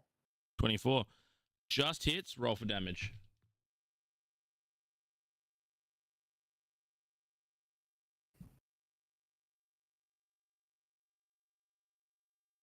Oh. 11. 11 damage. Can you please tell me how you would finish him? All right. So, I've more or less I take my sword, I raise it above my head, and I just swing straight down. And I more or less just it's like I'm swinging through butter, and I hit the ground with the sword, and you see this imp start to get a red line between the middle of its body, and then it just sort of falls over. Did you just kind of ghost Each ship side. him? Like the Maybe. opposite way? Just like, and it's like, and you just hear like, and it splits in half. Cool. Yep. Awesome. Now at this moment, when that imp went down, all of you felt this pulse of life into your body. It made it feel like every muscle in you just doubled, even tripled. You feel enlarged, you feel powerful. What I want you to do is everyone take your hit points you're currently on and times them by 3. Now, whatever is over your hit point maximum is known as temporary hit points, which means you have them, but if you exhaust them, you can't heal them back. So whatever you're on now, times 3, that is currently what your hit points are going to be. Is it times 3, or so I'm on 10 currently? Do You're I now on add 30 health. No, you're on So 30 I'm health. On 30. Yep. Yep. So you're on. You've got 10. You got 10 hit points and 20 temporary hit points. But you can add temporary by clicking under where it says temp on D&D Beyond. Yep. All right. Cool. So everyone do that with your life. Okay. Yep. So if you're not on your maximum right now, like let's say you're on 5, obviously you'll go to 15. And if you've got like a 7 max, then you've got 8 temporary and 7 hit points. All right.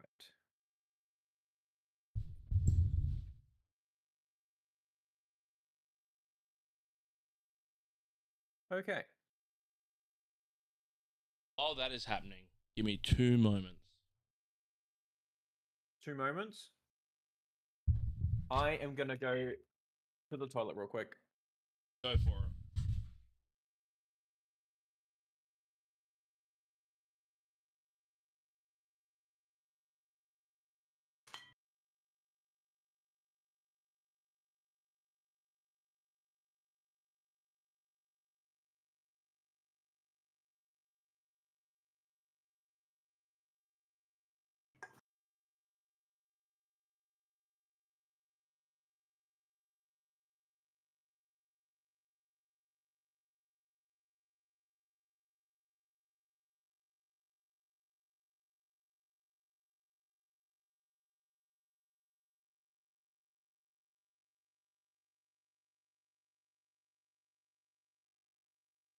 Jess has asked to do another one shot before we stream.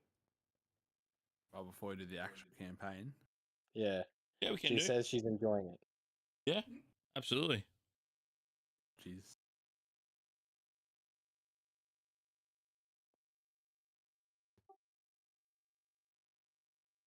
I am glad you are enjoying it. If we're doing another one shot, I'm going to try another character out. Honestly, same. I'm still probably going to play Thief for the actual campaign. Because I'm really enjoying playing the Sorcerer.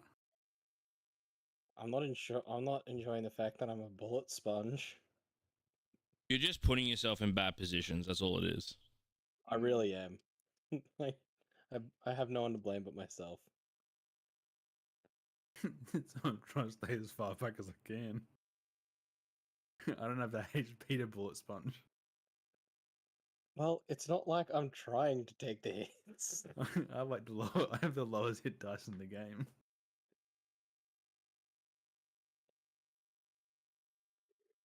Hmm.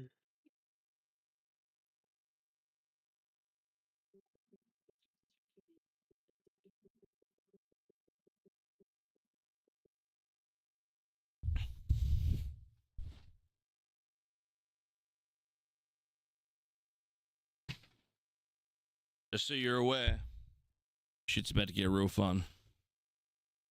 For you or for us? Don't say that. I'm worried. Well,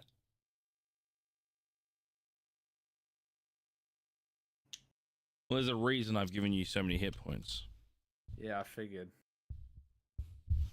I honestly thought you were just trying to be Friendly nice. reminder, everyone. We have health potions. Throwing that out there. Your health potions will not be useful right now because you are technically past your maximum hit point capacity. Yes, but they're Yeah, still. yeah, But we still have them. Just throwing that out there.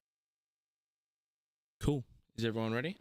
I'm ready. Last time Sorry, yes, you I'm had back. a health potion, you jumped off a bridge and face planted. Okay, So I'm not and too confident. that was for fun. So, as that invigoration ends, a snap again, the area around you disappears, but you hear, "Enough!" And walls begin to form around you guys. Big stone Colosseum walls, kind of looking like, however, the floor and the roof of the merry-go-round that you were first on, except opposed. So instead of it being open to the sides and obviously a pillar in the middle, it's the opposite. The outsides are walled out and the inside is open. And to you, in front of you, you see somewhat tallish, looks like a humanoid figure. However, red skin, black facial hair, horns up, over, and back, all the way down to the shoulders at the back. Dressed as if royalty, but also royalty militia. So you think if you were to think of like a holy guard, or even if you were to think of a king in their armor, that's what you would be seeing as they are sitting on a throne. They stand up from their throne, but instead of swords or any type of weapon, they're just playing with cards. They've got cards in their hands. As the voice, "You weren't meant to win my games. This has not been a treat for me, but I guess I will finish the job." As you come to in our little Colosseum here, what I'll get Alia to do is, can you roll a perception as I've placed you at the front? No, father, no.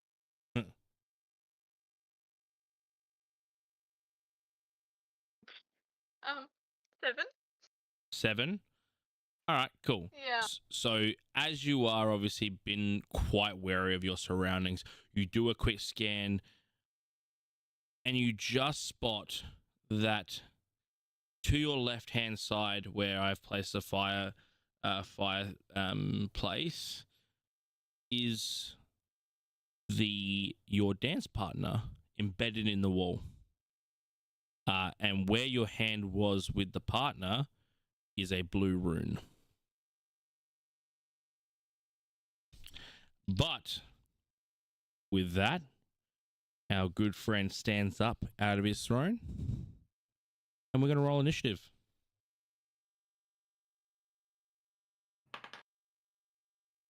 Oh. I think I'm last.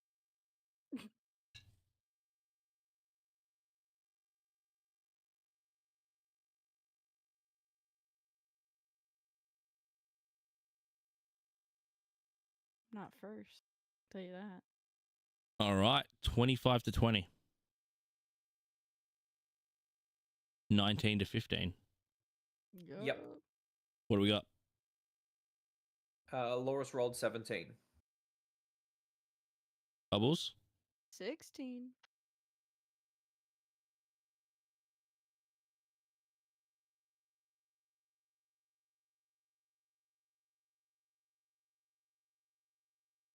14 to 10.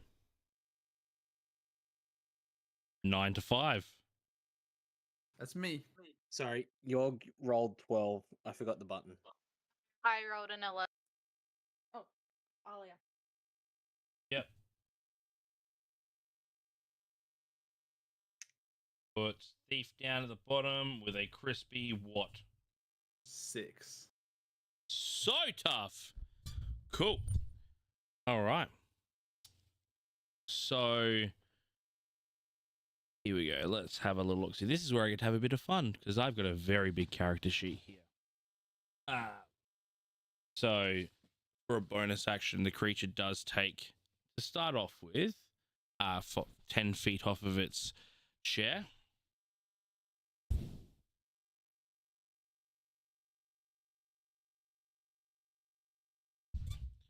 And he, with his bonus action, I am Carpathus. I am a devil of chance. I like games. I like torture. And I like to eat. I have done 2 of 3. You will not stop me doing the 3rd. At that point, we are going to... I think he wants to play games.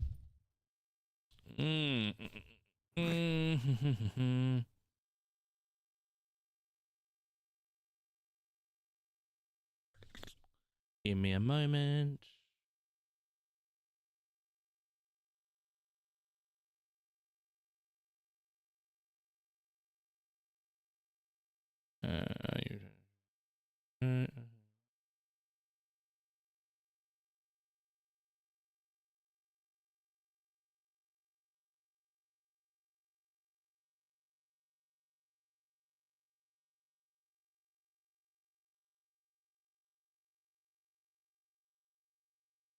Cool. All right. So,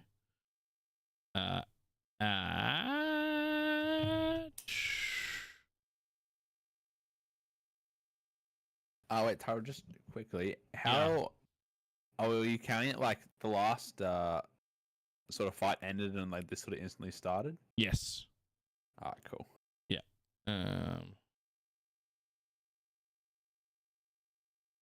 Cool. So the Carpathus is going to look at our good friend Alia at the front and is going to gesture with a finger. You will do, and just gestures a finger and is going to cast Charm Person. Oh wait, you're not humanoid, are you? Are you humanoid, Alia? Wrong button. No. Nope. So the only other person No. that so the human, so humanoid would be Thief then. Thief is the only human. What's the Sucks. range? I'm really human, but I think / humanoid. Because I'm a fae. Jeez. Nope, disregard that. Not going to do that then. We're going to move up. All of us are humanoids. Oh yeah, you don't need to be human. You need to be humanoids. So Yeah, so Yeah. all of us are humanoids. yeah, cool. So Alia, we're going to move up, and we are going to cast Charm Person on you. So what you need to do is you need to roll a Wisdom saving throw, and you need to beat 14. Otherwise, you will be charmed.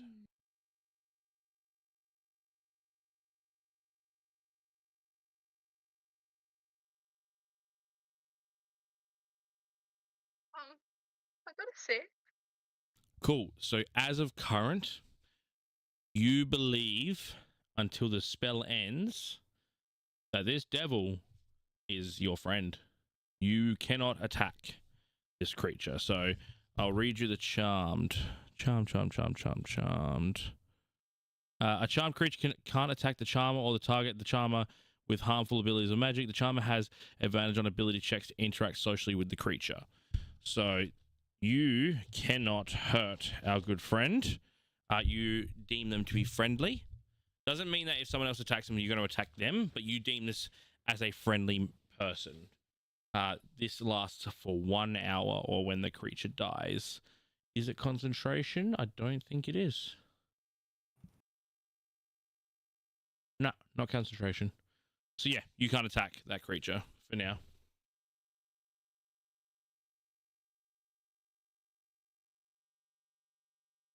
Cool. So that's the action, bonus action of movement. That's it. Loris with bubbles on deck. Okay, well.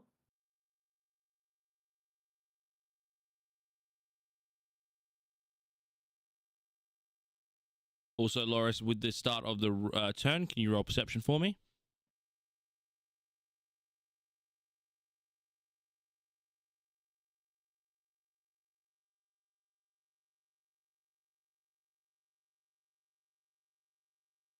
That's shit. 4. 4? Yep. Cool. Disregard. Disregard, please. I perceive nothing. Correct. So I'm behind Alia to her left, Mm-hmm. and that's what, like 25 feet from the dragon, roughly. Dragon? Sorry, demon. Yeah, you're about 25 feet. I am just going to approach it and attack with my longsword. Cool.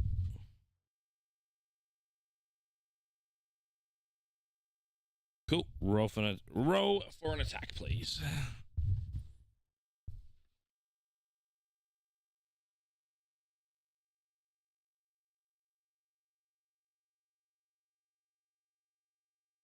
$22. 22. Cool.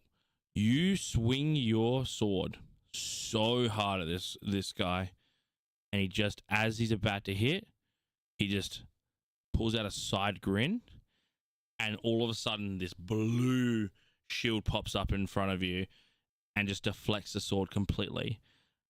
As you do that, you can see on your hand that you swung your sword with, that rune goes blue. All right. With that, though, you also see directly to your right, your shield side, the fireplace, which is your dance companion. That rune is also glowing blue. That's on that dancing companion per se. So it's the one directly to my right. So if you're looking at the board, left, but it's on your shield side. Yep.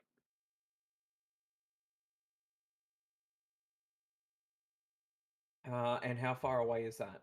It's probably 25 feet from where you are now.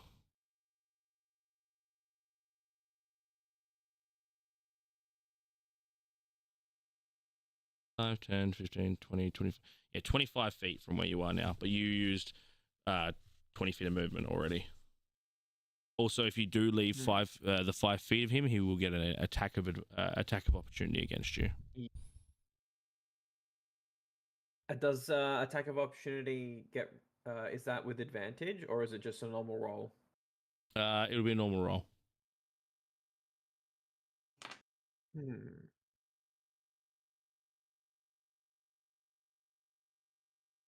I'm just gonna stay where I am for now. Cool. Also, I didn't even put through, so I would, with that saving throw for the charm, you would have also lost 1d4 worth of your save anyway, so that would have sucked. Cool. You stay where you are.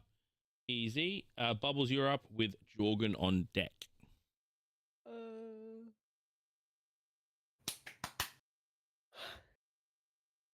Just gonna am I within 60 feet? Question mark. Yep. You can't. You don't have line of sight. You'd probably have to take a side step like 10 feet to the left. Yeah, can I do that? Yeah, sure. I'm gonna go for vicious mockery. Causing vicious mockery. I'm gonna go for it. It's a wisdom 13.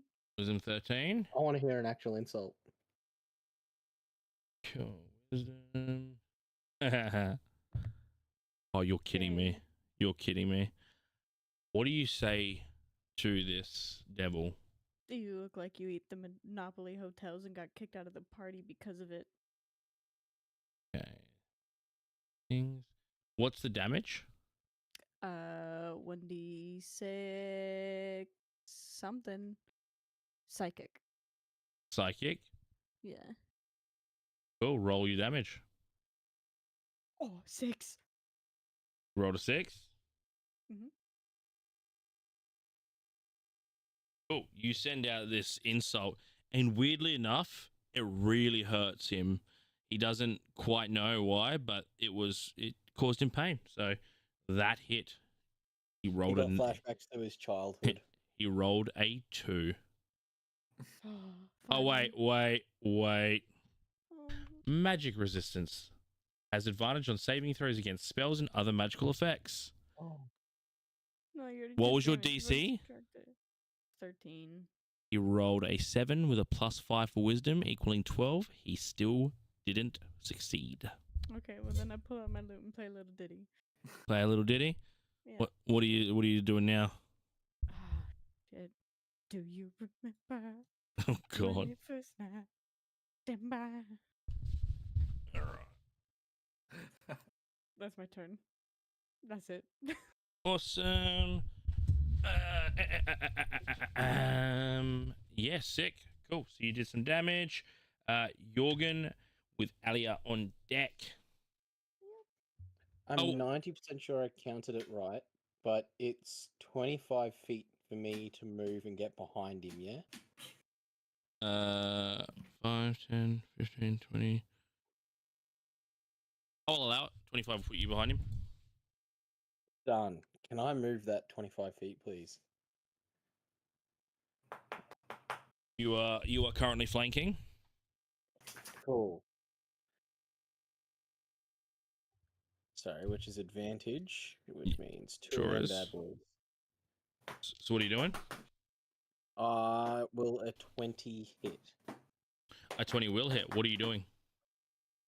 I'm impaling him with my scimitar. Cool. Roll for damage.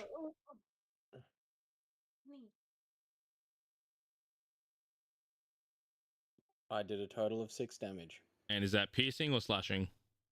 That is Nick. No, but it would be like piercing damage, slashing damage. Oh, slashing, sorry. Yes. Slashing for 6. Yes. So, funnily enough, your weapon doesn't bounce off like Loris's does. You don't see any glows. You don't pick up anything weird. And the devil, like Carpathos himself, is a bit intrigued when he looks down and sees the blade through him. It doesn't hit like you would hope it would. It seems like the body's a bit resistant to the damage, but it damaged him, and he is very confused. But 6 damage to 3. I haven't taken a bonus action. Cool. Go for it. Could I try? I know it's not affecting me, but could I try and work out if I know what that blue marking is? Yeah, roll a history check with advantage because it is in is it abyssal? Is that the language? Yeah. Infernal, sorry. Infernal. Right. So 2D.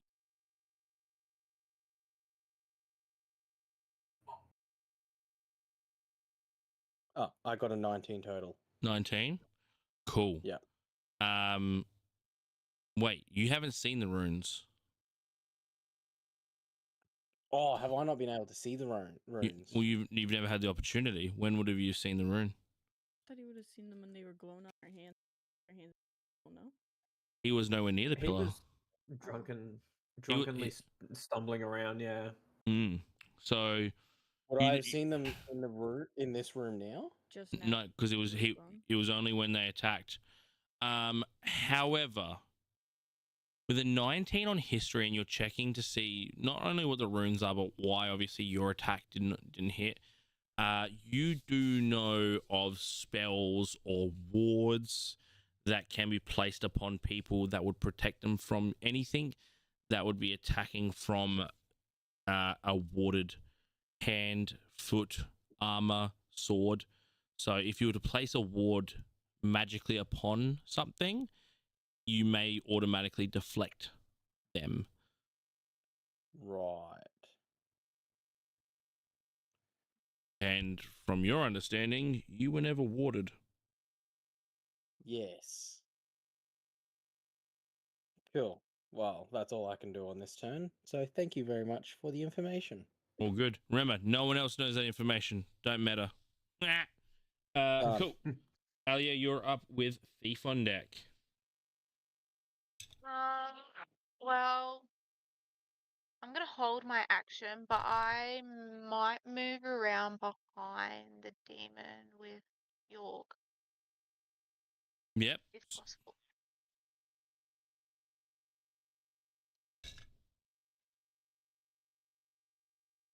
Cool. You're standing there holding an action. So as a reaction, you Yeah. can utilize obviously your attack at any time. Yeah. Awesome. Thief, you're up. You know what, Thief? Give me a perception roll. Perception. Perception.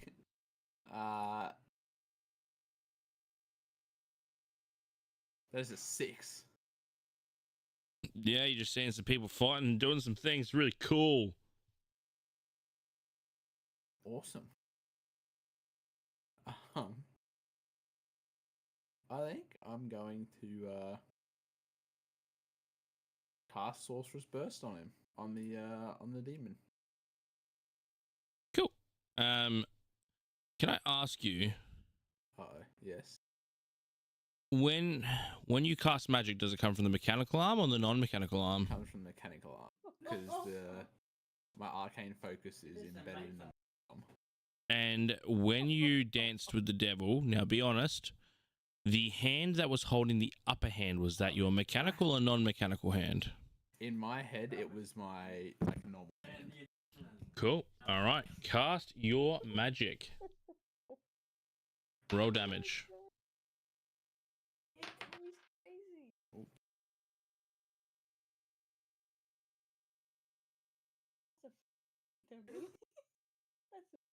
Dice fell. So that was a 24 to hit. That hits. Roll your damage.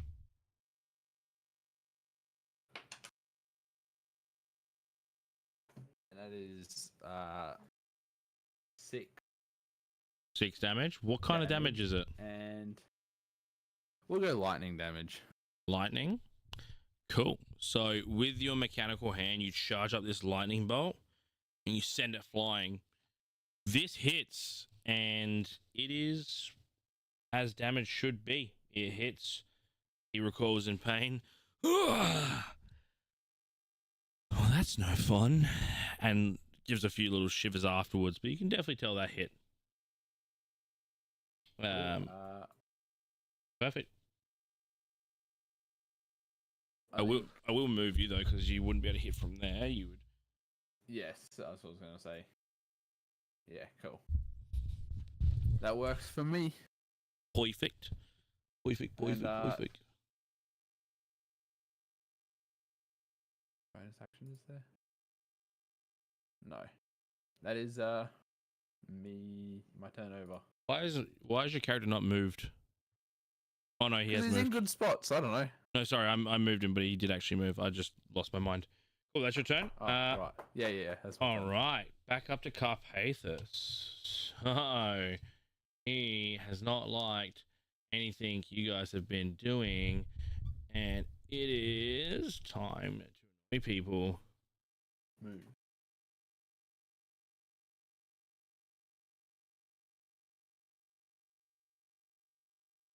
All right. So.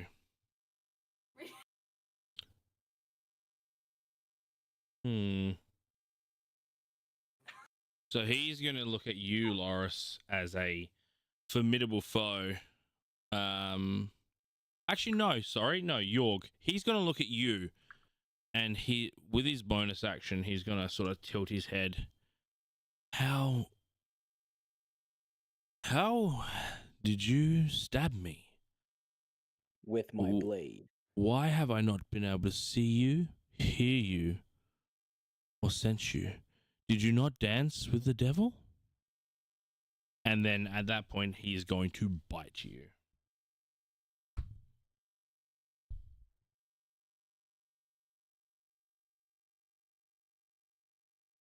Does a 9 hit you? No, actually, no, it does not. That's very disappointing. That is very enlightening for me. Cool. So he tries to bite into your neck, and he completely misses, or you brush him away as he goes to bite. And that will be his turn, I believe. He doesn't really have anything else he can do.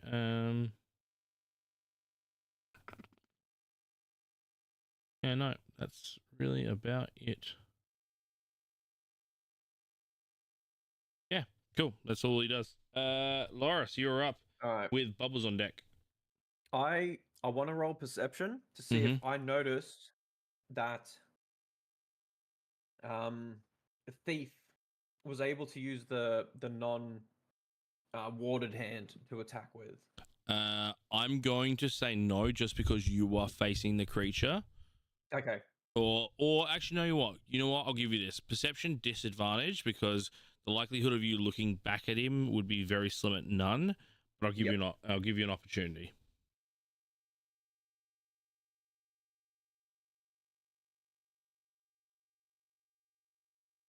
Oh, don't do it. All right, that's a 1. Yeah. A natural 1. A natural 1. Cool. Yep. So when you caught a glimpse of that lightning, you looked back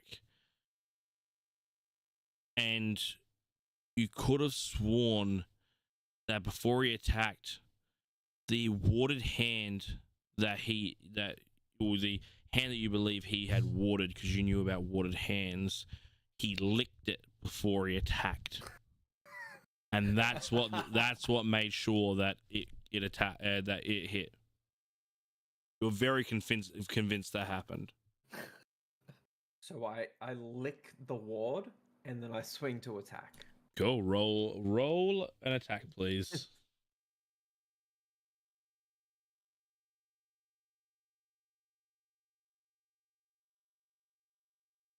17. Cool. You swing, blue shield comes up, and you're so confused because you're sure that's how it worked. And that's your action and bonus action. And that's everything. I'm not gonna risk leaving his area to get an attack in. Cool. That'll be my turn. Perfect. All right, Bubbles with Jorgen on deck. Oh, you know what time it is. It's time for a vicious mockery. Cool. All right, roll. What is it? A wisdom save? It's wisdom 13. Wisdom 13.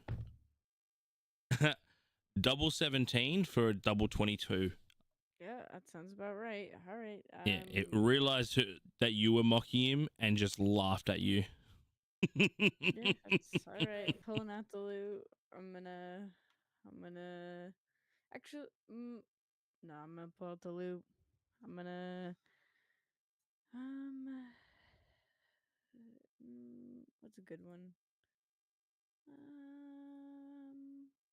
to think of a good one. Give me some Welcome to the Black Parade. No, I was trying to go for maybe chasing pavements, something. Oh my god. Oh, she's depressed, bro. She's so sad. She's not doing anything. The She's Sag. fucking useless out here. Cool. So you just start playing your music again? Yeah, just playing a ditty. Yeah, sick. All right, Jorgen, you're up with Alia on deck. Push the button. What's the button? Yep, button. I know what I'm doing. I swear I've done this before. Yep. Um. So I. So am I still getting flanked? You're flanking, yes. Yeah, cool. Are you getting flanked by who? The guy that's facing away from you. Good job. Yes. I'm being flanked by his shoulders. Now, for flavor, I would like to basically grab his horns. Like, Mm-hmm. I'm not actually planning on doing anything with that, just for flavor. And I'd like to cast Chill Touch on him. Cool. Chill touch. All right. So that's a No, you got- attack roll. Yes. Cool. Roll your attack.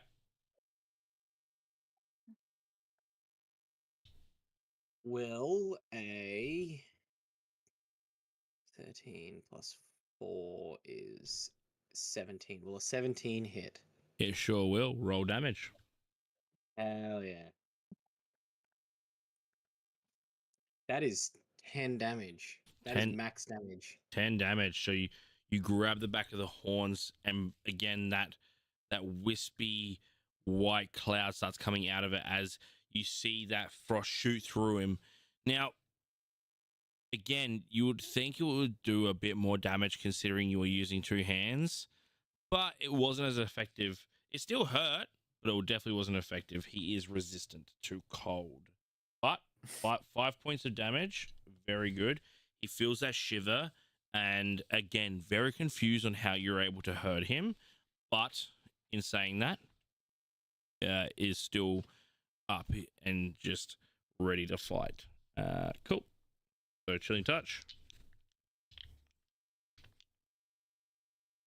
Press the button. I will end my turn there because there's not really much else I can do. And the heart of the cards. Go.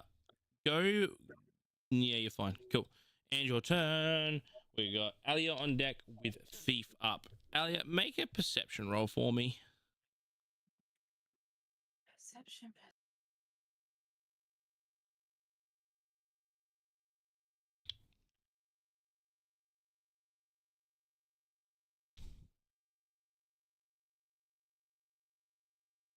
That was a 12. 12? Where are you standing? Where is... I'm with York Yeah. still, I think. All right. So just past our friend, the fire to the closest to our bubbles, that fireplace, that is your dancing companion. You can see where the hand is, or just below the hand is a very similar to the rune to the one that you've seen on your hand. But again, you are also looking at a big humanoid devil that you are friends with.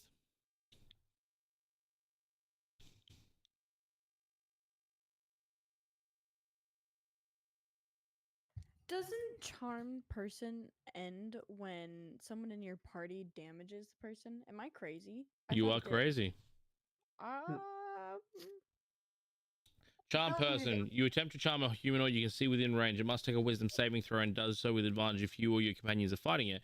If it fails the saving throw, it is charmed by you until the spell ends, or until you or your companions do anything harmful to it. So obviously the damage is taken by that who is charmed. So according to, at least on D&D Beyond, it says condition until the spell ends or until you or your allies damage it. Yeah, damage the Yeah, person so- that's charmed. Yeah, so because he's casting it, he would have to damage her. So Damn. any fire damage that is taken by the charm person. I can move over towards that. You want to move over towards the thing? Oh, yeah. Yeah. Yeah, yeah. It's not much else I can do.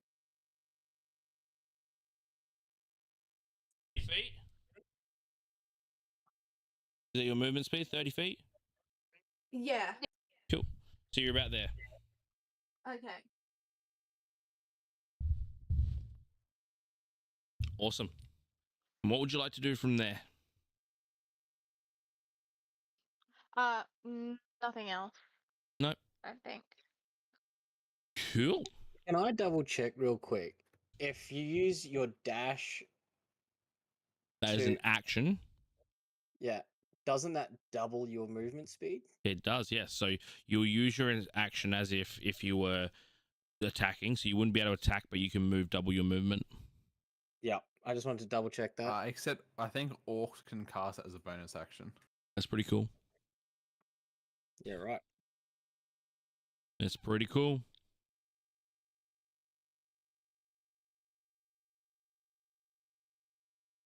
I'm making my turn. I'm just seeing if Alia has anything they want to do. Yeah, I don't want to do anything else. Cool. All right, Thief, you're up. I think.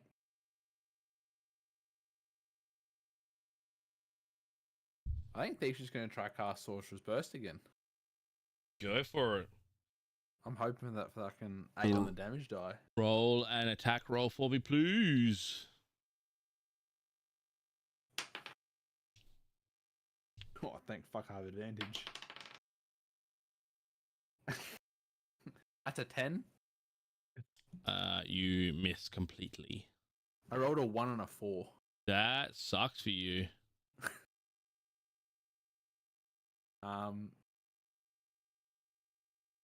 Yeah, with that missing, I guess there's not much else I really would be doing. Cool. And that's your turn? That is sort of it, yeah. All right. So, what is going to happen now is Carpathus. Now, I would say you can take your attack of advantage, attack of opportunity, but you are completely aware that you will miss because of that shield. So, you can if you want. Do you want to take an attack of advantage, Loris? Loris? I can only attack, can't I? I can't. Yes. I can't just. Yeah. No. That's. I'm still curious as to why I'm not able to deal damage. Cool. And what he's going to do at this point is he is going to use a card throw at you. So he is going to throw one of his cards from his deck.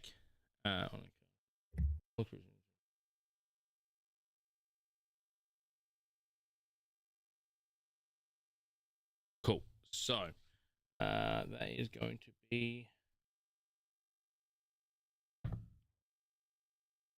making sure he doesn't have an advantage or anything like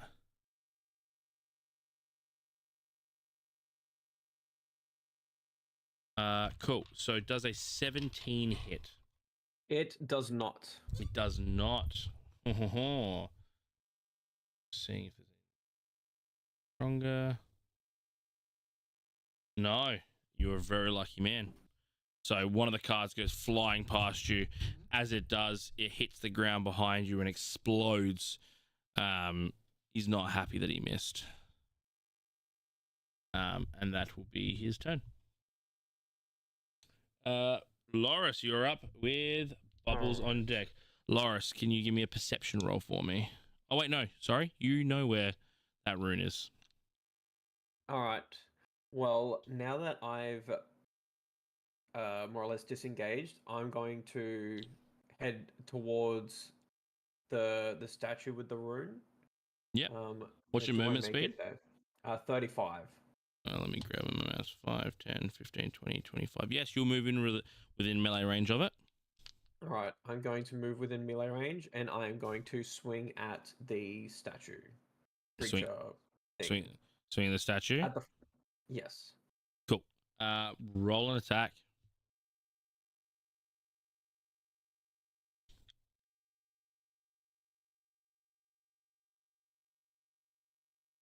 Don't do it to me. 9. 9. Roll damage.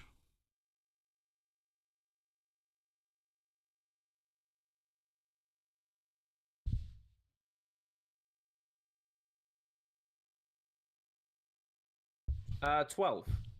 Cool. All right, so you swing your sword at this statue, and you definitely carve up this statue. You like slice right down the middle of where of this dancing companion, and just annihilate the actual statue itself.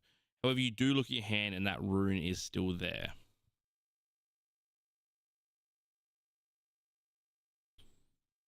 The statue itself was very affected by your slice. Okay. That's gonna end my turn. You do have a bonus action. I don't think I can do anything with my bonus. So- Investigate. I want to know how much, how much damage does it look like I've done? Perfect. Roll investigation.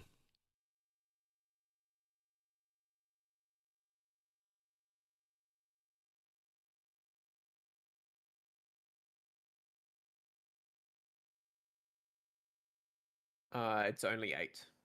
Cool. Yeah, you fucked up the statue.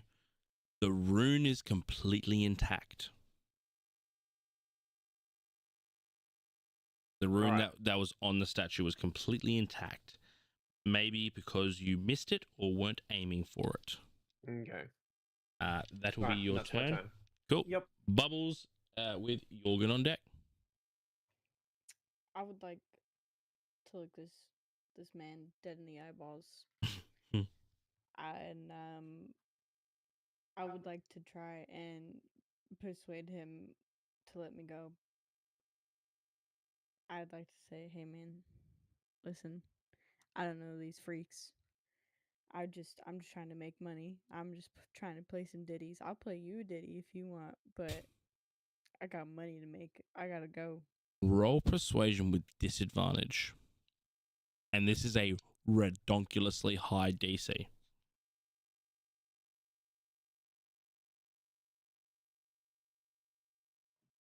$17.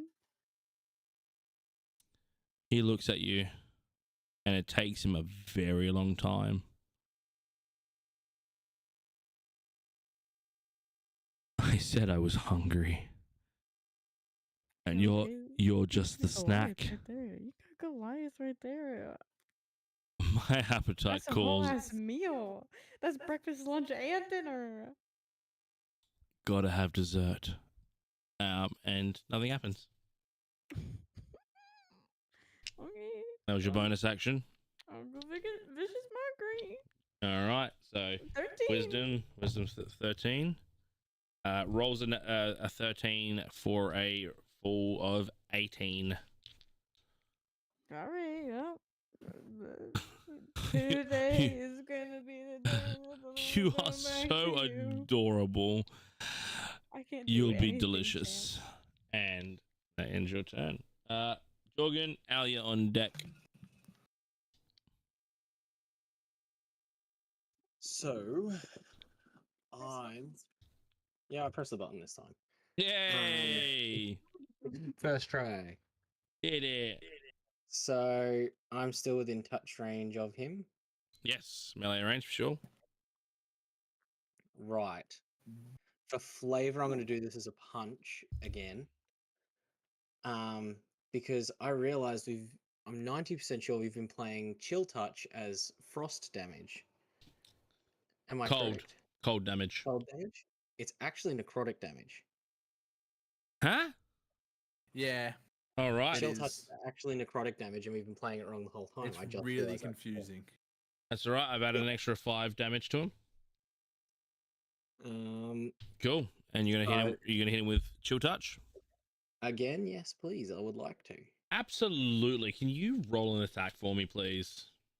I most certainly can, because you asked so nicely. Oh, thank you. Hey, just letting everyone remember that Loris and Jorgenstein have bardic inspiration. Just throwing that one out there in case you guys haven't used it. just in case you guys forgot, that's still a thing. It's just not completely useless. Cool. Inspiration. So Cool. Bardic can add a d6, whatever I roll. To any attack roll, saving roll, or ability check. Cool.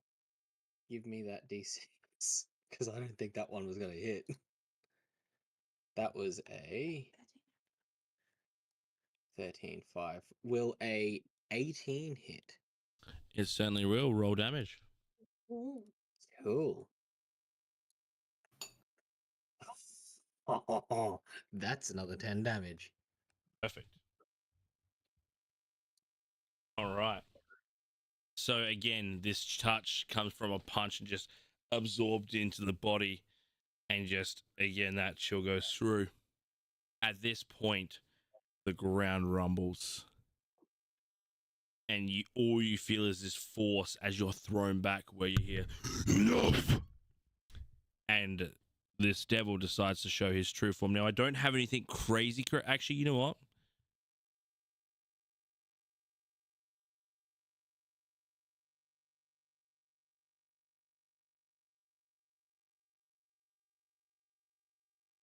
That's a bit bigger. Carpathus shows his true form.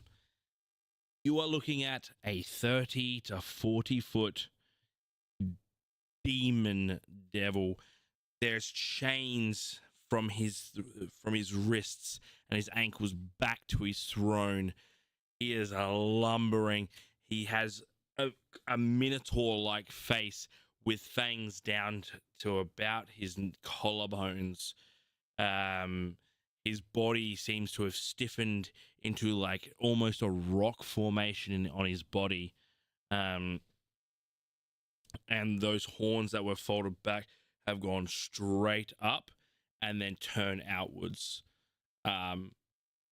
This is Carpathus in his full form. I am hungry. And that will be the end of Jorgen's turn. Alia, you're up with Thief on deck.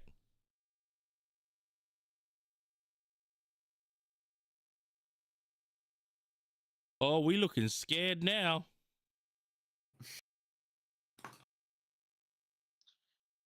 So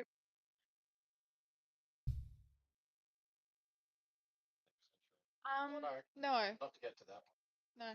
I am going to move to the fire closest to me. The fire you spotted had your rune. I do have one quick question. Yeah. Does Aaliyah still see the big bad as a friendly because they have changed their appearance? Because you've called it, roll a d20 for me. 11 up, charm person drops. 10 down, charm person still there. Do you want Alia to roll that? No, this came from Loris because they've called it.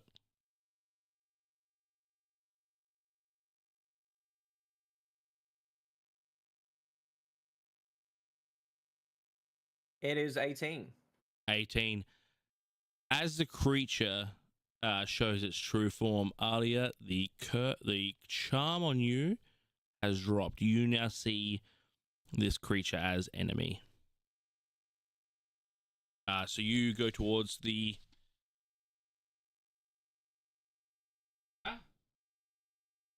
Perfect. You are at your dance partner.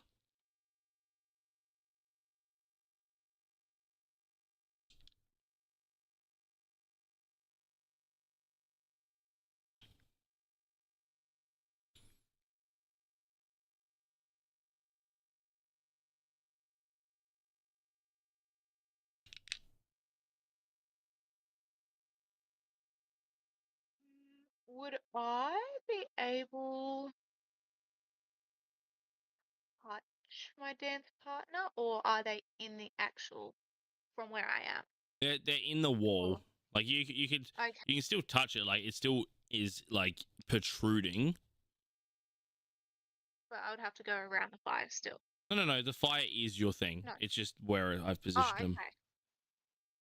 Okay. The fire isn't fire. Okay. Yeah, I want to try and see if touching the dance partner will do anything. Cool. I'll count as a bonus action. So you touch the statue. You don't see any effect. Ooh. You see the rune, you see the dance partner, and you've touched him and nothing happened.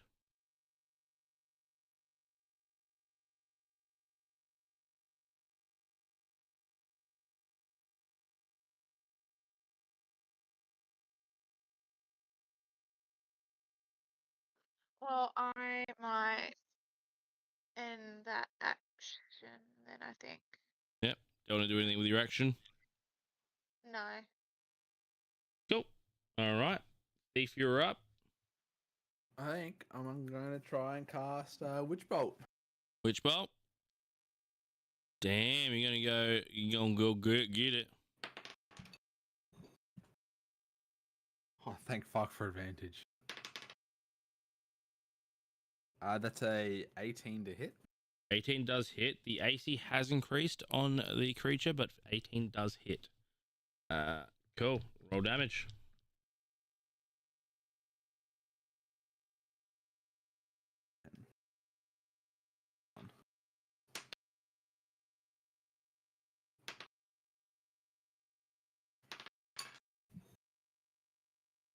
That is a 19 damage.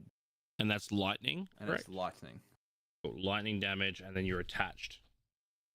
Yes. All right. Now, give me 2 moments.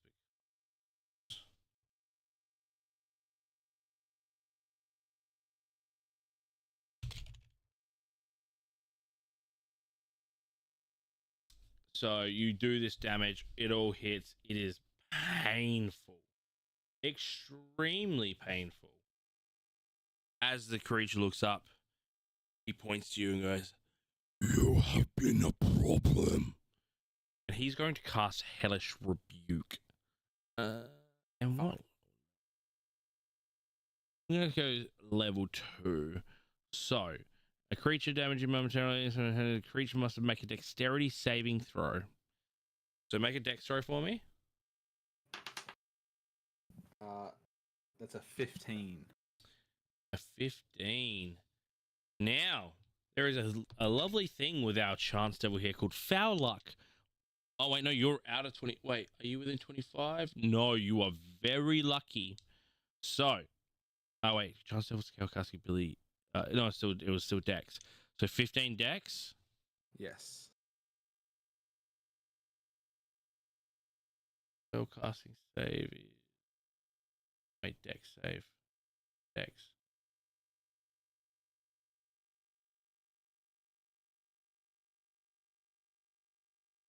Is the dex save just his spell casting modifier, or is it his dexterity? For me? No, for a dex save, you have to beat his dexterity, right? So it's his spell save DC. So it'll be Motherfucker. I think it's 10 plus his proficiency plus his. Yeah, that's right. It's spell save 14, but charisma, but it's still dexterity. It will still be your charisma. Wait, no. If that's his spell. The chance devil's spell casting ability is charisma, so it's a charisma save. So what was it with charisma? Hey, what? No, Hellish Rebuke should be a dex save. Yeah, but all of the it says dexterity save, but innate spellcasting. The chance devil's spellcasting ability is charisma. Even though I think Hellish Rebuke is a dex save, isn't it? Correct, but it's still a spell. Yeah. So your spellcasting DC will be using your charisma, but I still make a dexterity saving throw. So what would you be beating the dex with? My dexterity, or it could be it'll be your spell save DC. So that's your. Still dex.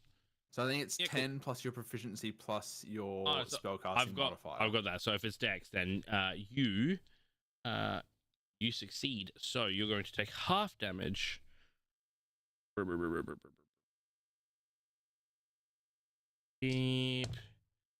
Half damage, so 14 damage. Wait, no, because it's level 2, so I get one more d10. Fuck you.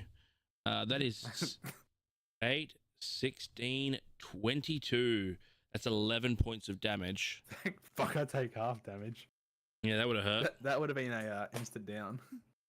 Even with your Even with triple temporary hit points, I only had 21 HP. Damn, that would have been an instant dropped.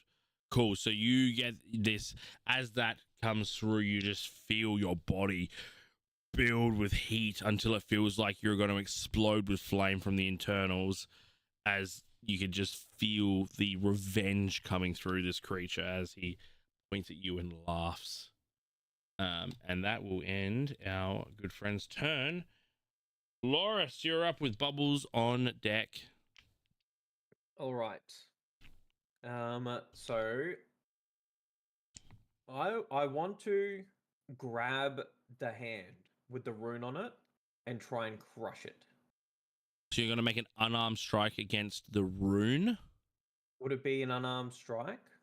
If you're grabbing, yeah, it's technically an unarmed strike. So you want to basically unarmed strike the rune per se. Yes. All right then. Cool. All right, make an unarmed strike. Unarmed strike.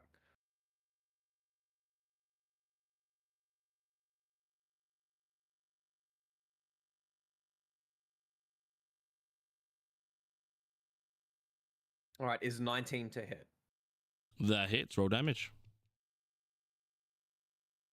Oh, it's just sorry, I don't roll damage. It's just 5. Just 5? Yes. Cool. You basically take your runic arm and you punch that rune, or like the hand around the rune, but also cleaning up the rune. The rune dissipates, and so does the one that is on your hand. You look towards the creature and see that it looks like if there was any shielding or shielding magic, you are not affected by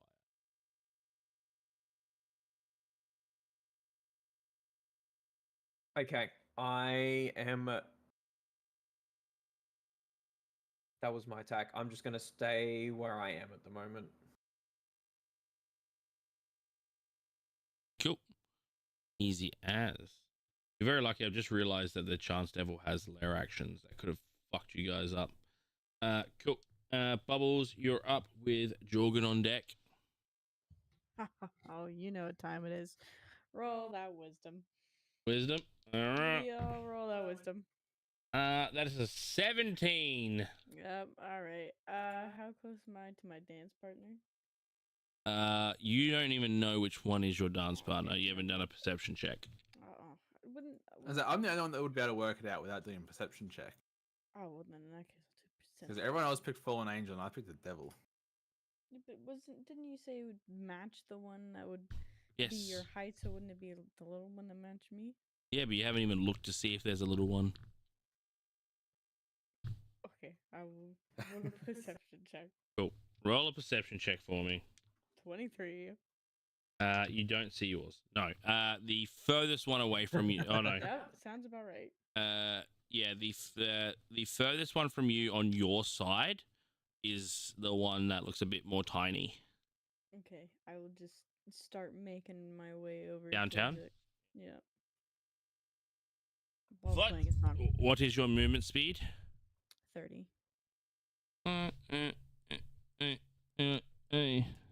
I just broke the sword. Fuck you. Cool. And that's your turn. Jorgen, you're up with Alia on deck. On deck. Rightio. I would. Oh, also, the creature is looking quite bloodied.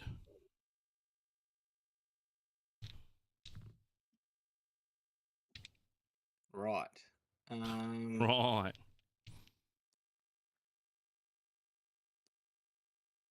Well, I'm just gonna from now on, I'm beating the shit out of this guy with punches. But I'm gonna cast Chill Touch as my actual attack. Okay. Again.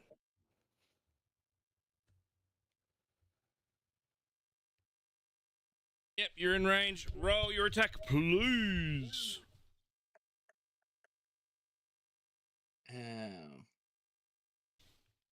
That's a 4. Yeah, he dodges that. He looks at it and goes, nope. You sure I don't just like slightly graze him with me pinky? Nah, he big and scary and knows where you're coming for now, so he knows to avoid that hand. Ya Right. miss.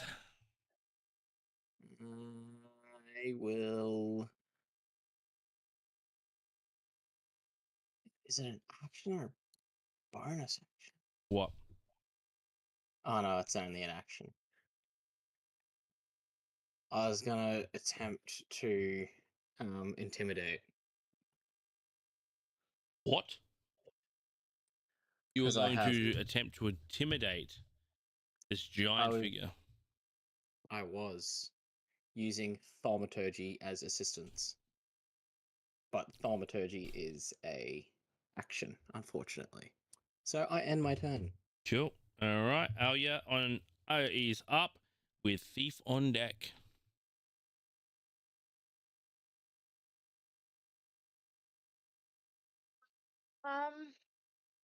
I am going to take my dagger and try to hit the dance partner, trying to destroy it. on the floor. Destroy the dance partner. Yeah. All right. Roll an attack.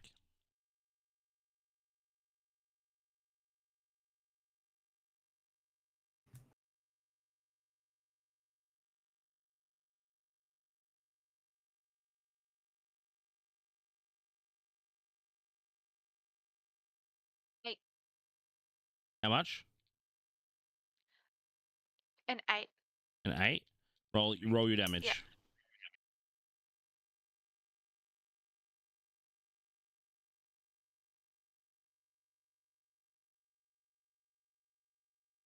And that will be a 5. Cool. Yeah, so you definitely strike your dance partner, leaving a nice like cut mark throughout the dance partner themselves. No changes, and the rune is still completely intact.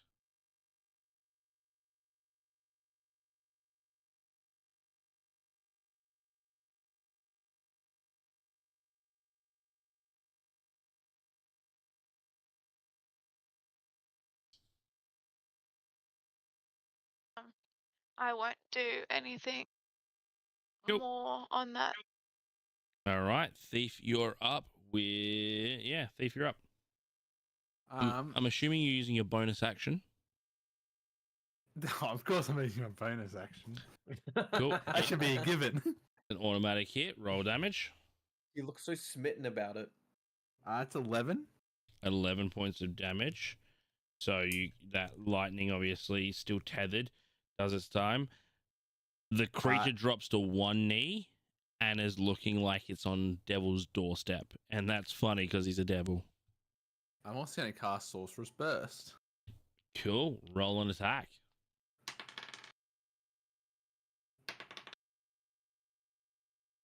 Which is a 25 to hit. That hits. Roll damage. Which is a D8. As one lightning damage. 1 lightning damage. And as That you it is. cast this Witch's Bolt, not Witch's Bolt, what was it called? Sorcerer's Burst. Sorcerer's Burst. Thief. Finish him. Oh shit! All right. I'm gonna say that a ball of lightning almost like starts out very minuscule and like starts getting bigger like right in front of his face, and then just sort of like in the blink of an eye, just like, and then his head just like blows black and like splatters against the back wall. So it starts and just as this as the pieces of this creature's face go left, right, center, just and they're squelching as the creature drops to its knees, drops forward, and continues to like bleed out black ichor like substances within this red blood, and the creature drops. As this starts to happen, you hear this thunder start rolling in, and then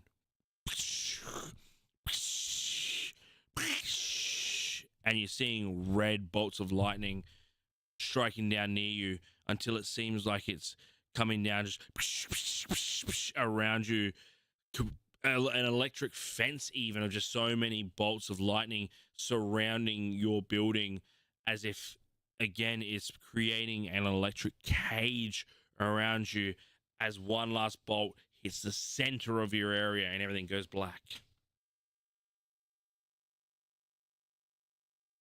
And your eyes open. Your hands release. You fall back off of your dance partner. You look to the dance partner, just standing there. Again, how it was prior to you locking in. No runes, no nothing. You all fall off of your character, your dance partner. The goblin comes out from the booth. What a ride, am I right? As you all look to him, you see this goblin, but with the same eyes of the demon. I'm casting Shock and Grasp and I'm slapping the goblin. Shocking grasp. Roll your attack. Actually, shocking grasp. Is that a spell? No, it's a cantrip. But it's a spell, right? Can I just like Technically, I Yeah. suppose, yes. Yeah, level 7 counter spell. And just Okay, if that's Swats- the case, I would like to throw hands. throw hand. With You his- want to you want to throw hands? I have enhanced unarmed strike. I would like to throw the biggest fucking right hook at this goblin. With the other hand, again, that finger comes out very similar to when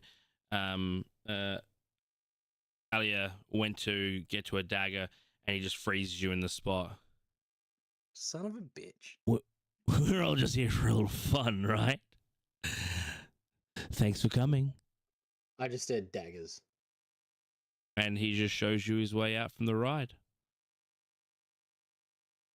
And you are to proceed in the carnival as per usual, knowing that your little adventure was all just part of the ride. And that's where we're going to end it. I would like to check my flask before we end it. Right? I cast Elementals in the moment it opens.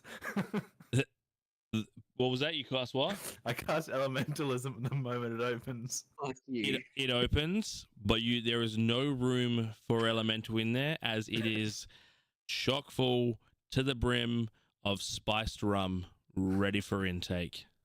And I scull that shit. Like it's the only thing I've ever drunk.